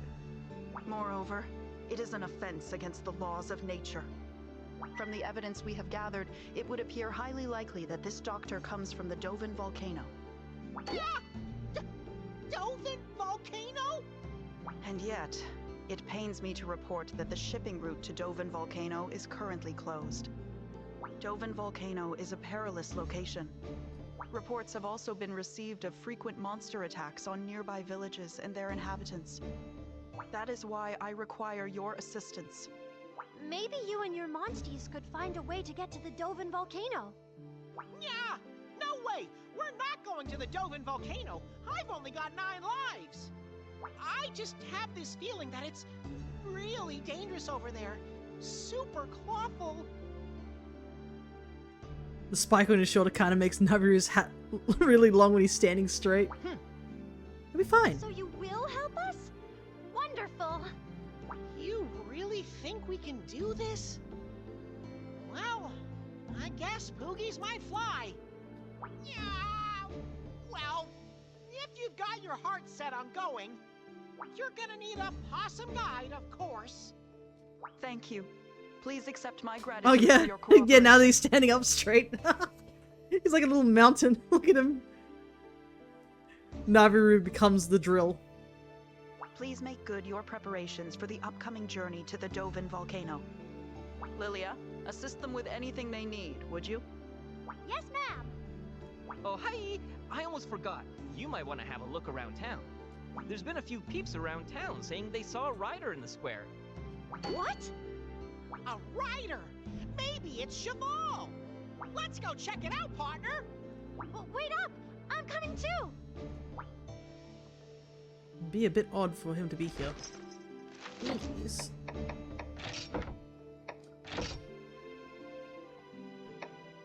Oh wait, the Kutku armor does have better fire resist for a volcano. Anyways, as much as it looks like it could be useful, the Nibel's armor is so ugly. But it made that cutscene funny, so we should accept it still. But I don't think I can take any cutscene seriously if I'm just wearing that armor. Alrighty. So was Lilia's hair always this long? I can't remember. Something's been bugging me. The rider in the desert. Was it really Cheval? If it was Cheval, they'd be talking about how angry and aggressive he is. Yeah, if the rider was, it would be someone yelling at the top of their lungs. Well, I see. I mean, it looked like him. Will the Cheval we know ever come back? You know, forests remind me of the day Cheval went missing. I feel like the Cheval that ran away is still lost somewhere in the forest. And we're still searching for that child among the trees, hoping he'll turn up. Cheval suffered so much ever since the day Hakun village was attacked. But no matter how I try, I can't do anything to save him. The way Lilia talks here makes it sound like she's probably the oldest out of the three. So, you know, like the oldest sibling sort of thing. Don't be so hard on yourself. He has his own way of thinking. He made his own choice to leave the village. Think of how much he gets to travel. He'll become a great rider. I know it. Yeah. Come on, let's go into town. Maybe we'll find Cheval. Oh, we find another rider altogether. According to Lilia, another rider was seen in Gildergaran. Could it be Cheval? Or maybe Avinia? Lilia seems concerned, so we should search for that rider. Yeah, we'll check the expedition party later. I do remember that being a thing where it's just like, they're constantly like, hey, the expedition party's back. Probably gonna have to use a lot more since we're gonna be streaming. Or a fake rider selling fake kinship stones. Yeah. Probably. What the? Oh, he's not. Where? Wait. Here? No, not up here. Oh no, wait! Ah, right, in this back alleyway that's hella suspicious.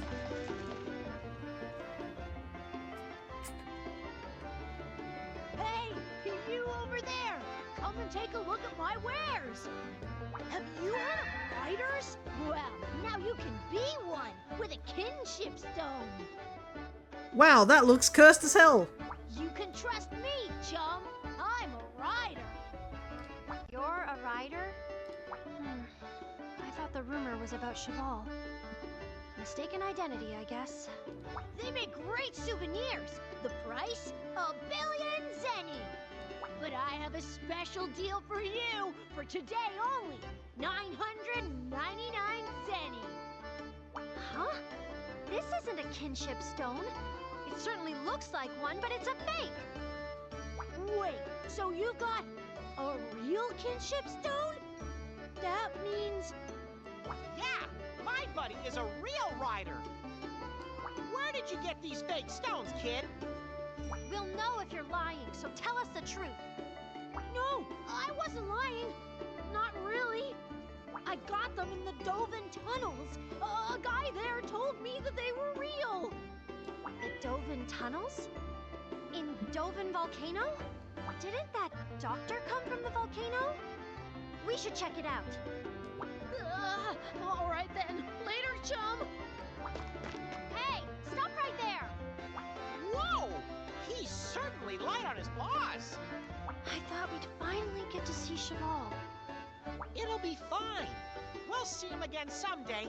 You three have a bond. And also, Lilia, you probably don't want to see him right now. He is. Anyway, seems like there's a lot of noise coming from the port.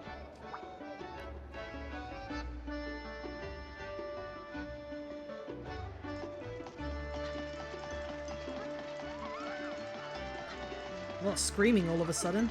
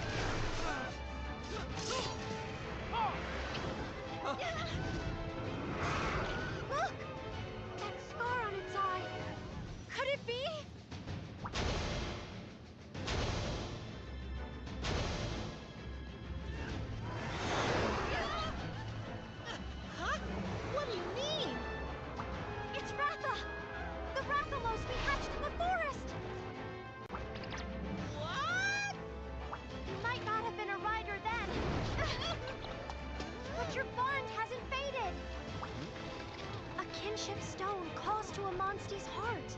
I think the kinship stone might have brought him here to you. Well, we gotta figure out how to calm him down. Maybe the kinship stone can calm him down. Quick, use it.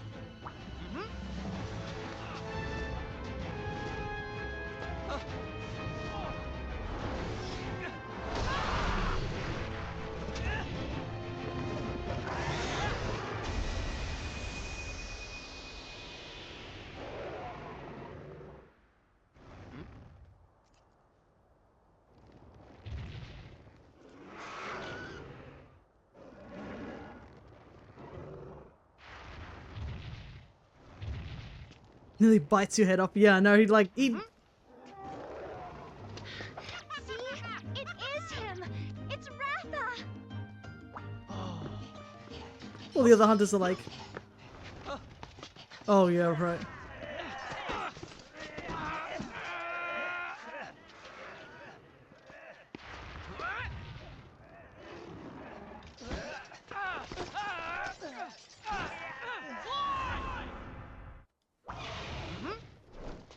I don't know how to, but we're gonna. Oi, that great sword user. That was a charged attack.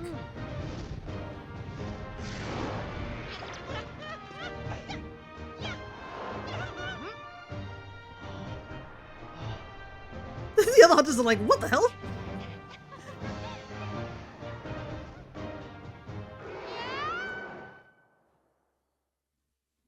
But yeah, we get Ratha back into the party. So if you're wondering why we had a team of 5, that is why. Because Ratha is the 6th member of the team. Shipeye, look! We're flying! This is so awesome! I've traveled far and wide, but I've never seen anything like this. If we pass over the desert, we'll reach Geo Fulride. Ratha, the monster you forged a bond with so long ago, is alive. Ride the grown-up Ratha and fly to the Dovan volcano. According to Simone, Dr. Mangala is there. Head for the village in the volcano Geo Fulcrate. Yeah, we've now got the new Monstie ability, which is fly. If your Monstie can fly, you can take to the skies by pressing B. Press Y to fly while looking down. To land, press B again. So yes, we actually now have the ability to fly. And it is one of the faster ways of travel now. And a lot of other monsters can fly too. It's not just Ratha. But as you can see, also if we go over to our whoops, not exit. Our status, we have Ratha. So Ratha is now part of the party. And he already has a bingo. So the Ratha's gene is a specific gene that only Ratha can get. There's also Azura Ratha. Yeah, Azura Rathalos, really. Ratha is a nickname. But that's like my one gripe with Stories 2, is that they called the other Ratha, also called it Ratha. Like, they couldn't come up with another nickname.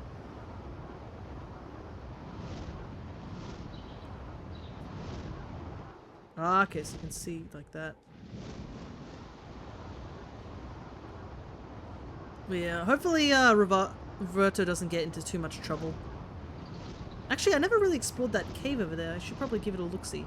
But yeah, now that we can fly, we actually have access to a lot more areas because we can now climb up cliffs that we normally couldn't get up to if it ain't broke. That is true, but it makes it a lot more confusing when you're trying to, like, say the names of different monsters, because, like, when you say Ratha, which Ratha are you talking about? Are you talking about the one from 2 or the one from, like, 1? You can also see Ratha is really fast.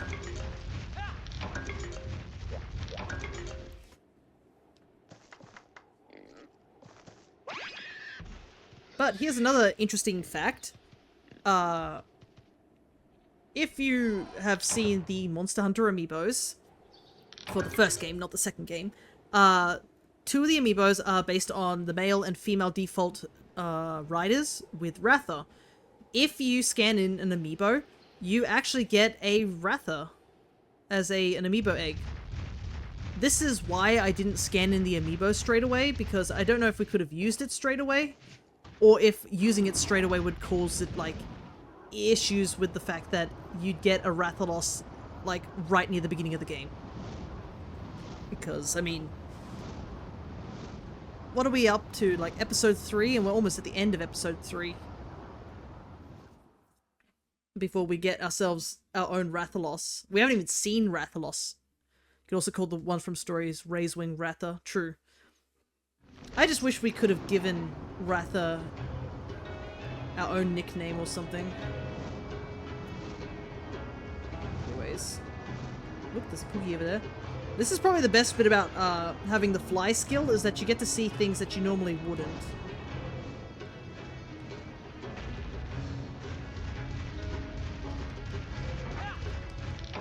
So I had no idea this Poogie was back here, but since we had a different perspective, we got a better look.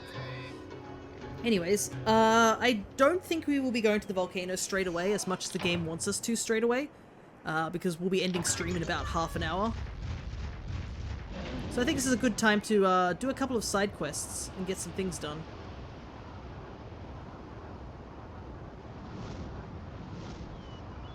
So we just gotta avoid going to,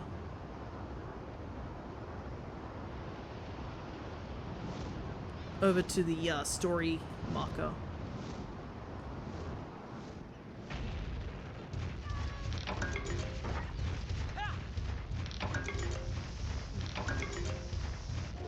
But yes, I believe the other monsters that can fly are Katku. Okay, let's see. One... Oh wait, there we go. Look, you can see underneath. There are 2 other smaller fins on the Cephalos. Ah, okay, so that's why it's 6. It's not the legs, there's 2 mini fins.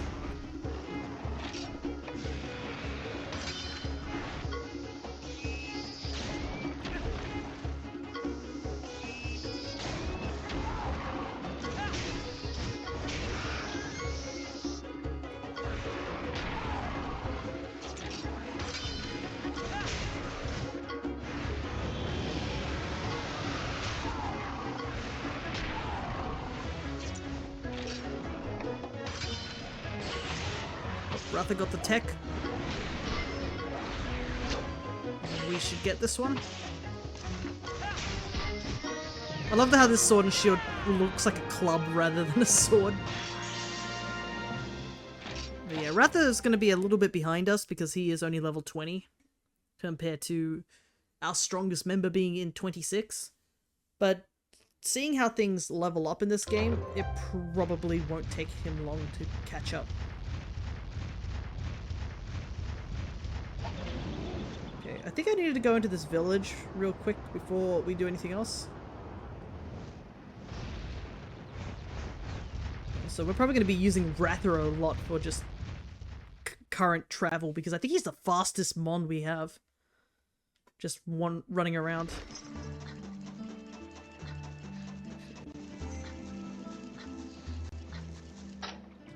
I knew you wouldn't let me down. Let's Get that Banabra done. Here's a skill scroll for your troubles. Sword and Shield Poison.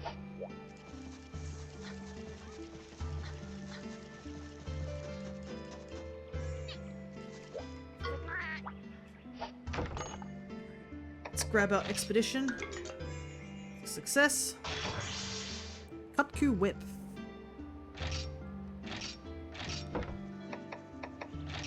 Ah, finally we can go to different areas now. Okay, cool.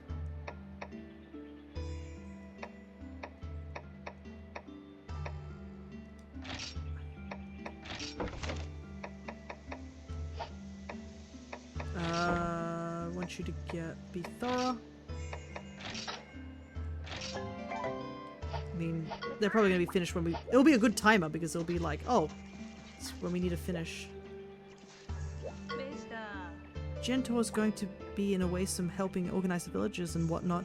Maybe I'll stay here a little longer too. You know, as a matter of duty. Hehe.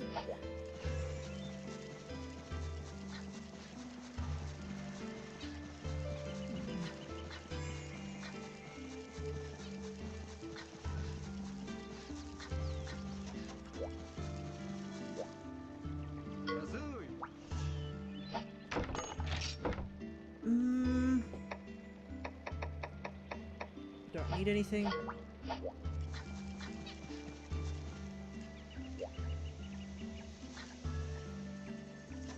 Don't see anybody new here. Oh, this guy's the smith. I didn't realize.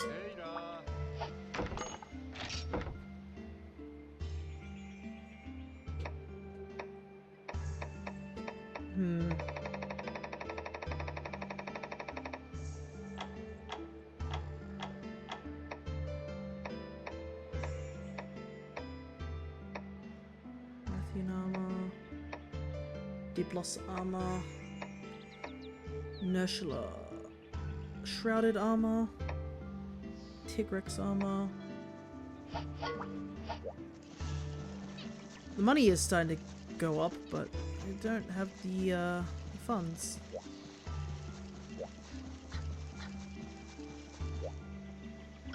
It's wonderful how you and your monsters work together in harmony. I feel like I've started to understand riders a little more.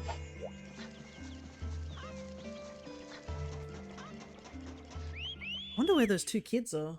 I don't even know actually how old these kids are that I'm supposed to be looking for. Well, I can always look online if I get really stuck.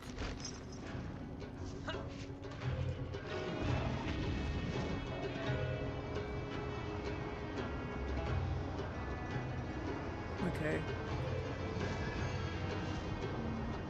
Okay, so the story thing is over there.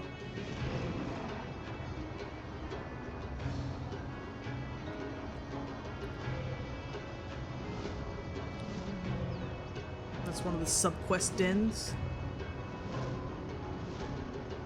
Oh, there's a Poogie up there. Some of these Poogies are actually hidden quite in really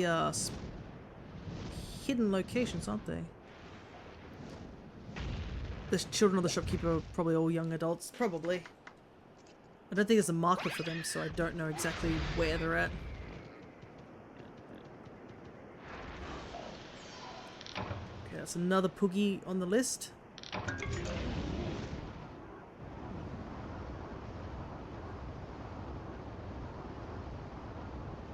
Man, that Gemprey's in a really unfortunate spot for himself, isn't he? Oh, there's a Baroth that we need to fight.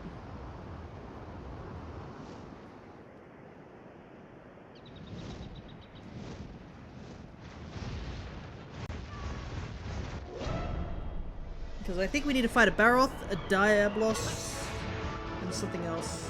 Cephadrum? Yeah.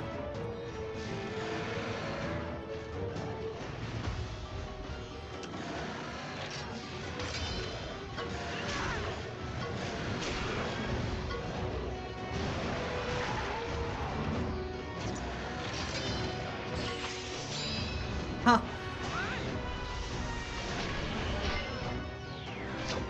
There's something neat about Ratha's scarred eye as well as Shippai's covered eye being the two eyes that get the cut in.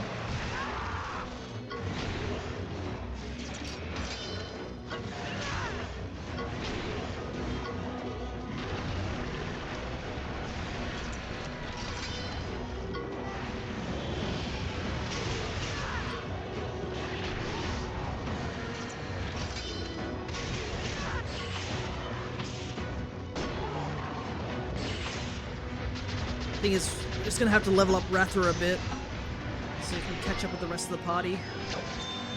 Actually, why don't we show this off, shall we?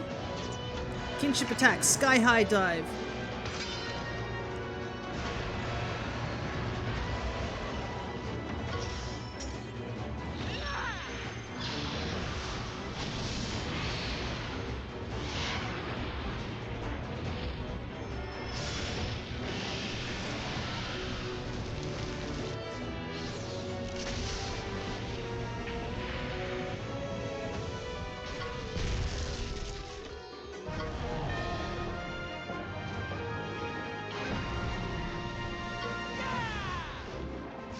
Now, I believe Ratha's is slightly different from an actual Rathalos's dive.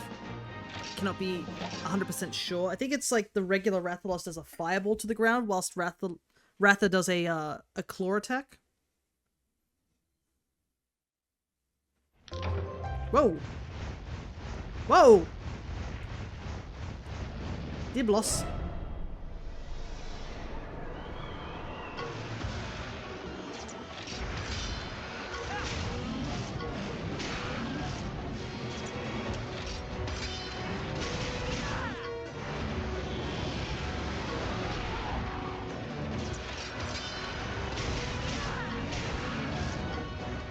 Technically, we haven't fought a Diablos. The Blighted one does not count as a regular Diablos.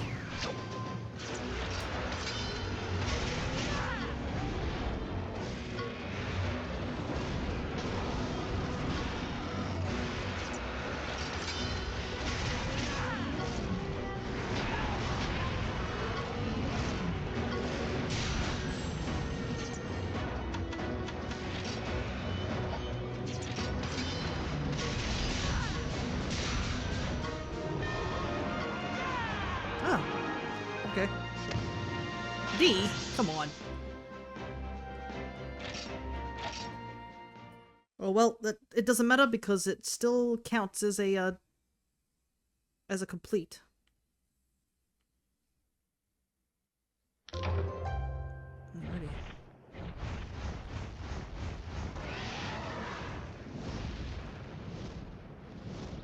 We go again. There's another Poogie being precarious. I realize there's a whole jumping puzzle here, but we're just like, nah.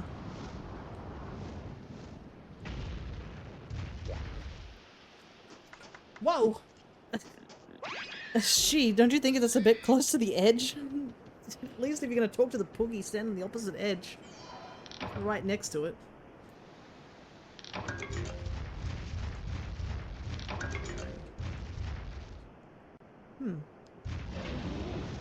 Actually, now that I'm way up here, I can actually see like the big carcass that's here.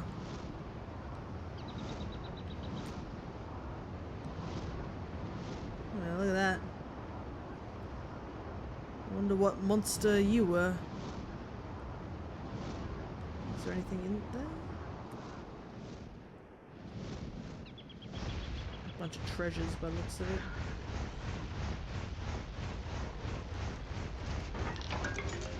Hey, a bottle cap. Nice. I think we've almost got enough bottle caps to, yeah, I was just about to say we have enough bottle caps to get the, thing. Oop, there's a Sepher. Oh, there's a rare den, too. And there's a spitter over there. What is that over there?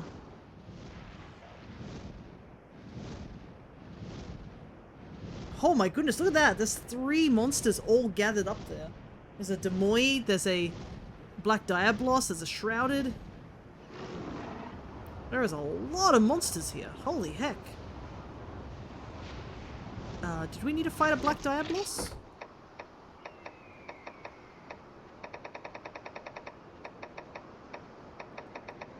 We need to find a Shrouded for sure. A specific one though.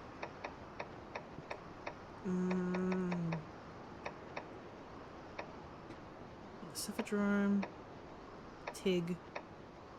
The Intruder. Okay, so we don't need to fight a Black Diablos, we need to fight a specific Diablos. Okay, let's fight the Cephadrome first. Oh my goodness, the camera got so disorientated for a moment. Though, I mean, if we fight the Black Diablos, we could possibly get a Black Diablos for our party, right? I need to switch Wrathing.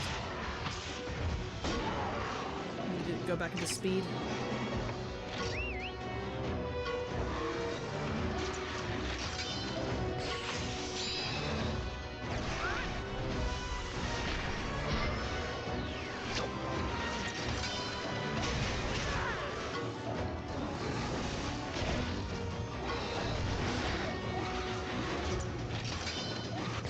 Blinded kind of sucks, but if we get the tag team attack, blinded doesn't matter. Oh dang, that one was really easy.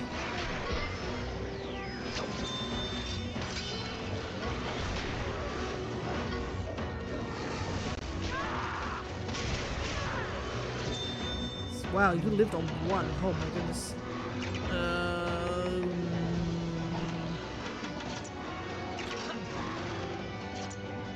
Let's just quickly finish this off. I've thought about like chasing it to the den, but I also realized we do not have much time. So, and I already have one. And I'd rather try and go for the Black Diblos before we finish up. I should also heal real quick.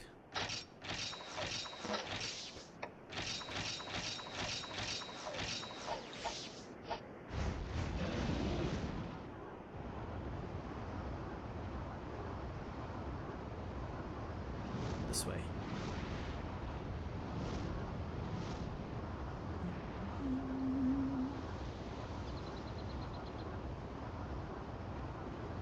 Yeah, because I don't need to fight Demoy. We already fought Demoy earlier. Tigrex. So Tigrex actually shows up in the snowfields. Rathian we didn't find either.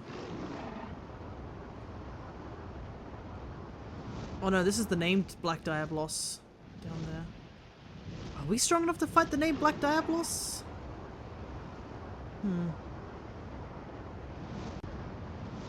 Yeah, I'm not entirely sure. Because we tried to fight that pink Rathian and we kind of got wombo comboed, so...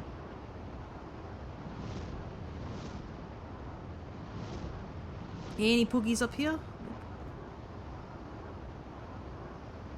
Need to find a catavan so we can head back to the snowfields. Get ourselves a Tigrex, maybe. Because I think Tigrex is speed-based. Oh, there's one. So that actually could be handy.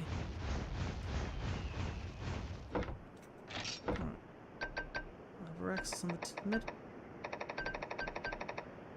Okay, so we're missing a couple locations still. And are we strong enough to fight a pink Rathian? So many questions, but not enough time for answers.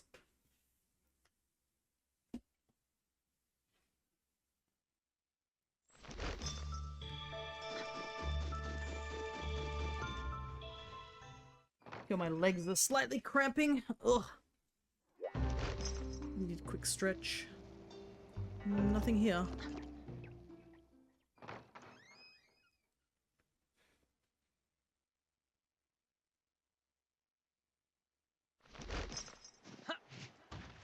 Alright.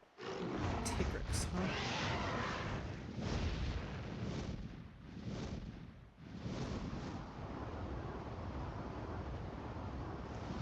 At least getting through this area is so much easier now that we can fly.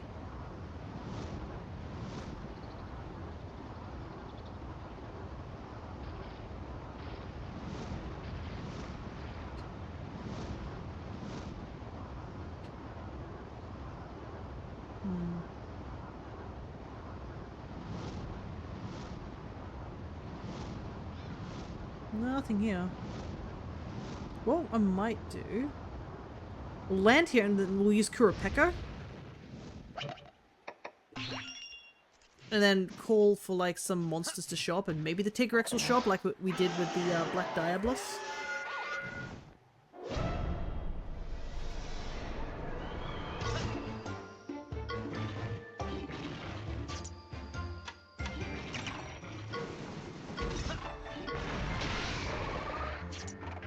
Ah, they're not gonna let us run away, are they? Yeah, there we go.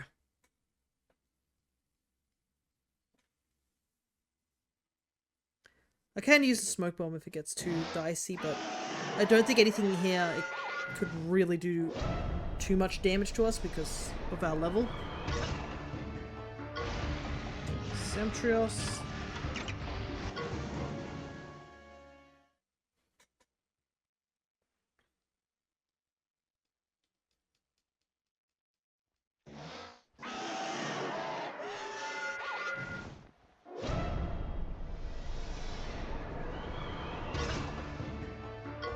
Yeah, let's go. There we go.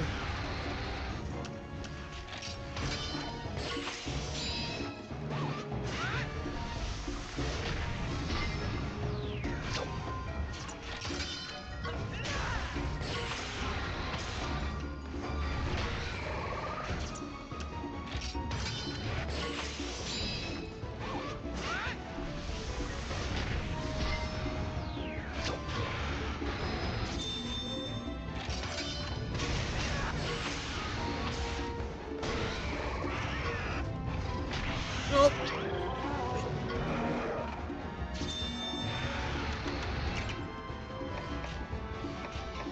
It's a bit unfortunate, but we should be okay.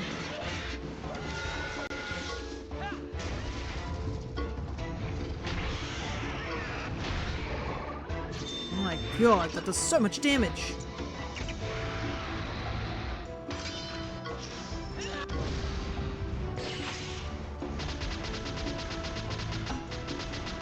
I know Kurapeka's not fully leveled up, but still. Yes! Perfect. There we go. So yeah, Kurapeka is not known for its defenses, to say the least. It does have the fortifying song, but it's still chicken.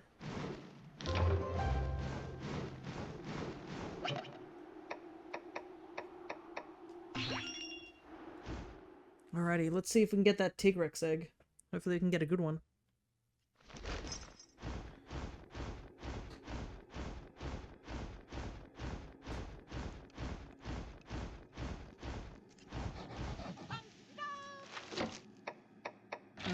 Do I want to use... Probably not. I'm hoping we're not in here long enough to fight it. I'd rather not fight the Tigrex again. If it does look like it's gonna attack us, then I'll quickly switch to put that hot essence on. Hot mist. But I don't think we'll be able to brave through the cold.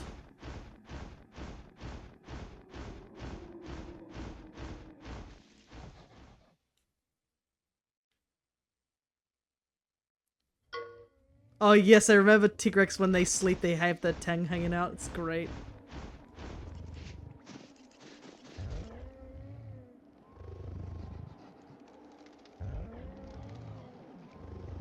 They're very loud snorers as well.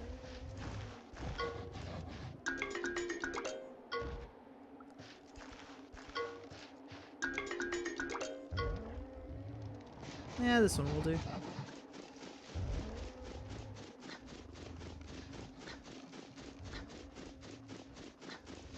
Don't want to be messing with the Tigrex. Alright, let's get out of here.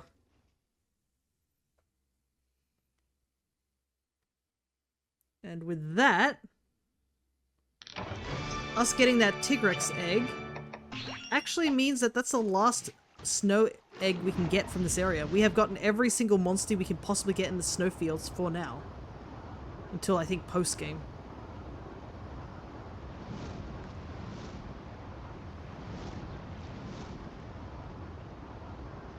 And I think this is a good place for us to also wrap up. So we'll hatch the Tigrex egg real quickly.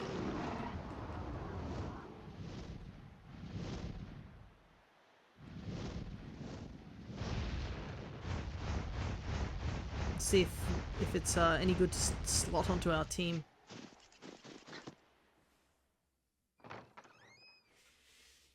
But I believe that's, yeah, that is all those eggs. The Pondry Hills still has quite a few that we're missing. But I think we have to progress through the story before that happens. But yeah, the ice area, we've pretty much cleared it.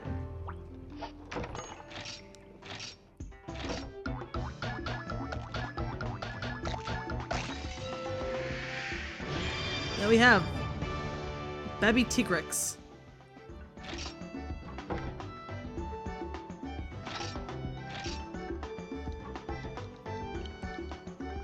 We're gonna call you Stripes.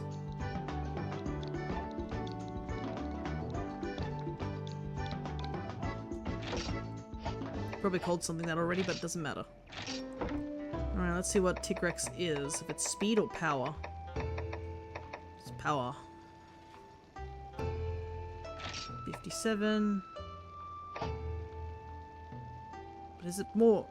I feel like Diablos is slightly stronger still. You do get the dash ability though, and Ivy Climb.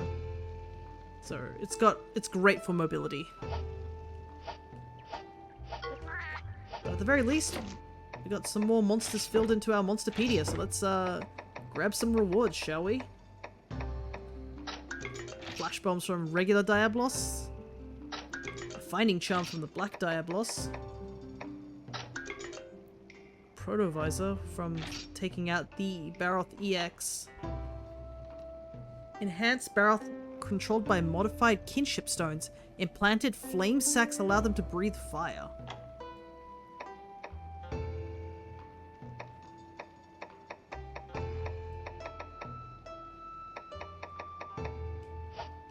And on the Monstie side of things, spicy worms for our Shrouded. Still haven't got Black Diablos yet. But we did get Tigrex. And technically we got a Rathalos through Ratha. Look at that! Our dex is filling up pretty quickly. So right now it's really 2 subspecies that we haven't fought and an Iodrome, which I don't think we've seen. And obviously the Nagakuga we saw earlier, but we haven't seen out in the field. But judging the fact that we're heading to a volcano next, we're most likely going to see Iodrome there because they're quite known to be in either swamp areas or volcano areas.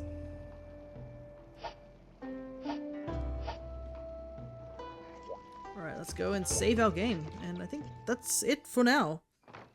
So time to wind up. So we made some really good progress today. We got a good chunk of side quests done. We probably could even fill in a couple more of those clothing ones, but I think what I might do is save some of the money and try and go for some of the higher quality armors. I might also just start picking up armors off stream, because you guys don't need to see me making armors unless it's related to a side quest. Because, I mean, you're not going to really see anything. It's just going to be me grinding monsters to get materials if I need to, and then the money grind, which is huge. But since we've made more progress in the game, we should be starting to get more money, so a lot of those lower leveled ones we should be able to get our hands on. But at the very least, we now have a full party of 6. And before you ask, I do not believe you can take Ratha out of the party at all. That's why he is the 6th slot. All the other 5 Monsties can be mixed around. So Ratha is an odd case because he is decently strong. He'll get you through story mode, but once you get to post-game, he does drop off really fast. The benefit he also has is, as you can see here, he has every single gene pool opened. So theoretically, you can immediately shove as many genes as you want to make him stronger. And he also obviously has the kinship Soul Large.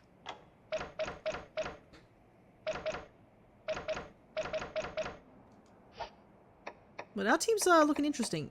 Diablos is going to be on the team just for a little while. I probably only have him there for power base, but we'll see in the future if we get anything more stronger.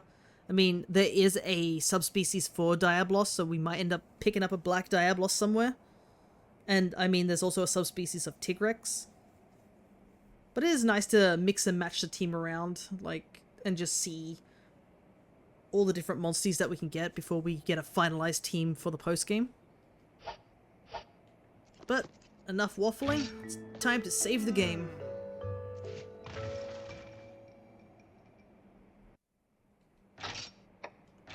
My goodness, what level were we when we started today? Was it 19? We've jumped like 6 whole levels today. Crazy. Speaking of Pokemon things showing up, yeah, this weekend we'll be starting our new series, which is going to be Pokemon Omega... Omega? What am I talking about? Ultra. There we go. That's why it sounded weird. I was stuck on Omega Ruby because that's what we did last time. We're doing our Monograss run in Ultra Moon. So we're going to be starting that game. I haven't decided whether I'm going to skip the cutscene at the beginning of the game. I mean, it's like, what, 2 minutes or something like that.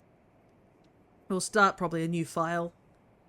I assume it's the same volume as our Omega Ruby playthrough, so we won't have to adjust the volume too much on there.